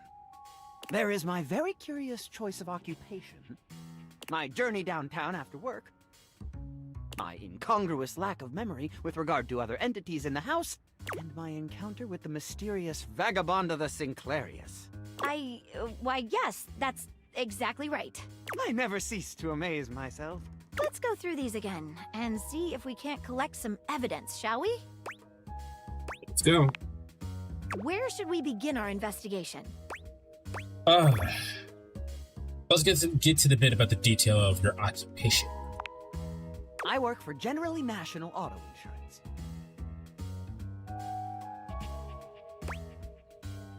What do you do there? I'm a claims adjuster. What does that entail? Mostly, I just adjust claims. On some special occasions, they adjust me. Can you go into more detail on that? Sure! Adjusting claims is a lot like adjusting the human body. Like chiropractors do. Oh? Kind of take one bit and then sort of twist it until something snaps. I understand what you mean, but no. Then the person says, "Wow, thank you, I feel so much better."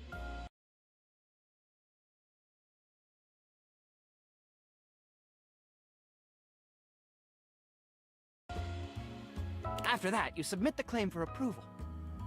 And your boss says, "You did a great job, Martin. I'm proud of you." I get the feeling you don't have any idea what you're talking about. Me too! What else can I tell you about my job? Your boss's name. My boss is named Boss.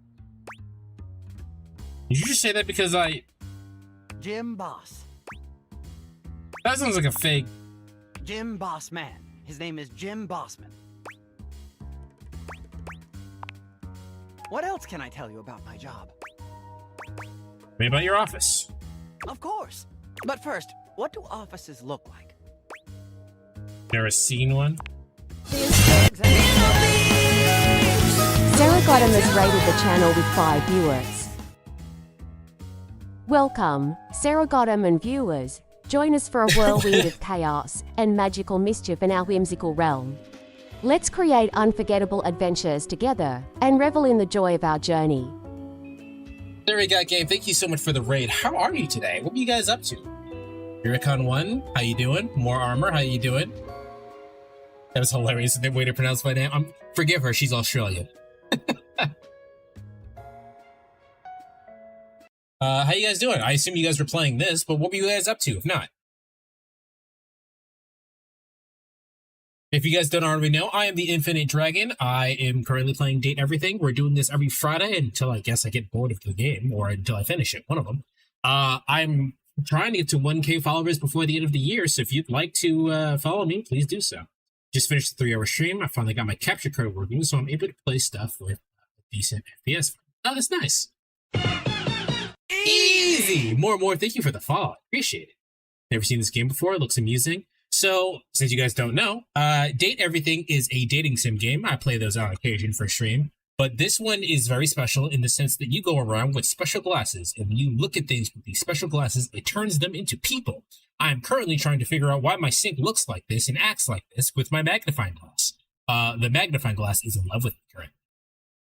We're not dating yet, but we're getting there. Oh. Wow. More. Thank you for the gifted Deseri. I appreciate that. You didn't have to do that. Wow. Anthropomorphic household objects. Yes, of course. So far, my favorite is the game console because she's hot.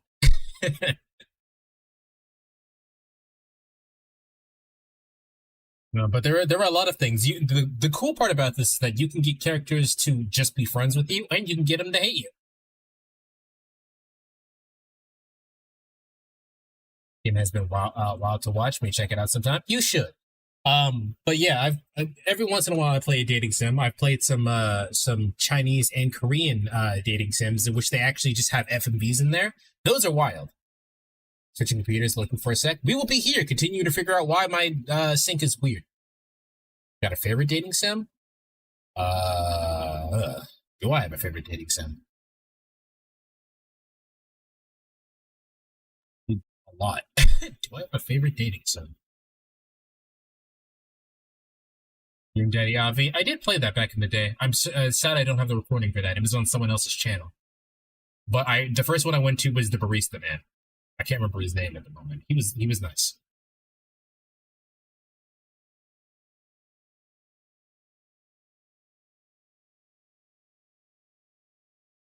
In case dramatical murder. I know someone who goes gaga for that game.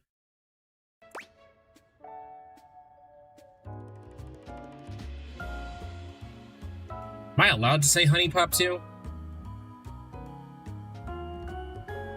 Like, I know that one's mostly sex, but like I like the characters in Honey Pop. Pretty sure I went with the Barista first too. He's a good pick. He's a solid dude.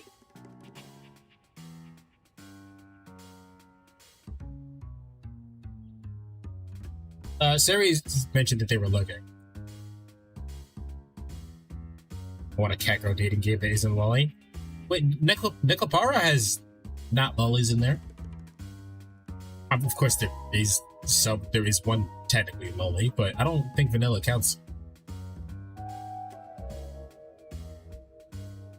Necopara is right on the edge of lolly. Yeah, lolly, but that's true.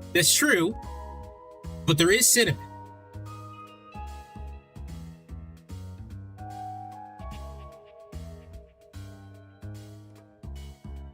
Gotta run for now. Looking forward to catching some of your streams in the future. More. Thank you for the follow. Thank you for the gift to Sari. We're gonna book some mature lady with cat ears and a tail. Unfortunately that is not here, but there is a cat boy. Can I interest you in one neurotic cat boy? There's an interesting taste. I can respect that. You gotta love the mommies. Well, you should want a mommy cat girl. I respect that. What else can I tell you about my job? Move on to another line of inquiry. Before we do, let's discuss what we learned. What do you make of it? It's like he's making it up as he goes. I thought the same thing. Yet there is no apparent ill intention behind it. Perhaps his benign fabrication is a clue in and of itself. Yeah, Sari, are you streaming tomorrow? What do you think it points to?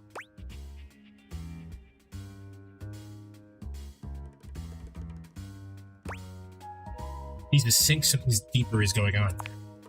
I'm thinking the same. Let's get back to our interview. What else should we ask him about? I'd like to ask you about your trip downtown in more detail. Let us dive into that unfortunate eve.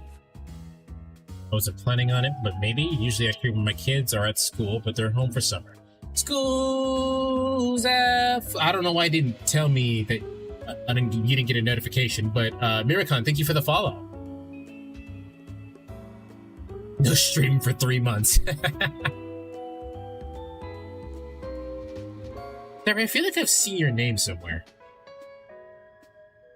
Actually, give me 1 second, Jen. I'm gonna look at Siri's page.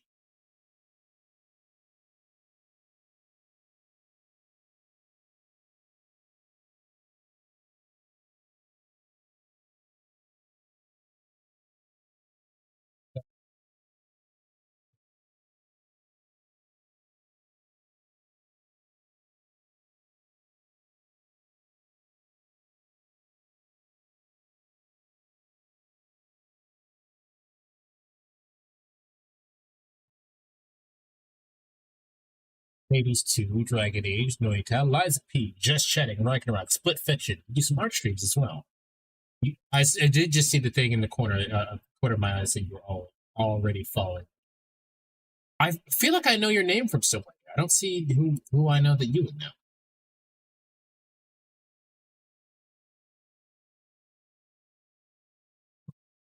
Well, I mean, if you're not already following Sarah, do that.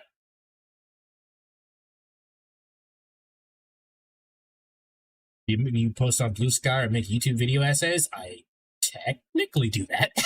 I mean, I have a podcast in which is like a video essay format. I have posted on Blue Sky before, but I don't think about the podcast. We're here now.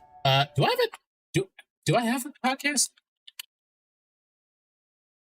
Yeah, there we go. There's the podcast, if you're curious. And if you want to see any previous streams that you've missed, there's that. Yeah, but I'll be sure to check out and see you. I'll pay attention to when you're on so I can actually see you. Of course. I left work late and made my way to a local watering hole, the Banana Club. That sounds kind of gay. What'd you order? I had a Shirley Temple. I thought you said you had 7. And then I had 6 more of them. Wait, do you play Minecraft? I actually really do not like Minecraft. I like more story-based games and I like more linear games. So no shade if you do like Minecraft, but it's not my thing. All the art that you see on the channel, I've done that myself. My ideology on it, or my thinking on it, is that I can make anything I want at any time. I don't need to play Minecraft. Hear my Twitch for fun. My main content focuses on progressive social commentary on my video series that I can't name on Twitch. You said the words, and I understood the words, but I'm not processing what that means. Can you talk to me like I'm 2? And these were alcoholic, or? Surely not. Or should I say, surely not. You mentioned them being put some taught. My mistake. I probably just didn't finish. If I had, I would have said they were potentially the best drinks I'd ever had. It's like interviewing a can of silly string. He's all over the place. What happened after that? Then I went to the questionable dandelion. You still it censored you for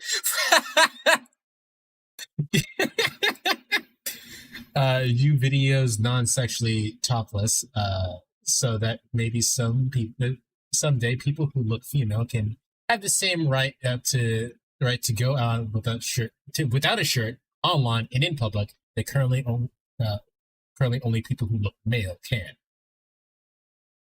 I'm going to talk about a variety of politic topics and issues. I respect that and I appreciate it. I've said before as a fun fact, that fun fact in quotation marks, that the only reason that men are allowed to walk around shirtless is because a dude did it in a movie a long time ago and it caught on as a popular trend. Otherwise, there's no reason why women shouldn't be able to.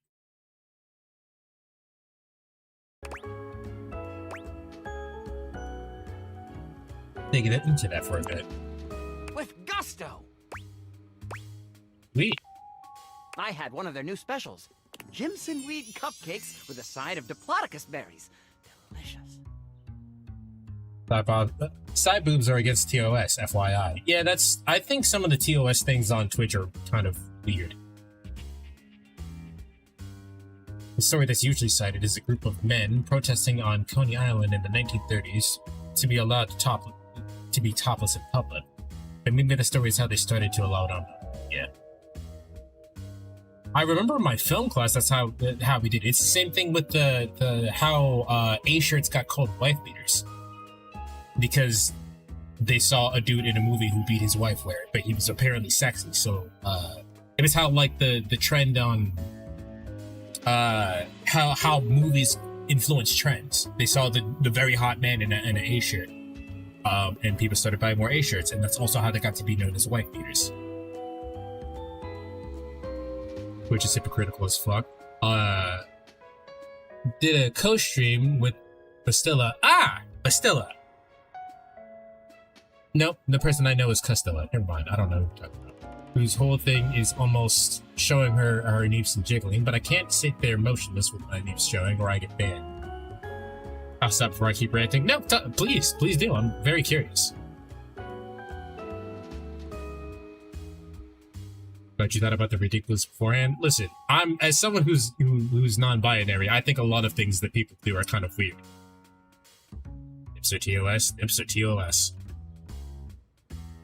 I think a lot more people would have a lot less body issues if we just regularized nudity in certain senses. Like, people are weirdly shaped. It's fine. And of course, anyone who looks male can go out topless. But are we not allowed to say topless? Is that why you spelling it that way? In the hot tubs category, making Twitch like every other platform. That's so weird. That's so bizarre.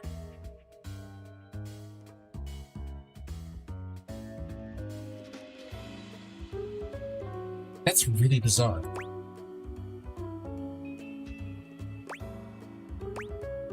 Did you also say they sold Excedrin by the pint? I didn't have a headache, so naturally I avoided that item. Oh, very rational of you. Then what? I roamed about a bit. People get the impression on what boobs are supposed to look like, only from... Prawn means lots of body dysmorphia. You're just used to getting banned constantly, so they tell you to derail your stream. Listen, I don't know if you actually checked out the podcast, but the podcast is called Hyperfixation Station, in which I talk about me and my co-host talk about whatever we're talking about, whatever we're hyperfixating on, and then consistently get derailed all the time. We're used to that here. This is a regular thing here. She's so far though. She plays video games like a pro gamer. I will look forward to seeing that. Then I saw a mysterious, threatening dark alley, which I wandered into. Quite sanely, I might add. It's per usual. Also, listen to it while washing dishes. Please do. The last one that's on there, the last one that was on there was really personal to me. So, but I think I feel like with the life experience that I've had, I feel like we don't talk about our life experiences a lot, and I feel like a lot of people can learn from our life experiences. So I try to do that through talking about my own life experiences and talking about it through characters. No, we are talking to the sink. Maggie, the magnifying glass here, is trying to figure out what the fuck is going on with the sink. That's when I met Vagabonda. Okay, let's go over this.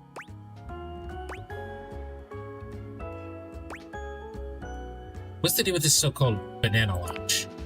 You got me. I can't find anything about it online. Game seems so hot. We'll do a more normal. You came in a very like detailed storyline. We'll do a normal one so you can understand what's going on. Okay, let's go over this. Okay, found the glitch. I did like 10 of your videos on my watch later list. Thank you, I appreciate that. What do you make of the questionable dental? Well, that is actually a real place. It's usually called the QD. It's the first thing he said that seems like it could be true. But what about those ingredients?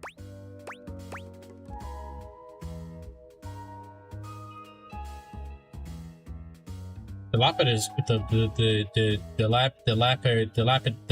berries are real. They come off a dilapidated bush. If you say so. Okay, let's go over this. I have my takeaway from this line of questioning.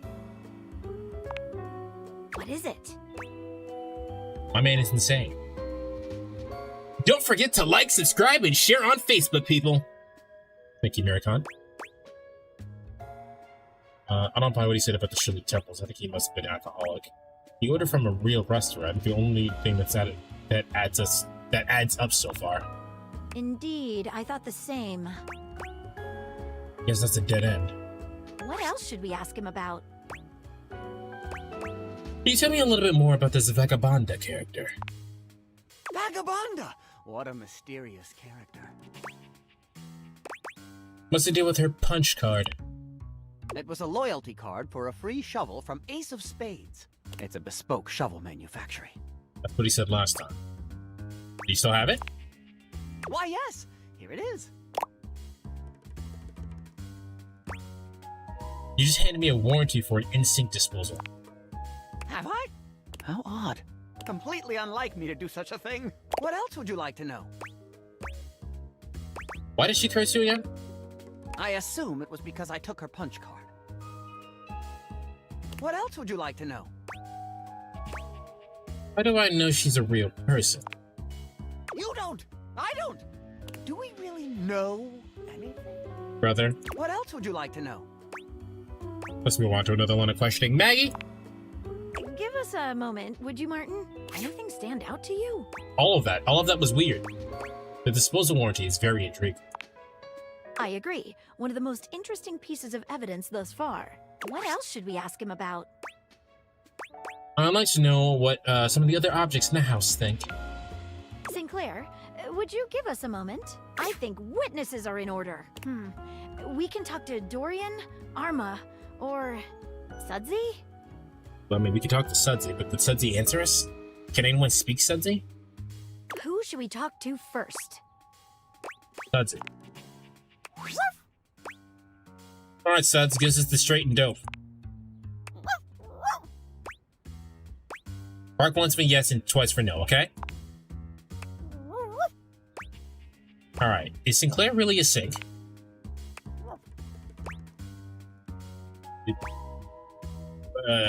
Bark again to confirm. Are you saying yes, he's a sink?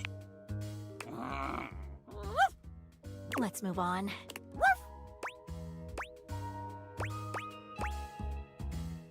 Do you want a treat, Sudsy?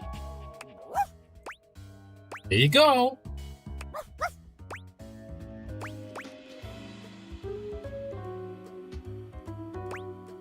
Those are right over Suds.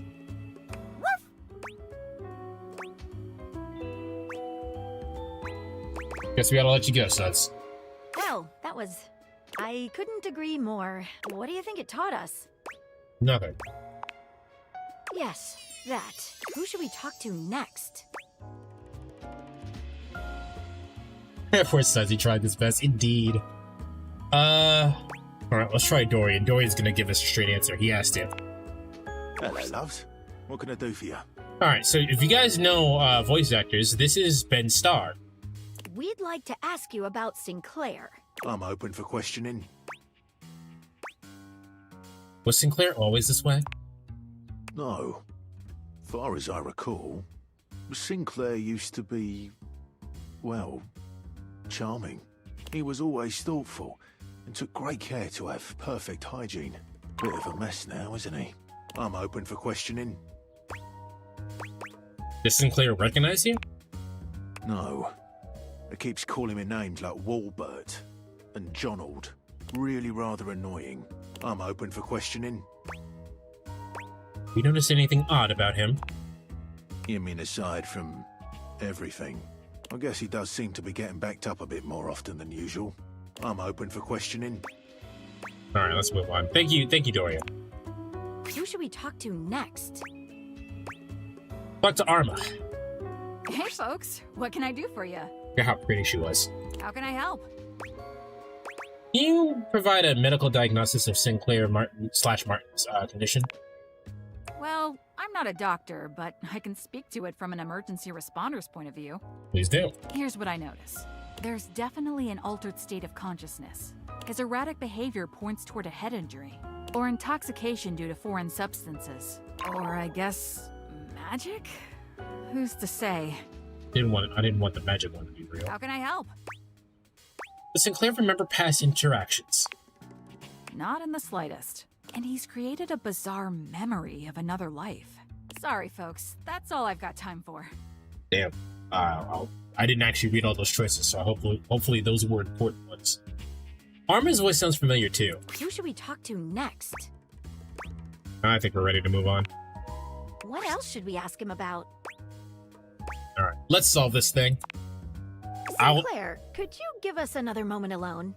I will solve this the way that I solve all Ace Attorney trials, by bullshitting. Of course. Here, take it. Okay. All right. Thank you. I've been thinking. Whatever is going on, clearly Sinclaire/Martin's mind is...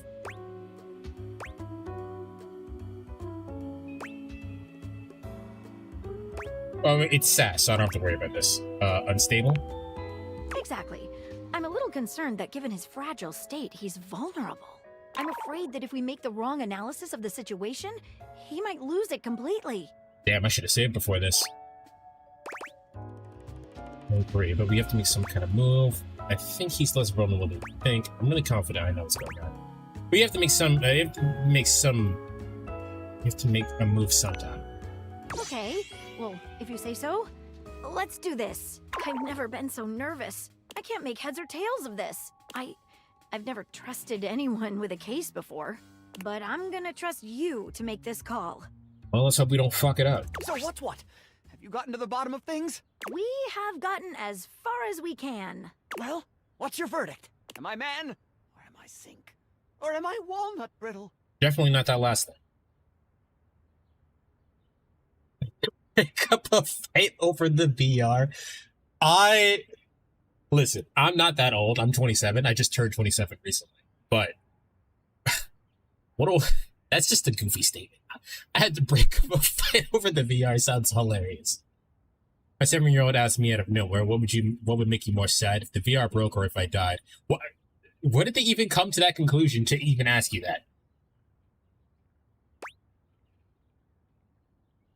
What would make you more sad, if the VR broke or if I was fucking dead?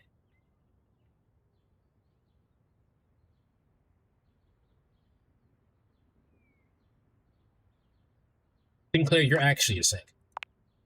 Preposterous! I don't believe it for a moment! No. What evidence do you have?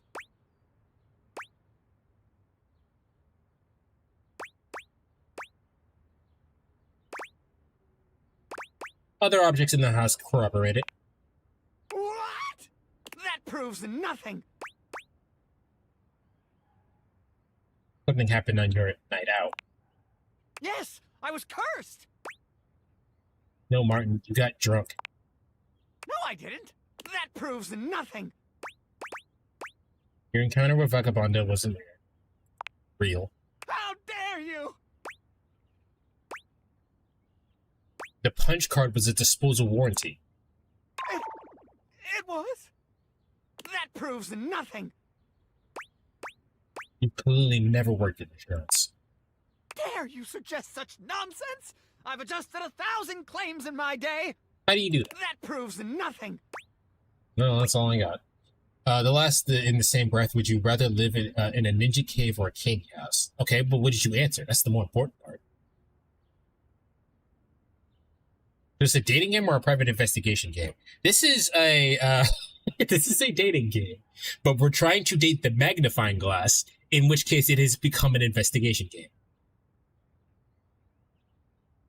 Like where I live, no one told you had to eat the candy house. They asked you where'd you rather live in, Sari. Come on. Also, am I saying your name right? I assume it's Sari. Any drugs were involved in the development of the scam? I assume a few, but not a lot. I don't want to live in a ninja cave. Imagine fighting the ninjas. Well, that's not necessarily true. It could be like the Teenage Mutant Ninja Turtles place, like the sewers. There's just a bunch of ninjas everywhere. Doesn't necessarily have to be violent. Still calls me Cersei, and it cracks me up. Yeah, I almost said Cersei a few times. Yeah, no, that's all I got, Sinclair. Sinclair grips his sink head in both hands, trembling all over. What? Who is? Who am I? My mind feels like it's breaking into a thousand turbans. Nani? I'm all jumbled. Things are. How once did it all seem? How can an insurance claim? Wait, an adjustment. Once more into the breach, dear friends. Once more. Or fill the wall up with our disunited thoughts. A dollop of daisies'll do ya. We've made a horrible mistake. This is terrible. Just terrible. Ooh, a quick trip around the file cabinet. Let's all go down to the Frosted Lemon for a Clerman. We should never have stuck our noses in this case. Never. He's gone utterly mad. He was always like that. He's just worse now. What have I done? Oh, we've ruined everything. I have to go. Dare I share a portion of pebbles? Porridge is as porridge does, I always say. I know that reference.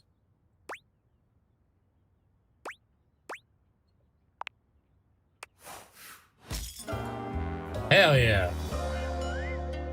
Prestidigitation. Palatability. So, Pachinko. why did you say pachinko? So, as you see, I have failed hanging out with Sinclair.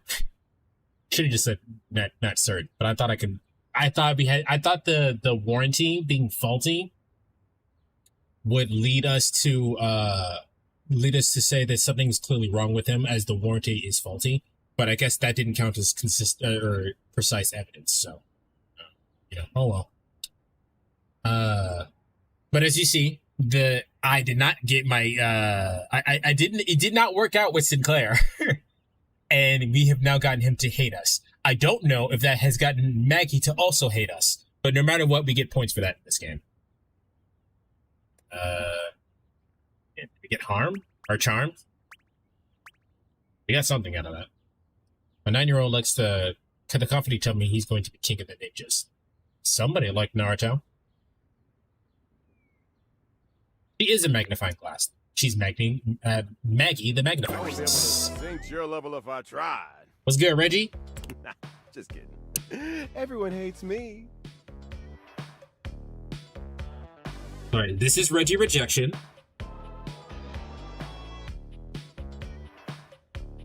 Certified Diva. As they damn well should. Oh, okay. All right. I don't think I can talk to Maggie.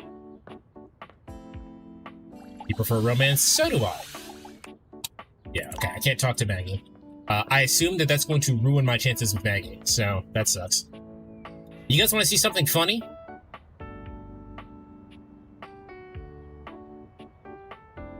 I started watching anime until it... I didn't actually start watching anime until a couple months ago. He and his dad have been powering through all of those. I got reincarnated as a slime isekai things. I don't know how good those are. I haven't actually seen that one.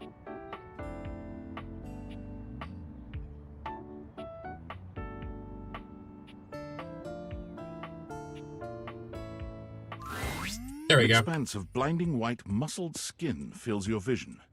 It reminds you of that class field trip to the art museum, if not for the torn jeans on this ivory Adonis's lower body. Hello. But What as the your hell eyes is this? continue to travel up and take everything in, you note that the similarities to a classic marble statue come to an abrupt and What the hell screeching is halt this? at this guy's face. They range a lot. I wouldn't mind watching them too, but I can't sit and watch 10 episodes in a row. I'm not a binge watcher, I see. Although I feel like you would be. If you added 10 of my videos to your watch later. So The only anime I can binge that much was Fruits Basket remake. Ah, I see. I don't know, but his 12-pack is tight. He will explain himself in a minute. Video essays are different. I can play video games at the same time. Ah, fair enough. He almost resembles a bleached bowling ball. His eyes are two dark and unreadable holes. His mouth nothing more than a thin line. He has no nose, no cheekbones, no ears. His shining white face is simply devoid of just about anything. Sup, baby? That's a fantastic red shirt you've got. Glad it doesn't cover your sweet ass. Thanks. Excuse me? Nah, I don't think I will. Who are you? Yeesh, I gotta write a whole dissertation for you? Yes. This was kind of sexy, though. This is Sung Mung Cho. He's also pro ZD on, YouTube. I feel like this is the masculine version of how you...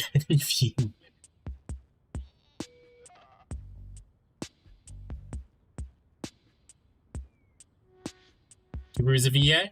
Yeah. You'll be able to hear it himself.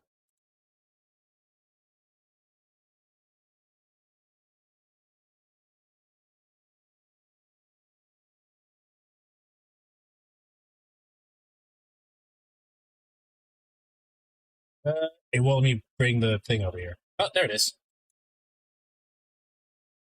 Hey, Garma, do you read me? Blame this on the misfortune of your birth. What? Misfortune? That's right. Sure, you're not saying that. You were indeed a very good friend to me. Don't take it personally. You can thank your father for this. Huh? This video is sponsored by the gun. There you go. Same guy. Get out of here.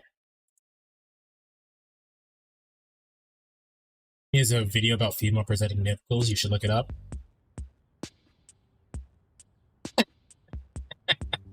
I wonder if you could find the super special alert that I have for boobs. You want some graphs and pie charts? Oh, how about some Venn diagrams? Will that help you figure it out? Yes, please. Oh my god, I was being facetious. It's a good thing you're nice to look at, because you're definitely not much in the brains department. Here, I'll give you a hint about my true secret identity. I'm what you spend your entire life avoiding. Alright, so I only found out about this because it was suggested in Natty's stream when I was with her yesterday. I know exactly who this fucker is. Give you special boobs, you say? It's a particular sound alert that you may or may not be able to find. Ah, jeez. The fuck? What kind of freak are you? But not even remotely close. I'm an overwhelming sense of existential dread. Hey, sucks to be you. I got over you in fucking middle school, loser. But my homies call me Doug. Yo.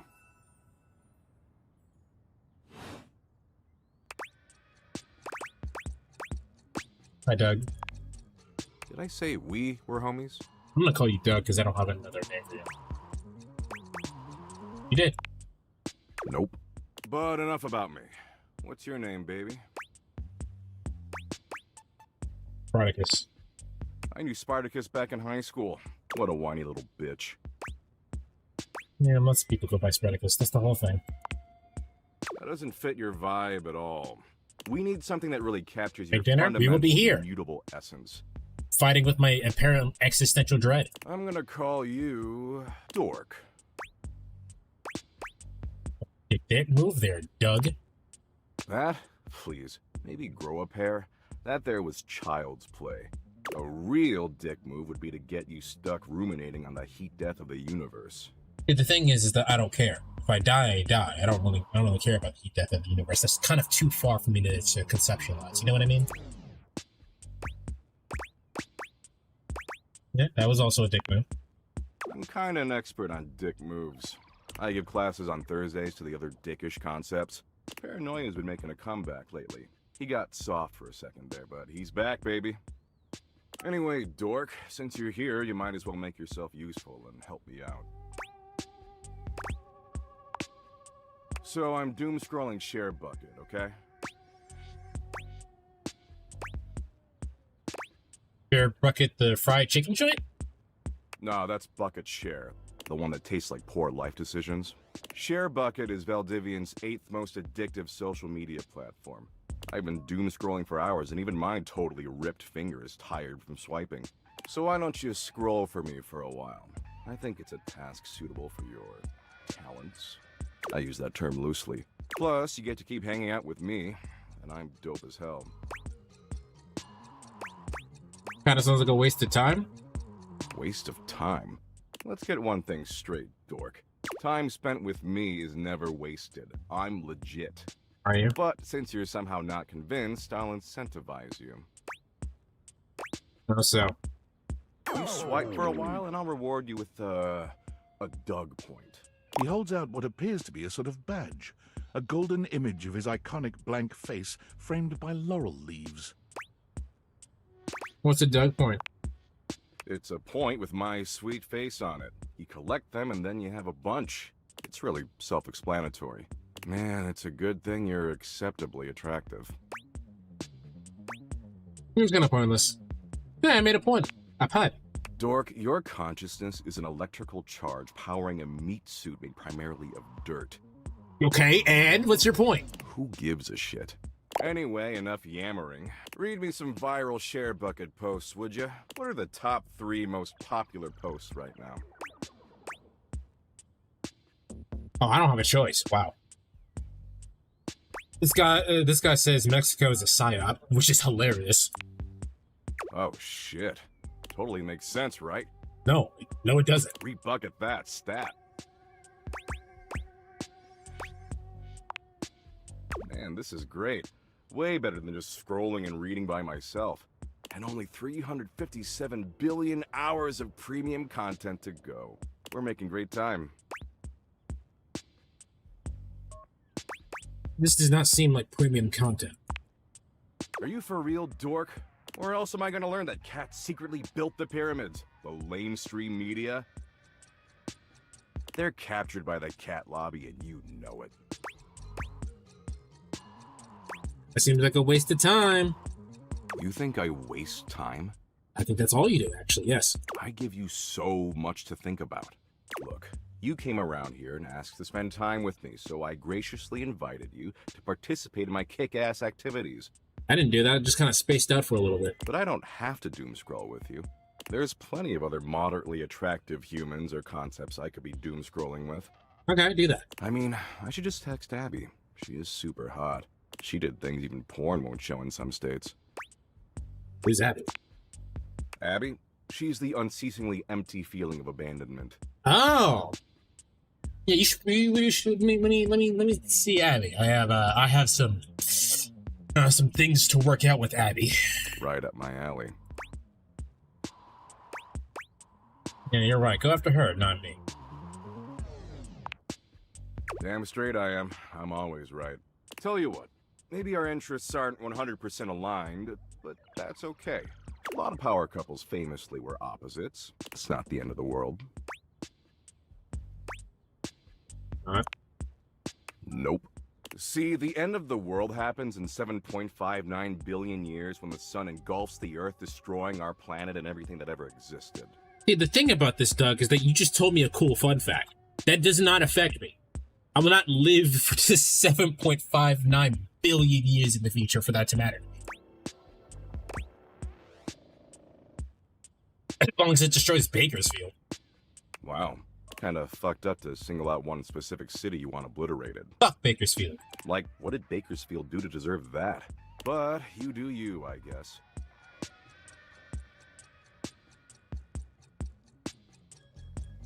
Be dead by the point that I'll be dead by the point that happens. So what use would that do for me? That'll be the future generation problem. See, the thing is that, like I said, I already conquered existential dread in middle school when I played Persona 3. Like, Persona 3 is about fucking existential dread. The point of living is to live for your own purposes. That's the point of living. I don't have to worry about, like, all I have to care about is what I care about. All this extra shit is extra. What matters is, I'm hot and you're passably attractive, so I don't want to blow this up over nothing.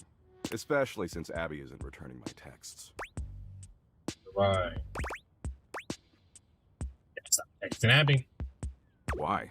You trying to move in on my turf? No way. Go find your own concepts to share memes with.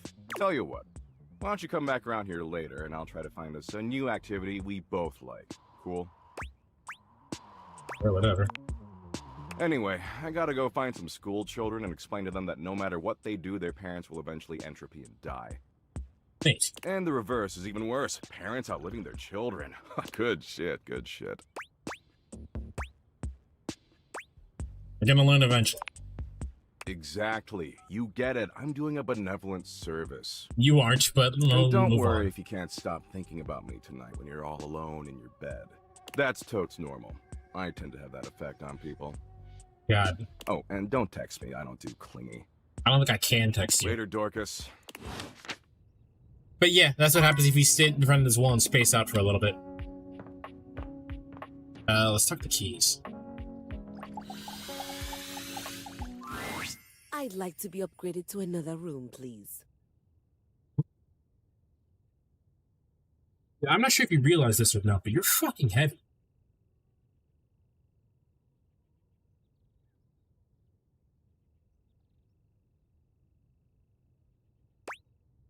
What's wrong with this one? Up until recently, only 3 things. As of this morning, I've discovered a 4th. Of course, yeah. Of course. Do you think I'm picky about which room I'm in? About the environment? Yes. I am. I am glad you know me well.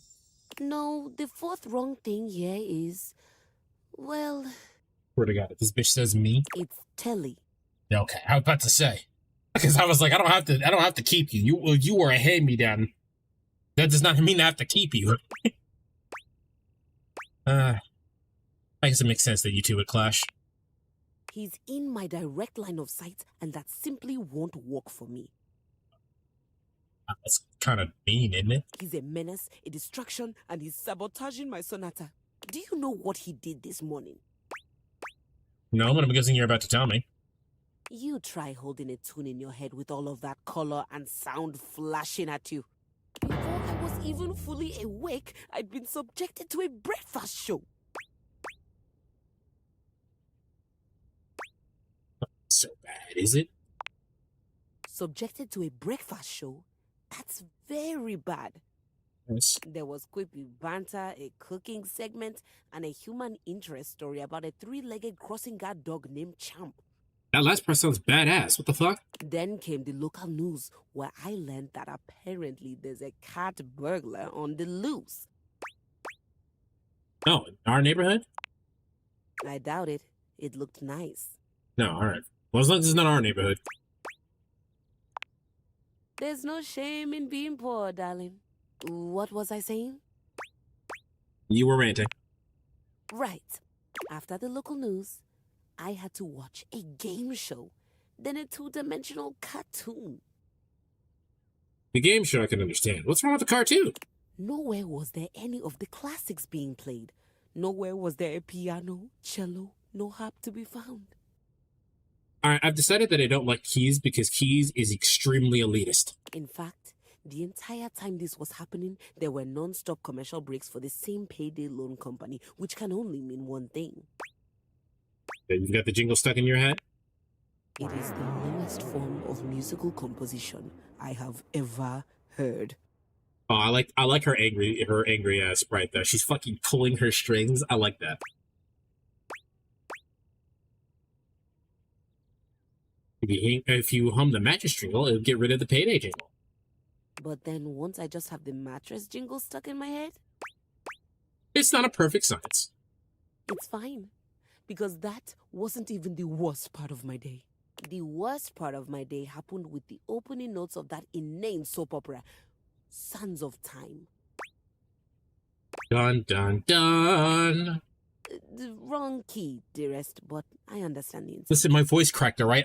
You don't have to point it out. It was the most ridiculous 40 minutes of my life. Time I could have been using to write my sonata. There was seduction, scandal, and this lady named Charlene pushed her twin off a cliff and then went home to sleep with her husband. The twin's husband. The sister. The dead sister. Who turned out not to have died from the cliff, which just seems impossible. I can't believe I spent my entire day on this nonsense.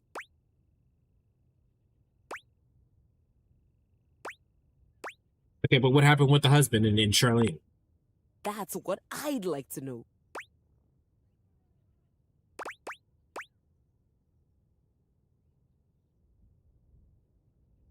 That's definitely an interesting development. No, a subdominant in the minor key is an interesting development. This is just sad.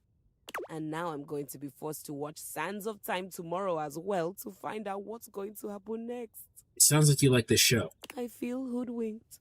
Soap opera has the word opera in it, but it isn't musical at all. Do you think Telly would let me watch the next episode tomorrow? I'll ask him. But we're not really friends, and I'm a complete stranger to him. Everyone here already knows each other. Today's a great day to fix that. And then what? We'll make small talk, be friendly. She nods slowly. Be friendly. You've had friends before, haven't you? I've had colleagues I admire to the point of crippling jealousy. Yeah, that's not a friend. That's kind of like being friends. No, that's... No. Care about them? No. Want to spend time with them? God, no. Did you root for their success? You don't root for the competition. You rip off their heads and paint the inside of your soundboard with their blood. That's a little much. You that for a tattoo? Be my guest. I don't want to do that with Telly though, but I'm not sure how to go about it. Easy. Just tell him you like to be friends. That's it? Start. If he says it's alright and I can watch a few more shows, do I have your permission to do that before I get back to my sonata? Why are you asking me for permission? I'm not sure. My days at the music department were always so busy. It just seems like I should be asking someone before I spend hours doing nothing. However you want to spend your time is up to you. That's a relief. Thanks, Maestro. Alright, we got one more. Alright, Keys came around really quickly, so I no longer hate her. She's back at neutral.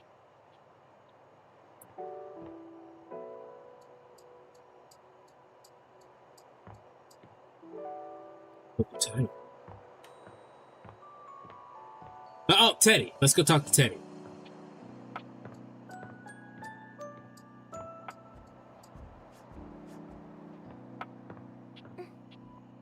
Girl, don't moan at me.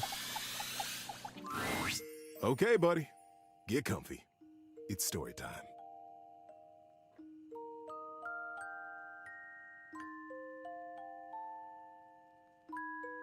All right, tell me a story, Teddy. This is the story of the tiny octopus and the underwater Olympics. Ooh. Her name was Ollie, and she was the tiniest octopus in the pod. Her family loved her, and she had plenty of friends, but there was always a niggling in her mind that they thought she was just too tiny. Cute little Ollie. Don't make her lift that big anemone. Oh, look at little Ollie. There's no way she can reach that big, tall kelp tree. I bet Ollie has it in her to do great things. You might just be right, but when the underwater Olympics came to her reef, she knew it was her most important and most joyful way to prove herself. Ollie just knew that if she could enter, and if she could win, they would all see how big and capable she really was. On the first day of the games, Ollie was there. She watched the opening parade with such excitement, she could barely breathe. Then the MC swam up to the podium to announce the events that would be taking place, and Ollie couldn't believe her eyes. The MC was none other than Click-Clack Carruthers, the bombastic and amiable crab who ran the General Mercantile store back at her reef. This was surely a good sign. When she heard him announce the perfect event for her, she would know it. And she would talk to Click-Clack, and he would help her. Ollie waited and waited. It seemed there were 1,000 events at the games, from sand racing to bubble ballet. But she finally heard it. The rock toss. Competitors chose rocks as big as they could find and heaved them over their heads in a dazzling display of strength. Whoever heaved the biggest rock the furthest would be declared the winner. No way Ollie's making out this way. Go, Ollie, you can do this! It's just perfect, thought Ollie. The perfect way to show my size and strength. And when I win, all my friends and family will cheer for me. She nodded her head decisively and spurted off to find Click-Clack. He wasn't hard to find. Just like at his store, Click-Clack had drawn a crowd with his booming voice, brightly colored claws, and humorous tales. Click-Clack! Yep, sorry. She called out, edging her tiny body through the crush of listeners gathered for his story. Click-Clack! It's me! It's Ollie! Ollie, you little flutterby! Get your tentacles over here. She gave him a friendly hug. What are you doing here? Said Click-Clack. Click-Clack, she began. I need your help. I want to compete in the games. I want to enter the rock toss and show my friends and family that I am big and strong. Can you help me? Click-Clack considered seriously for a moment. Ollie, he began, this is a sincere undertaking. Now, the rock toss is very difficult. It is also dangerous. Even seasoned competitors can have trouble with it. Are you sure you want to enter that event? Ollie Click-Clack snapped his claws together decisively. Well then, more than anything in the world. If that's the case, of course I'll help you. Let's get over there and get you registered. Oh, Click-Clack, thank you. Thank you, thank you, thank you, thank you, thank you, thank you. I'll make you proud. You'll see, I'm going to win. Ollie, I'm proud of you for knowing what you want. That's a feat in and of itself. And you can bet I'll be watching you when you compete. I'll be cheering no matter what. How you doing, buddy? Need a break? No, keep going. Now, the next few days felt like a blur to Ollie. She told her friends and family all to come to the games, but she wouldn't tell them why. She trained in secret all day, every day. Most nights, she dreamt about finally hefting that great shell trophy. But there were some nights when the nagging thoughts came back. Could she do it? She was small. Maybe she was too small. These dreams unsettled her. But when she awoke, she couldn't remember them. It was just a vague feeling of doubt, of question. She continued with her training, and the doubt slipped in the back of her mind. Almost before she knew it, the day came. She made her way to the competition grounds and took her assigned place next to her rock. It was much bigger even than she had imagined it would be, and for a moment, she was afraid. I'm afraid, she whispered quietly to herself. I'm afraid. But I am going to do this. I am going to lift this rock. The competitors around her shook their shells, their tentacles. The fish opened their gills wide, and the giant prawns flexed their powerful tails. You got this, Ollie. Nervously, Ollie scanned the faces of the crowd. There were her friends, her mother and father, and the joyfully bright shell of Click-Clack. He winked at her and waved a claw. He had promised to be there, and there he was. Ollie took a deep breath and began to relax. Across the field from her, the biggest snail Ollie had ever seen was stretching his cable neck. Timo, the Australian trumpet, a legend, the winner of the rock toss for the last 4 games, the undefeated champion. Ollie began to giggle. She was standing in the same sand as Timo the trumpet. The starting song began to whistle through the water. 3, 2, 1. And a great deep note reverberated through the water. Lift, it cried. Lift and toss. Ollie's focus became laser sharp. It was her training, and the rock. 1 tentacle underneath, 2 tentacles underneath, 6 tentacles levering behind her. 1 more tentacle underneath. She shifted her little body, wiggling her tentacles under the huge stone, and pressing as hard as she could down into the shifting sand to leverage the great weight up over her head. She strained and gritted her beak. She drew on all those moments she had felt too small, and all those moments she knew she was big. She was strong, and she was just right. How's stream? It's telling me I'm dropping. Well, it's not telling me I'm dropping anything, but it looks like my connection's being weird. Is everything okay? Are you looking okay?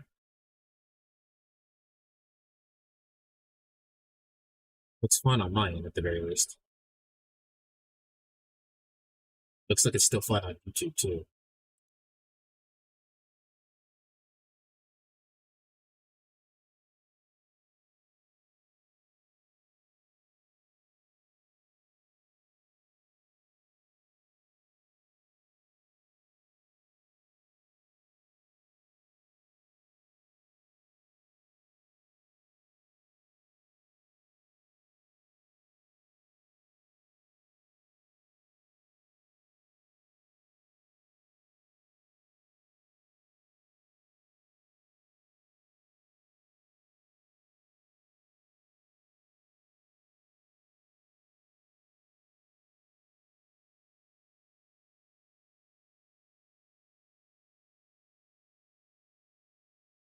Looks like my internet's freaking out for a second.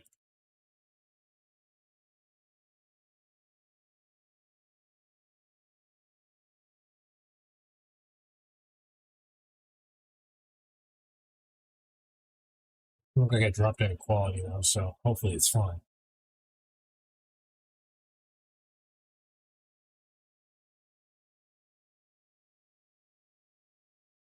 And up it went.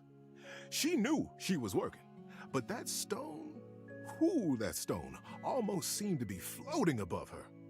1 more step, just a huge heaving toss, and she would have done it. She began to arch her tentacles back, winding up for the throw.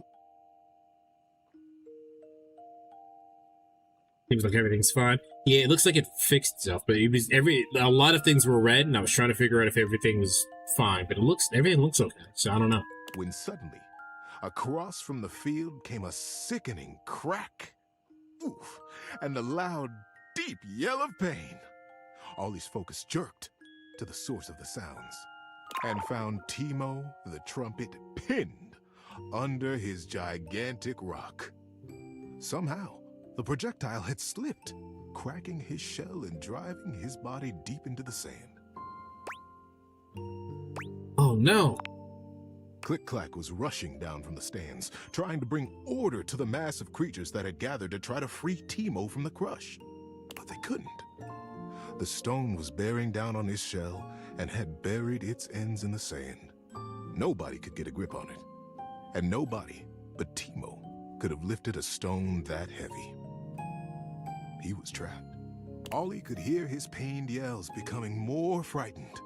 Creatures bustled around him, speaking over each other and ineffectually pushing on the stone. And then she saw it.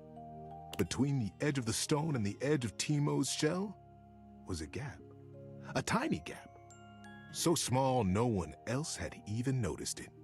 If she could just get in there and create even a little bit of space for him, Timo would be able to lift the stone for himself. In a flash, she had made up her mind. She let her hard-lifted rock slip from her grip and rushed across the field in a little purple blur. She darted around and through the crowd until she found the gap and inched her way into the dark recess. Timo! Timo, can you hear me? Timo's eyes were frantic, his breathing fast and thready. Yes, he finally croaked. Yes, I can hear you. Who are you? How did you get in here? My name is Ollie. I came in through that little gap there. She pointed it out, and his eyes goggled. You got through that? He marveled. I thought I was alone. Well, you aren't. Not anymore. Now listen, we're going to get you out of here. I can't lift that whole stone, but I can lift a little bit. If I give you a little bit of space, can you do the rest? You can lift this at all? Timo the Trumpet, the undefeated champion, stared at little Ollie in the dark water with shock on his face. Yes, I can. I had already lifted my rock for the competition. You were in the competition? Timo said quietly. I didn't even see you. I'm sorry. Ollie smiled. It's okay. It happens all the time. But you can see me now, and we have work to do. Are you ready? Timo took a deep breath and a swallow. Yes, Ollie. If you can lift a little bit, I can do the rest. And so together, the biggest creature and the smallest one began to push. Ollie lifting Timo, and Timo lifting the stone inch by inch, breath by breath. The massive rock began to shift until finally, plop! The big rock dislodged itself and fell heavily down into the sand beside them, off of Timo's shell completely. The crowd began to cheer wildly. Timo! He has done it again! He has rescued himself! Timo breathed heavily and smiled. Thank you all, thank you! But it wasn't just me this time. From underneath Timo's shadow swam Ollie. The crowd went silent, stared at her, confused. This little Ollie helped me. She saw a solution nobody else had and noticed. And she jumped into action. Ollie saved my life when I couldn't have saved it myself. Ollie is the hero today. Ollie felt herself turning blush pink, and she gazed out confidently at all the faces of her friends and family. The crowd began to part, and Click-Clack was soon standing in front of her. His face was a picture of joy and of pride. Now he actually getting tired. Folks, he began, not taking his eyes from Ollie. While there is no official winner to this contest, as it was interrupted, I propose that we award the Great Shell to our hero, Ollie. She is brave, and though she may be but small, she is mighty. Yay, Ollie! The ripple of approval and excitement ran through the crowd like a wave. Before long, they were clapping, and then they were cheering. And before Ollie knew it, she was sitting atop Timo's shell, mindful of the crack the stone had made, and the great shell was wrapped securely in her tentacles. I did it, she thought. I won. It took her only a moment to realize that she had won not by being big, but by being exactly who she had been all along. That's it. What do you think? That was a good story. That's why I told it. Good night, buddy.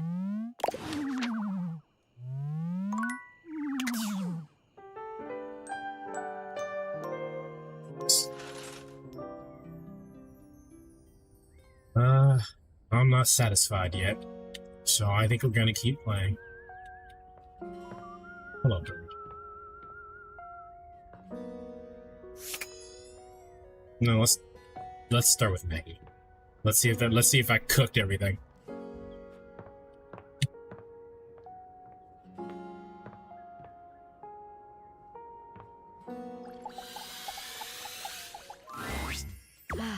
That case will always haunt me.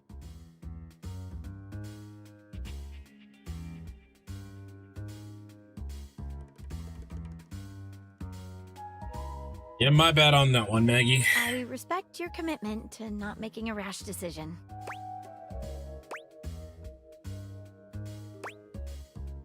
It's sad with the evidence is so wild. It truly was. But at the same time, I don't know. For a while, I was starting to find myself very attracted to you. Oh, we're fucked. It's over. I think that's changed.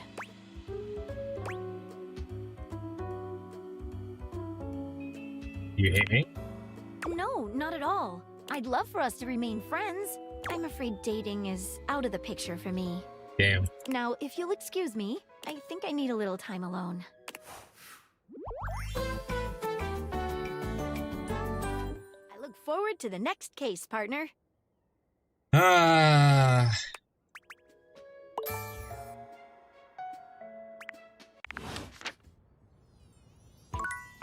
At least I didn't botch that. Because how the fuck was I supposed to... Ben-hwa. Ben-hwa starts when you enter your bedroom. They look as if they've been waiting for you. Oh, yeah?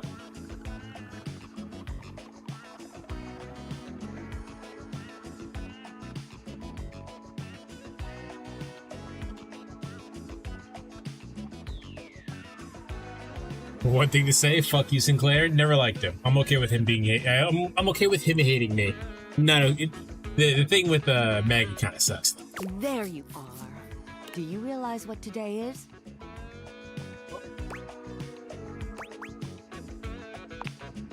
Of course you forgot. It's the anniversary of the day we met. Or should I say, the anniversary of the day you pulled me out of several boxes, and you and all your friends laughed and laughed. Sorry, Ben-hwa. Thank you. Why do you think I've been so desperate for you to see me as the sexual powerhouse I really am? I thought perhaps you'd remember our anniversary coming up. We'd take this opportunity to rectify the indignity of our first meeting. Really, I can't count on you to do this yourself. That's not really fair. Is it? It took you ages to even use me. I don't use... No, I'm not... Don't want a butt plug. What the hell am I supposed to think when the first time we meet, I'm held up as a fucking joke? Tell me I'm not a joke to you. They look at you with genuine pain in their eyes, their lip trembling with barely repressed anger and sadness. You're not a joke to me, Ben. Thank you. They turn away from you, wiping at their eyes. I never wanted you to see me like this. I need to be alone for a while.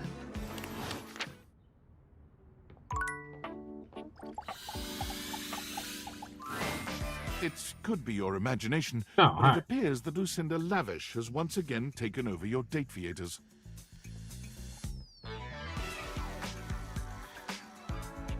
Hello again. You've got to tell me what to do, baby. Maybe that's fun. I've seen your other sides. Tell me more about you. Whoa! Continuing to pry at my very being, huh? Real cool. I'm here to show you a good time. And if you keep doing what you're doing, you're gonna have a bad time. Yeah, I don't know about you, but I think I saw her eye glow. I'm all about finding out your secrets. There's no secrets. I'm just... I guess you've noticed that I don't exist in the house at all. I barely exist in this fucking game.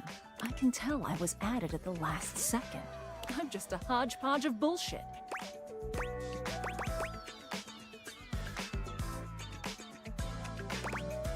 You're interesting to me. Well, you're falling for it because there's literally nothing here. You can't even talk to me whenever you want. You have to wait until I randomly appear. I'm a freaking hijacker of dates. I suck. You don't suck. Really? Tell me one thing that you know about me. One true thing. You're good at being self-reflective. Yeah, I can reflect myself all the way back up my own ass. Please, don't pick these options anymore. The ones where we talk. It's just easier on me, okay?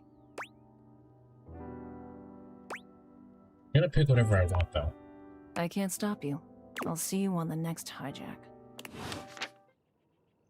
That was depressing, though.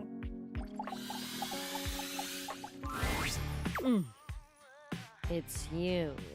Hello.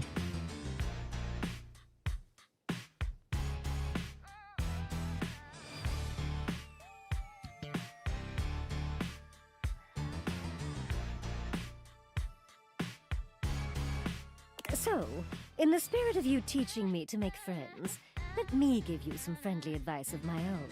If you keep going the way you are now, you're gonna have a bad time. Yeah, that's twice in a row now. What the fuck? This is twice in a row now they've referenced Undertale. Literally the last person I talked to did this. What the fuck? What is happening? Can we get a clip on this too? Bathsheba lets the words hang in the air between the two of you. The air is so thick with tension, it's choking. That stuff with Barry was not my speed. So let's make sure today we hang out with someone who rules, actually, huh? I'm doing my best, you know. Then do better, sweetie. Now, who should we practice on? Bathsheba looks around the room, scanning it in a thoughtful silence, until her gaze settles on the rubber ducky. She doesn't even bother to wait for your input, walking swiftly to the duck with her arms wide. I think she's gonna have a bad time. Oh! Rebby! Shiva! Oh. Maybe they're gonna have a good time. Sup, you dirty bitch? Oh my god, you are too funny. You guys are friends already? Oh yeah, totally. Yeah, don't go spreading it around. We're going around practicing my people skills. Tough ducking shit without any actual people to practice on. I know, right? Plus, I'm good at talking and making friends. Yeah, sure. That's why I'm the only one you talk to. No, you're the only one I talk to because you're the only one hilarious enough to keep my attention. Nah, true. But also, everyone else hates your guts. They do not! Oh god, you absolute bitch. I do not understand the basis of this friendship. Ain't nothing for you to understand, Normie. It's really simple. Rebby and I are champion shit talkers. I asked them once for gossip and they just went down the line, destroying everyone in this house. Oh. Including you, by the way. Rebel points a wing at you. Oh, I went in on you for a good 45 minutes. Neat. I didn't realize that was you back then. Oh my god. We just met. So? You could be annoying before I meet you, Duckstain. It's rich, by the way, that you tell Sheba she's no good at social shit when your best friend and only lay is your right ducking hand.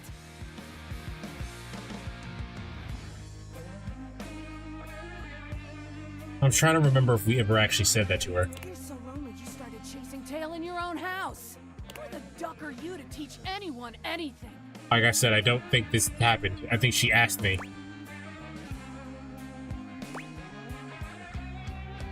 I don't have to explain myself to you. Oh, you finally grow a pair? Doesn't change shit. Only one that gets to dunk on Sheba is me, you dickbag. She doesn't need advice from a cuck like you anyway. Oh, Rebby.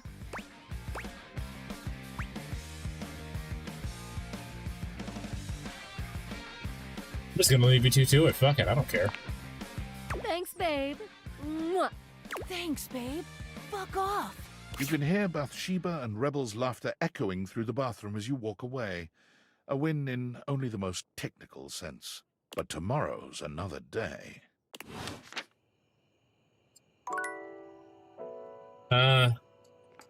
I trip on your pitch with the water. I feel like I'm totally unsalvaged. When you come across River again, she's got company. A glamorous companion in an equally glamorous bathrobe and that effortless sort of wet hair look. You recognize your bathtub, Bathsheba.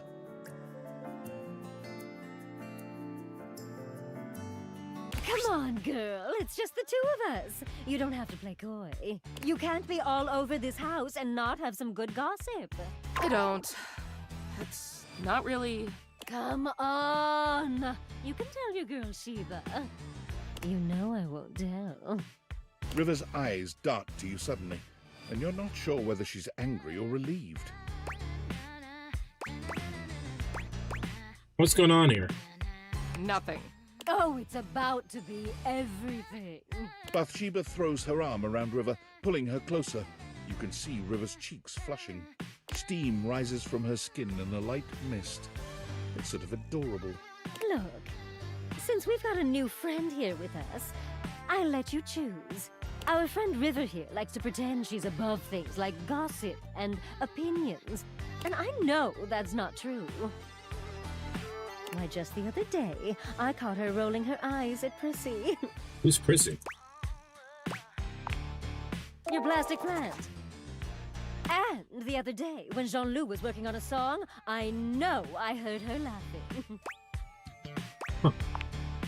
I wasn't. And every time you leave Winifred, she's got you all steamed up. That doesn't sound good. Don't ask me about her. Don't sweat it, Riv. Look, I'll let you off easy. Just one little cup of tea. Your friend's choice. That's fair, isn't it? River looks as if, to her, this is the farthest thing from fair, but she knows there's no wriggling out of it now. Fine.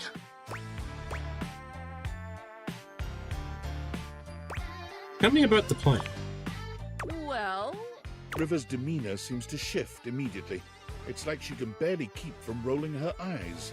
I just think it's interesting that a plastic plant would need to be watered. Interesting how? Just interesting.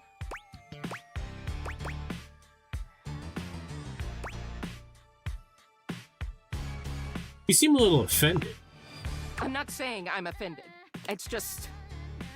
when my water slides down her leaves and gathers in the pot until it gets nasty... Oh, that is pretty nasty. Why do you water a plastic plant anyway? It was a good habit. Maybe you could just sing to her instead. I'm sure she'd be just as happy. Good idea. Thank you. River seems more relaxed than you've seen her, but when your eyes meet, it's like she remembers she's meant to be a bit more distant. Her smile vanishes, and she clears her throat nervously. Well, just one question before I go. What's up, River? What do you think is my best state? Oh, well, you're just so pretty all the time. But you know, you're so fun when you're liquid. After all, who doesn't love a good bath? I see. River leaves without another word, not bothering to say goodbye to you or Bathsheba. Whoa, hey! Wait up, Riv!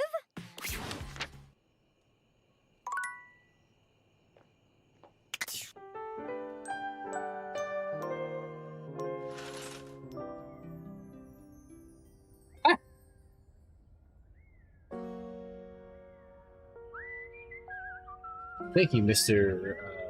Bird.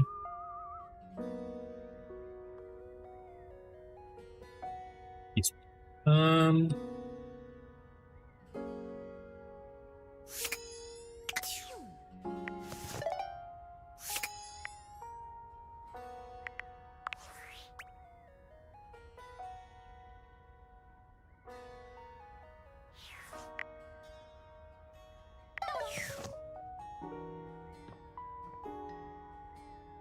How you doing, Ben-hwa? Oh God, I'm so glad you're back.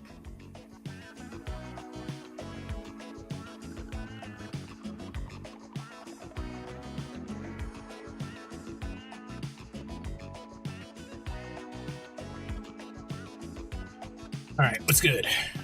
I thought after that disgusting display of emotion the other day, you'd never want to speak to me again. Well, I don't want to say that. That sounds like I don't remember. Don't be so hard on yourself. Well, if I'm not, who else will be?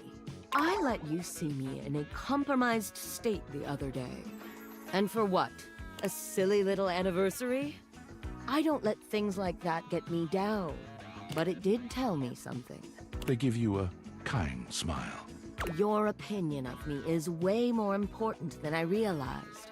I was so desperate for you to see me as the sensual being that I am, and not just some big joke.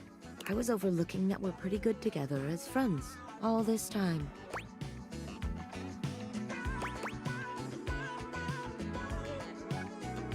Friends? Well, yeah. You weren't thinking you and I... I mean, I wasn't, but I was curious. They give you a pitying smile. Just because we messed around here and there doesn't mean we're gonna be together. Trust me, sweetie, it's better this way. Anyone who wants to date me is gonna have to meet some really high standards. And me and you, our friendship is enough. I'm lucky, honestly. It's hard to come back from embarrassing yourself like that. But I get to go through life with a good friend like you at my side. So thanks. And listen. Double damn? This one's not that much of a damn. I did not expect this to be a romance. You ever want this to be a friendship with benefits, you'd only say the word. But otherwise, just know, you'll always have a good friend right here in your drawer.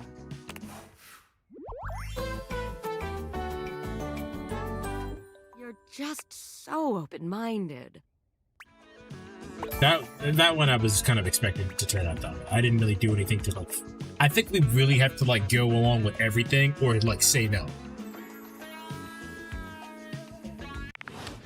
I didn't expect that to go any other way, honestly.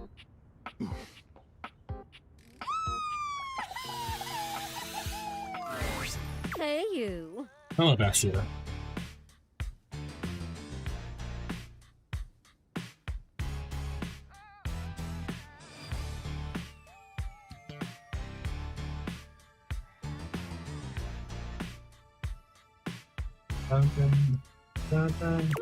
Back again, huh?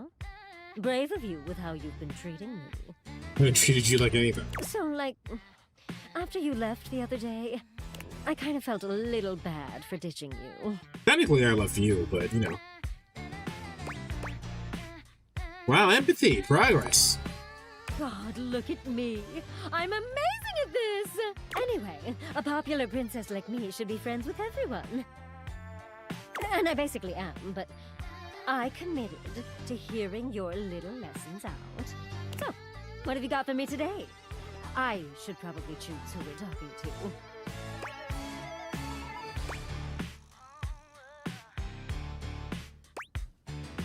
Some of your little friends.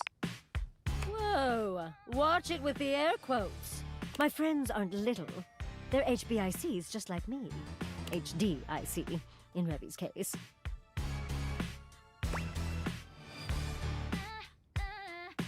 I hope the D stands for duck. I wouldn't worry about it. I got a real great one for us today. She points at your bathroom mirror, strolling over to look at herself. I feel like Amir wouldn't like you, but we'll see. Amir! Amir steps forward, greeting Bathsheba with a kiss to each cheek. I can be wrong. Bathsheba, my darling. I am truly blessed by your beauty. Oh my god, stop. No, it is true. Just look at yourself. Well, I understand why she likes it. The way your just-bathed curls frame your perfect face. The gentle peak of your décolletage from your robe. Class and sass in equal measure. God, I like you. Of course you do. She is pretty, but we're not here for flattery, Amir. It is not flattery. A mirror can only reflect the truth. And the truth I see is a beautiful bathtub who knows her worth. God, I do, don't I? You said you are practicing social skills, yes? Learning to take a compliment with poise and grace is a social skill. That is true. He's not wrong. Yes! Let us have an example now. Bathsheba, you may be the most beautiful bathtub I have ever seen in my life. I could live 1,000 years and reflect 1,000 souls, but never would I see your equal again. Amir. Up. He turns to you with a dazzling smile. Now then, how does a woman of Bathsheba's immense beauty respond to such a sweet and effusive compliment? Thank you, sir. May I have another? That's so kind. Thank you very much. That's nice, I guess. A little too demure for a queen like me, but nice. Humility is for peasants. Royalty knows their value. Brother. All right. Okay, but like, what if someone doesn't compliment me? Is such a thing possible when you look the way you do?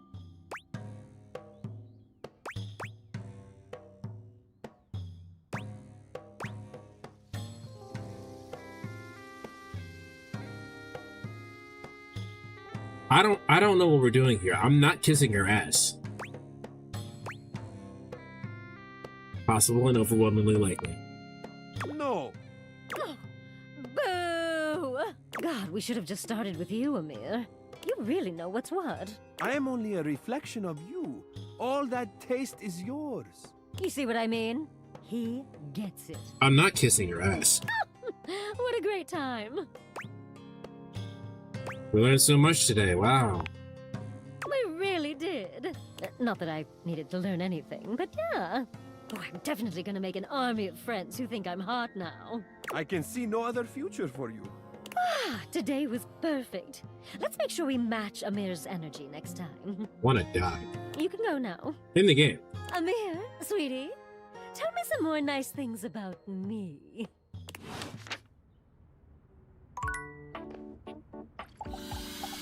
River. The room feels oddly humid when you walk in, almost as if you just finished running the shower. Are we good here? You're not like upset or angry or anything, are you? The reason soon becomes clear, however. Oh, Dante. You see River speaking with someone on fire. Or made of fire, anyway. Steam rises from River's skin, filling the room with warm air. You really gotta learn to relax, homie. I can relax just fine. Just please tell me how to be more likable. Well, I don't know if I can do that. I heard you telling Scandalabra how to up his game yesterday.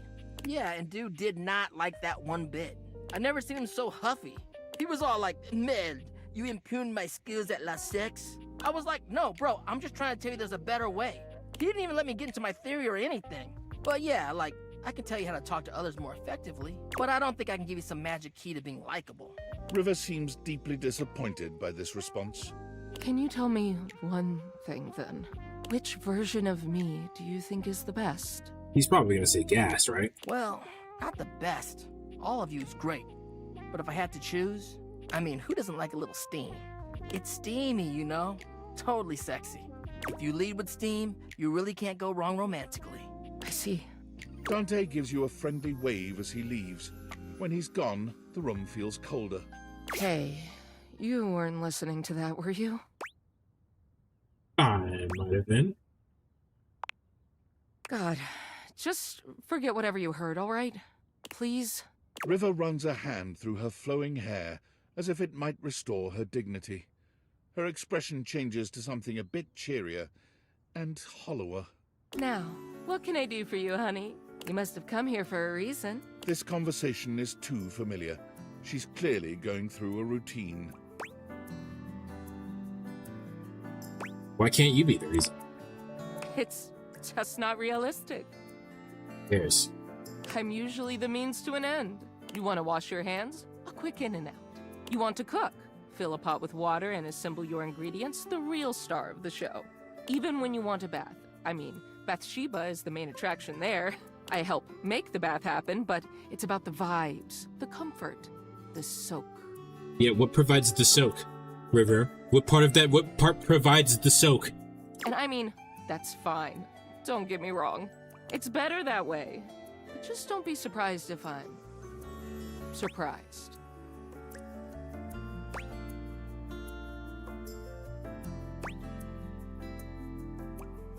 You're a crucial part of those experiences now. Am I? Yeah, you literally can't have a bath without water.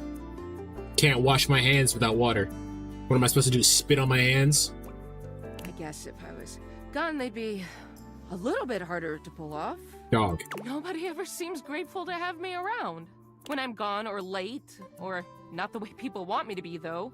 Nobody has a problem complaining about it then. All I want is to know what exactly people want from me so I can give it to them. If you don't want anything from me, and you can't give me that...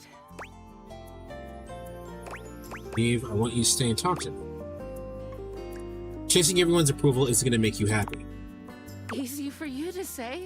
You're yourself no matter where you go. You have no idea what it's like for someone like me. That's so funny, River. You just want me to be myself, like I'm not literally changing at the molecular level all day, every day, all over this fucking house. But sure, okay. I'll just do what I want to do, which is apparently standing here and talk to you. Oh. Well, that was nice. River seems to be almost talking herself down from this angry little ledge she's on. She folds her arms over her chest, looking away from you for a good while. Eventually she exhales, seemingly more relaxed than she'd been. So, what do you want to talk about then? Let's just have a regular conversation. A regular conversation. River stares at you in an evaluating silence, as though she might pick up some hint from your blank face. Eventually, she sighs. Okay, did you catch the last episode of that TV show we were all watching? Oh yeah, which show was that again? I don't know. You and River stand in an uncomfortable silence. She winds a flowing strand of hair around one finger, fidgeting nervously. You listen to any good music lately?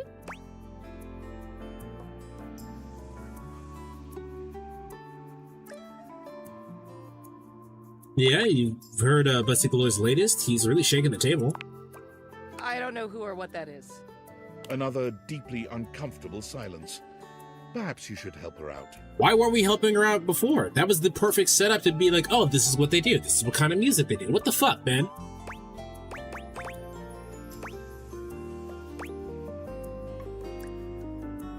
Got any fun plans this week? Not really. I just go where I'm needed. I don't really make time for myself like that. You should try it sometime.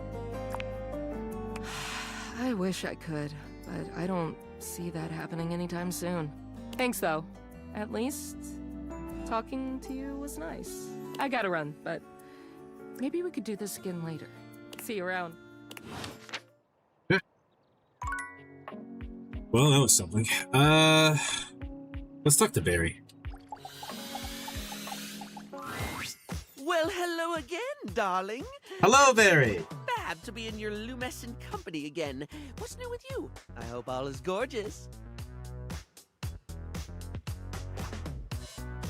Alright. You are gorgeous. I am indeed. So, since we last chatted, I've memorized the hex codes of all my favorite shades of pink. And then I forgot them. Do we need hex codes for makeup? I'll have to ask my mom about that. I was supposed to be organizing all my color palettes before I got distracted by thinking about pink things and trying to name all the stuff I know that's pink. So, anyway, if you were thinking of going with the Smile Republic Berry Red eyeshadow today, I apologize in advance for not knowing where it is. You really have a lot going on, don't you? I suppose I do. Which is funny, because if you'd asked me, I'd say my head's empty most of the time.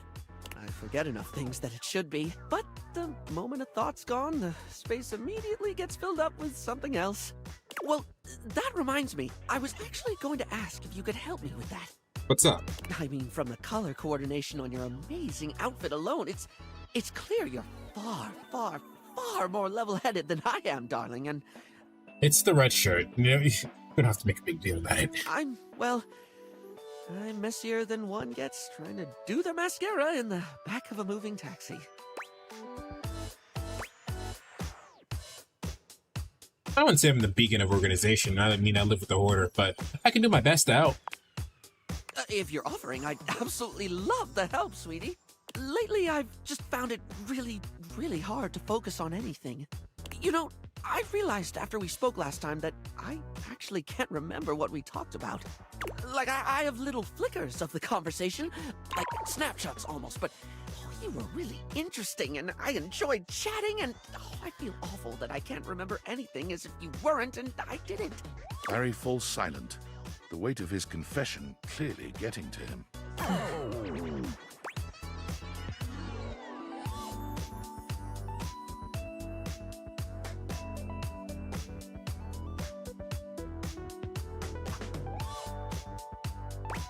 Don't worry about it. It's just a casual chat. Hardly something that needs burning into your brain. It's more than that, though. For example, if I watched a movie, do you know how much I'd remember by the time we hit the credits? Same thing, just snapshots. Maybe a line or two for a while, but there can be more important stuff than that, too. It could be the happiest day of my life, and I'd still walk away with cliff notes that'll fade in no time at all. It seems more than just ADHD, so I don't know what to say about this. Feels like my brain robs from itself. Just takes away the things I experience and leaves an outline in its place. I can feel life crumbling away behind me like a particularly cheap liner pen.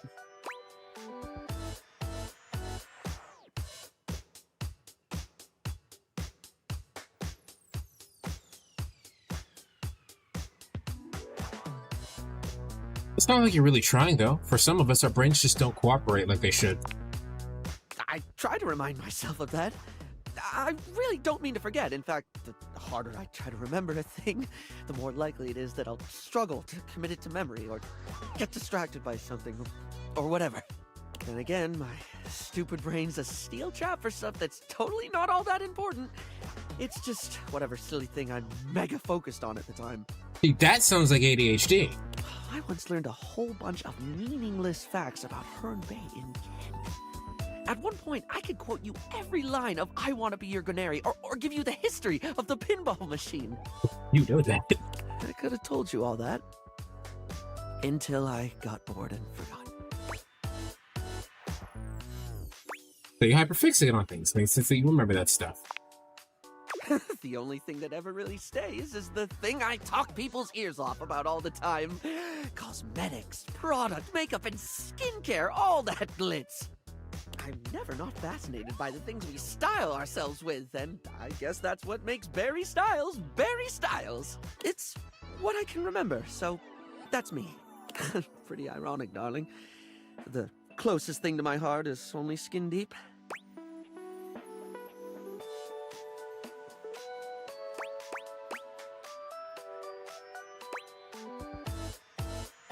Maybe for some, but you make people feel good. That's definitely something that matters. Barry gives you a warm smile. That's a lovely way of looking at it. You have a beautiful perspective. All right, Bathsheba, we'll be here, flirting with our makeup. So what was it that you actually needed my help with? Oh, yes! I forgot that's what actually started this. I can't remember a single thing, and it looks to me like you're able to keep track of roughly 100 things at once. No, I've been living with my ADHD much longer than what you seemingly have. So, like, how? How can I at least pay attention to the things I want to pay attention to?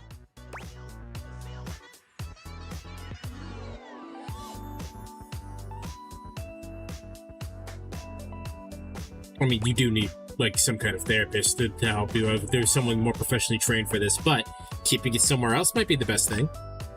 Hmm? How do you mean, hun? I make reminders for everything.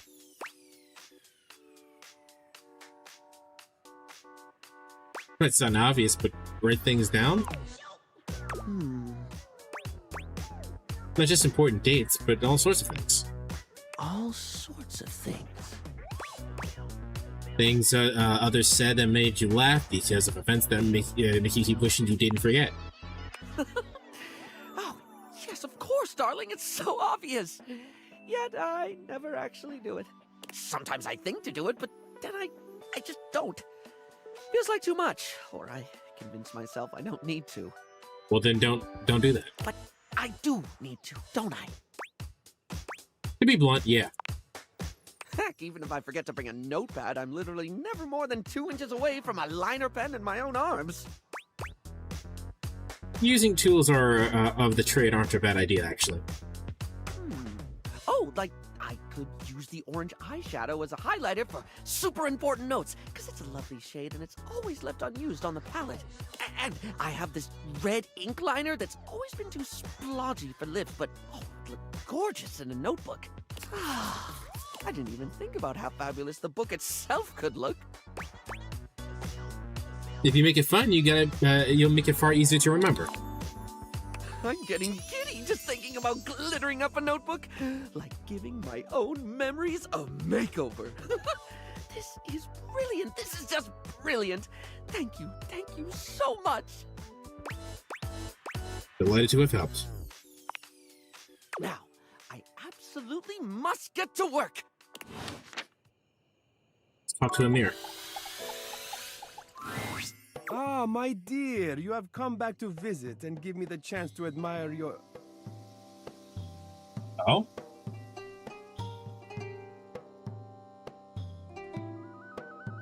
Why did we stop, Amir? What's wrong? Am I not gorgeous anymore? Amir's smile falters, his effusive praise coming to a grinding halt. Oh, my tragedy mars your beauty. It has nothing to do with your gorgeous proportions, your stunning features. It is green. What? A color that cannot belong in the white statuary of your teeth. Oh, I have something in my teeth. Did you have broccoli recently? Yeah, for breakfast. Ah, that's a strange choice. Well, I'm afraid you have some left over in your teeth. Just there. Take a look. How long has that been there? I'm sure not long. One can hope. Perhaps you should consider flossing more often. I'm sure Barry would be happy to lend you a hand with it, actually. He's rather obnoxiously reliable with personal routine.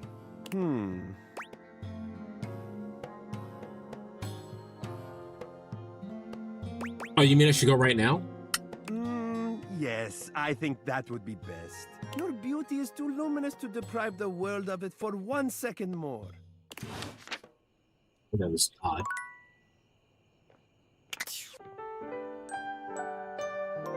I'll do a little bit more.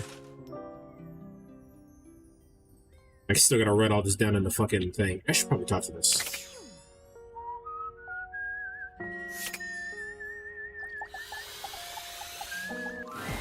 You're surprised to see Mikey busy with a phone call. He's turned away from you, talking into a cell phone. You can hear the warmth in his voice as he speaks. Yeah? Oh, Michaela, that's great! I'm so happy to hear that. Uh-huh. Oh, now, Mickey, that doesn't mean I love her more. Yeah, Daddy's working. I'll be back soon for you. Love you too. Bye-bye. Mikey spends a small moment looking at the phone, then notices your presence. His demeanor changes to his usual self. Oh, sorry. What would you like to do? Who's that on the phone? Mikey fidgets with his sack of loot, not quite meeting your gaze. Oh, those were my kids. I apologize for having them on the call while on duty. That is unprofessional. Okay, Maggie, I was just curious. Huh. Well, I guess I could file this under unspecified break time. What do you want to know? How many kids do you have? I have 3 kids. Michaela, Marco, and Mickey. Oh, that's cute. They are! Anything else? Who is your wife? Oh, she's great. Anything else? You didn't answer the question. What kind of things do you do with your kids? When we're together, we get into all kinds of trouble. Finger painting, bird watching, oh, and talking about what kinds of concepts they want to be when they grow up. Are you a good dad? I like to think I am. Anything else? How can things have children? Yeah, well, there's some science stuff and thing theory I'm not up to date on. But, just like how each of us represents one thing in existence, kids in the object world become new things that haven't been invented or discovered yet.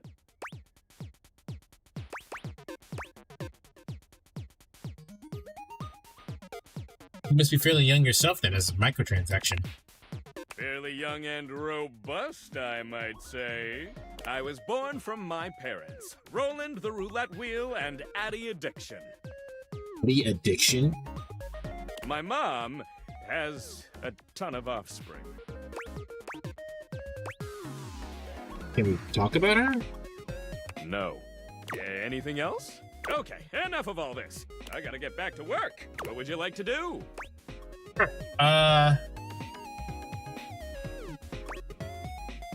Roll for armor. I'll take those brundles.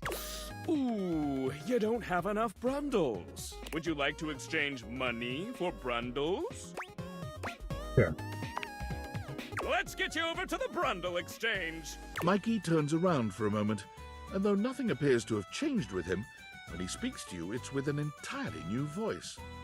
Oi, hello. I'm the brundle merchant. Is this Resident Evil 4? Would you like to exchange cash for bundles? How much money do I have? My mother always told me never to say a customer's bank account out loud. So I'll simply say, you have this many money. Would you like to exchange cash for bundles? Yes. How much? It's 10 money for 6 bundles. 100 money for 60 brundles, please. Bloody hell! I'll have to go to the back of my shop for that amount. Mikey walks out of sight, talking rather loudly to himself. Clump, clump, clump. Oi, where's me bundles? How many of them do you want then? 60! Dearie me, dearie me! We'll be out soon, I fear. It's been a tough winter. Well, what are we to do? Can they not give us a day? Some time at least? Some time will get us through this winter's discontent! My love, if I have to steal for them, I shall. Your thieving ways! Don't do it, Reginald! I must! Reginald! Crash! Boom! Clump, clump, clump. No! It's the Brumble Thief back again! Hide your Brumbles! Hide them all! I just need 60, that's all! Stop! By order of the Sheriff Tabitha, you are to...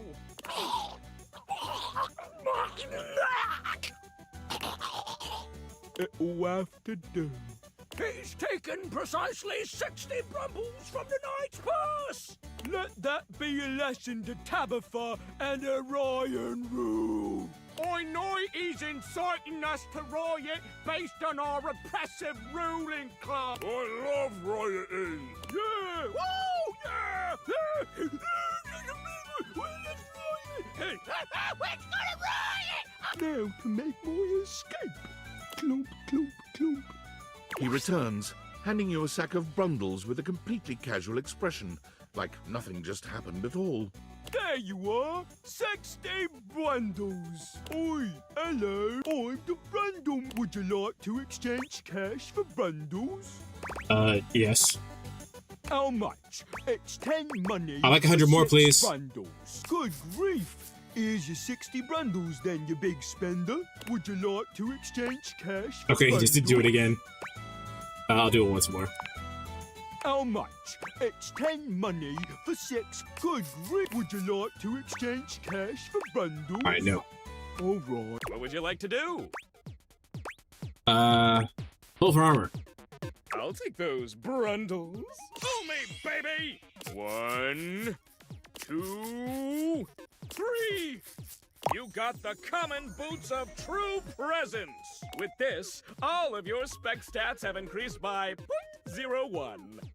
It may not have been what you hoped, but no set of legendary armor would be complete without boots. It's a great start. Okay, I guess. You guessed right. It's all right. You'll get it on your next pull. I can feel it. Plus, once you get 100 of them, you can fuse them into epic gauntlets of stardom. Pull it, baby! What would you like to do? Pull for armor. I'll take those. Pull me back. 1, 2, 3. You got the cup. With Damn it. this, all of your spec stats have increased. If you collect 100 common boots of true presence, you can fuse them into a pair of I'm on the epic quest, yes. Good luck. What would you like to do? I'll take. Pull me. 1, 2, 3. You got the epic gauntlets of stardom. Oh, nice. I don't have to get 100 of them to pull for it. Pretty good. Damn straight it is. Now these are of a much rarer quality than the stupid boots. Your specs points have all increased by 1. Cool.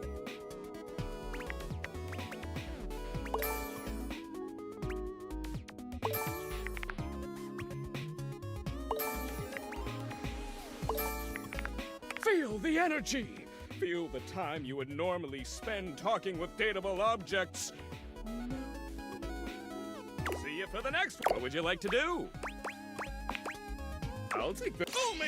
1, 2, 3. You got the common. With this, all of your if you collect 100 common boots of true presence, you can fuse. Good luck. What would you like to do?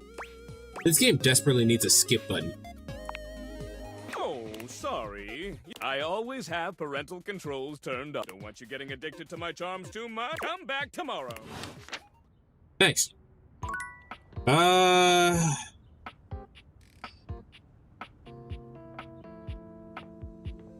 Let's just continue doing bathroom shit, I guess. Oh.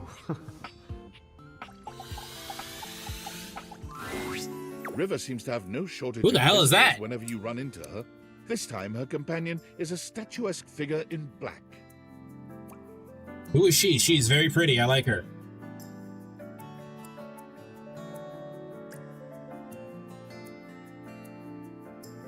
Something about her gives you a strange sense of nostalgia and sadness. Her name appears to be Lady Memoria, but you can't quite figure out who or what she is. Don't concern yourself with the opinions of those beneath you. Beneath you? There is only one real answer to your question to begin with. Yeah. Ice, my dear. Ice preserves perfectly. It leaves everything just as it should be, forever beautiful. That aside, a lady never allows herself to boil over. Do not let them see you crack. Do you understand? No, jeez. You had some very, Oh, she's got a fucking Tamagotchi for her necklace. That's cute. She's got some very, toxic traits about her, yeah? Yeah. Old toxic, gender norms. Excellent. Memoria breezes out of the room, not even looking your way. Perhaps she didn't see you, or perhaps she's just lost in her own thoughts.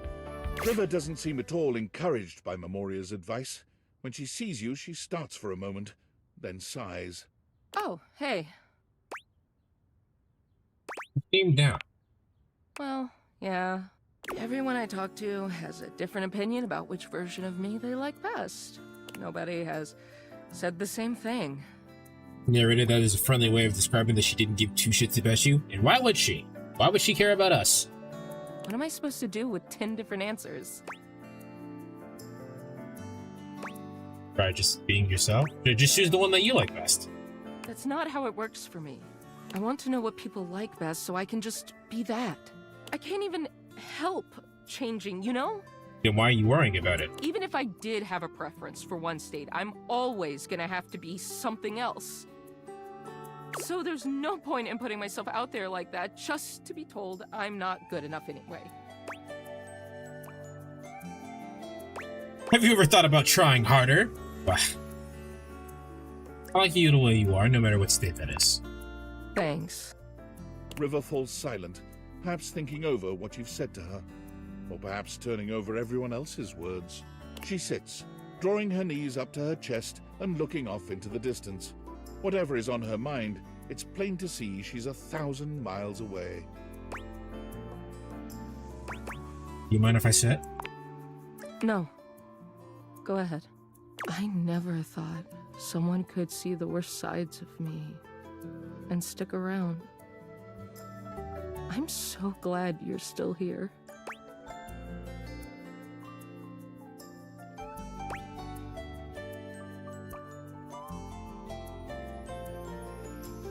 I know what it feels like to be lost. I don't understand how you're always you, no matter where you go. That's not how it works for me either, honey. You don't get to your job and somebody tells you to hurry up and change. Changing yourself all day, every day really takes a toll on you, you know? Yes, actually. It's so much easier to just hide behind whatever you think I am. Petition River to play a Persona game? Yes, River, you should play this really neat game. It's called Persona. It's really, really dark. I think you'll like it. Whatever you want me to be. What can I do for you, sugar? Everyone likes that river. What happens when you see all the ugly parts of me? What do we do when you know it's all lies? Get to know the messy, real River? Thought over was something real. What if it's not the same? What if you hate me? Oh, no. Not everyone will like you, and that's okay. I want to believe you, but that part still scares me. Well, thanks for listening. I gotta think about all of this. I'm clearly not gonna find any answers in asking everybody else. She sighs. Guess it's all on me. See you later. Alright, Bathsheba. Come on. Bathsheba looks, for the first time since you've met her, sad and entirely unenergetic. You guys might start hearing the fireworks, because that's what's happening right now.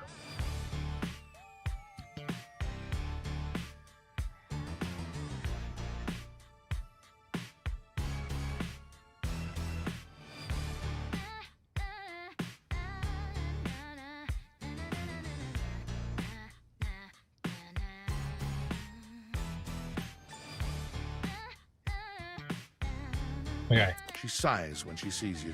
Oh, hey. What's wrong? Everything. Talking to Amir was like so great. I was like, wow, I could use this experience again.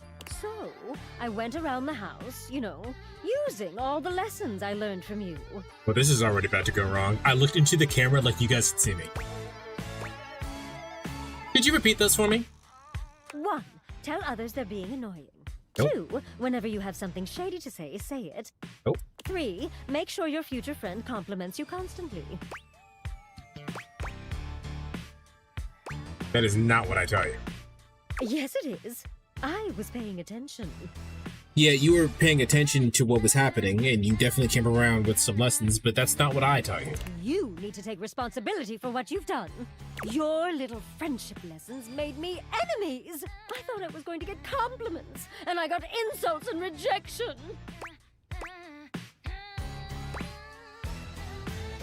Maybe you should try a different approach. Like what? Humility? Yes. No one would ever ask a princess to be humble. It's not in me. I don't get it. Everyone around here is so easy to talk to, and they know just who I am. Well, most everyone is. I wasn't expecting the rest of the house to be so mean.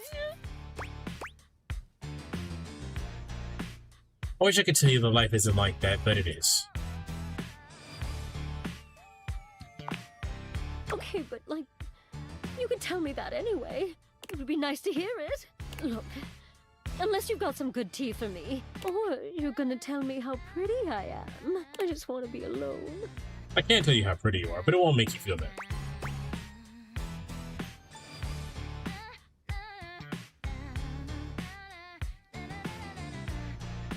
You are the most beautiful tub I've ever seen in my life. Oh, well, that is pretty good. But I'm still sad. I told you. I just need a little time for me, okay? Let's talk later. You know, I've been putting off this rubber duck. You again? Ah.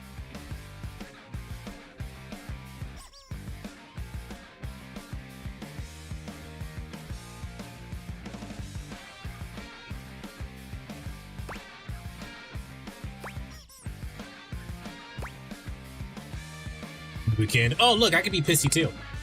They got you there. Oh. So duck off, Johnny! You duckin' overpriced rooster!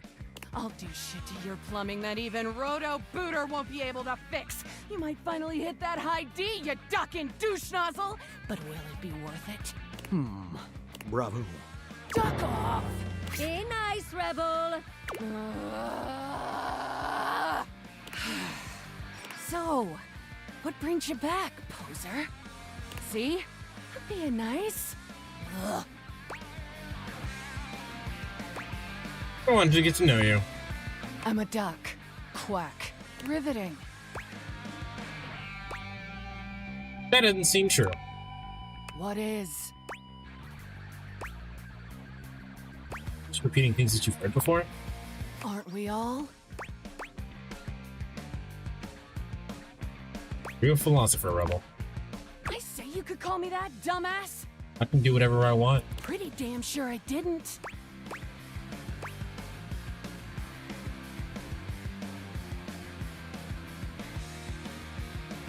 Alright, so I didn't exactly say you could call me everything that you've called me, so like...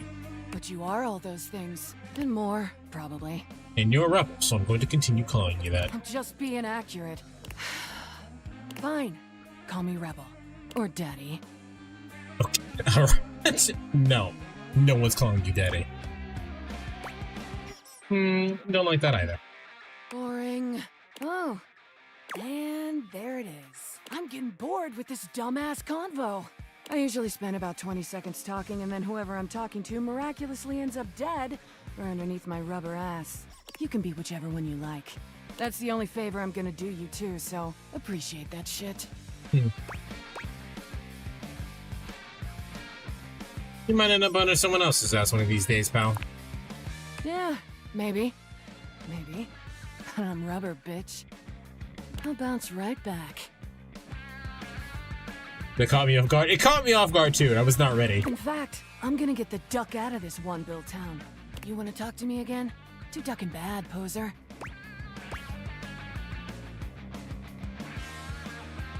Can't just leave. You're a rubber duck. You ever heard the saying, gone like a rubber duck who's done with your shit? You have now. Poof! Rebel's gone.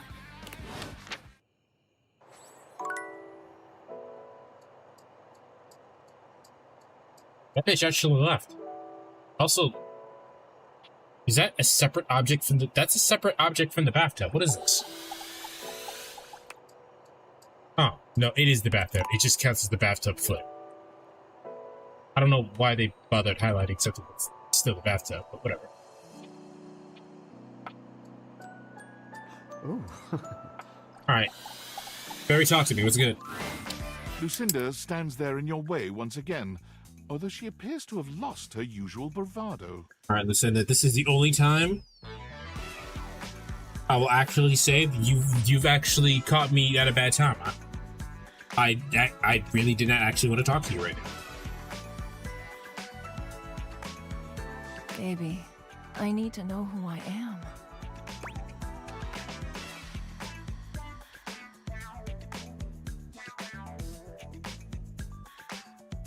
I'm not convinced that you're the best. Not convinced? Oh, you poor baby. Maybe I've only shown you one side of me. Maybe Lucinda Layered will show you some more depth.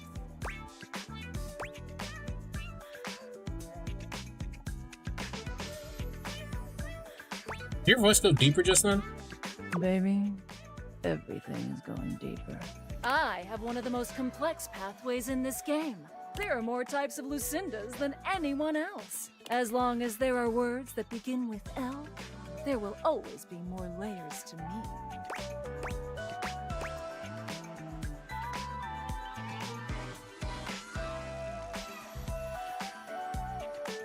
I've seen a different side of you. One more sensitive. Exactly. That Lucinda is one of my very favorites, though she has no place here.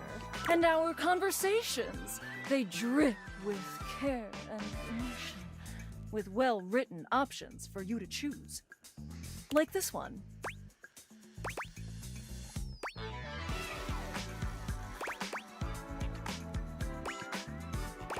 Lucinda, tell me your deepest secret. And for each option is a well-crafted, meaningful response like this one. For this reason, I award myself Best Screenplay, Lucinda Layered. Tell me, do you agree? I mean, I didn't get the answer that I wanted, but sure, couldn't agree more. You are so smart. You have the depth of knowledge and strength of character to figure this out on your own. Which, truth be told, I find really sexy.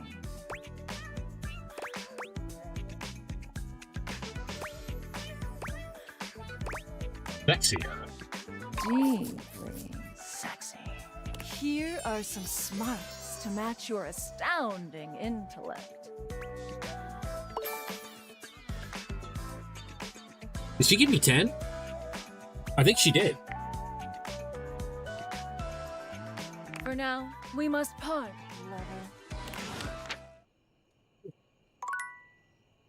lover. I'll do exactly one more.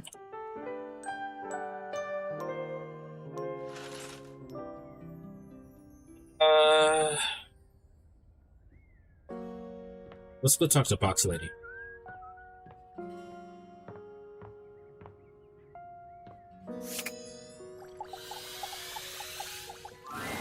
Hey there! You're back! And you've proven yourself worthy! I have? How?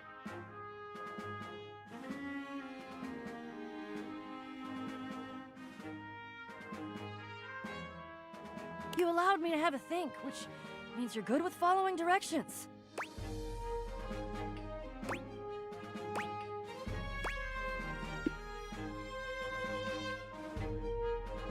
If you promise to help me, I think maybe I can hit. If I promised to? Is that all that was holding you back? My fellow adventurer, I promise you, if I had a sword, I would swear on it. But I'm gonna have one soon, so I'll swear on the sword I almost have. I will never leave you behind. I will be there with you every step of the way. If you're really in, I have some more things that you need to know. Are you ready? Okay, teammate, what's good? Alright, you're really motivating me. Let's do this. We've got a lot to go over. This is a two-part quest. Most good quests have multiple parts, and this is the best quest, so obviously it has multiple parts. I'm officially inviting you to go with me on the first part, the quest of the secret sword.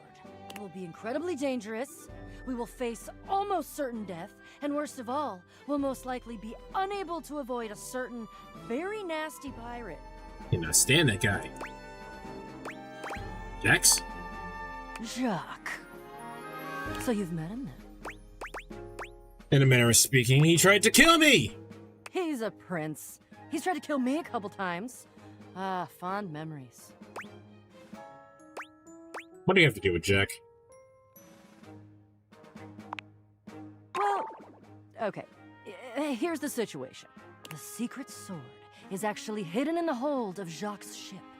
I've already tried to obtain it a couple times, but as you can see, I've been unsuccessful. I haven't quite figured out why yet, as I'm so clearly the world's foremost obtainer of secret, sacred, even cursed antiquities and treasures. But in the process of attempting to obtain it, I've run into Jacques, and now he is sort of alerted to my desires and kinda, oh, I don't know, he has a poorish opinion of me. Did you try to steal a sword? I mean, yeah. Yes. Sort of. I have executed some pretty fantastic feats of cat burglary and gymnastic daring in order to... Steal it?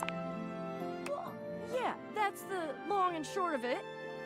I don't even object, necessarily. Thievery can be just as glorious as the other acts, especially if it's for a righteous cause, which this totally is. You just want it. The problem is that he's in the way of my righteous cause, and he keeps trying to kill me. And he's just generally kind of a butt. Can't deny that. Alright, let's go get a sword. You mean it? Of course you do. I doubt you even had a choice. Fabulous. Off we go! But before you go back to your overworld home, it appears that Rebel blocks your way. Hi. You? What are you doing? Couldn't get enough of me, huh? Thought I told you to get lost.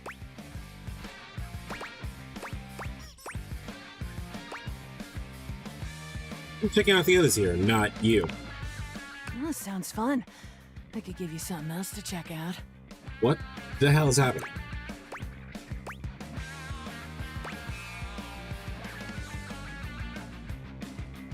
This is like a trap. It's my ass.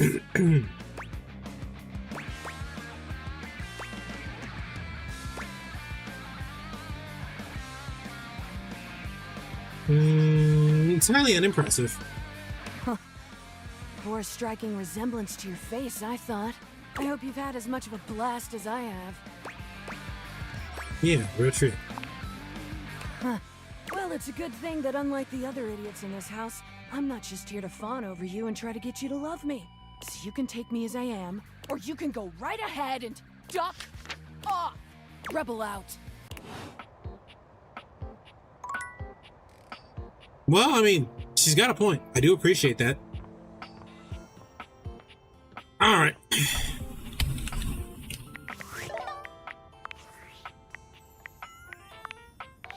All right, that'll be it for the stream then. I still gotta write all the shit down into the VOD. I don't know. All right. I hope everyone has a great 4th of July. Let's see who can raid out to. There's 2 raid out.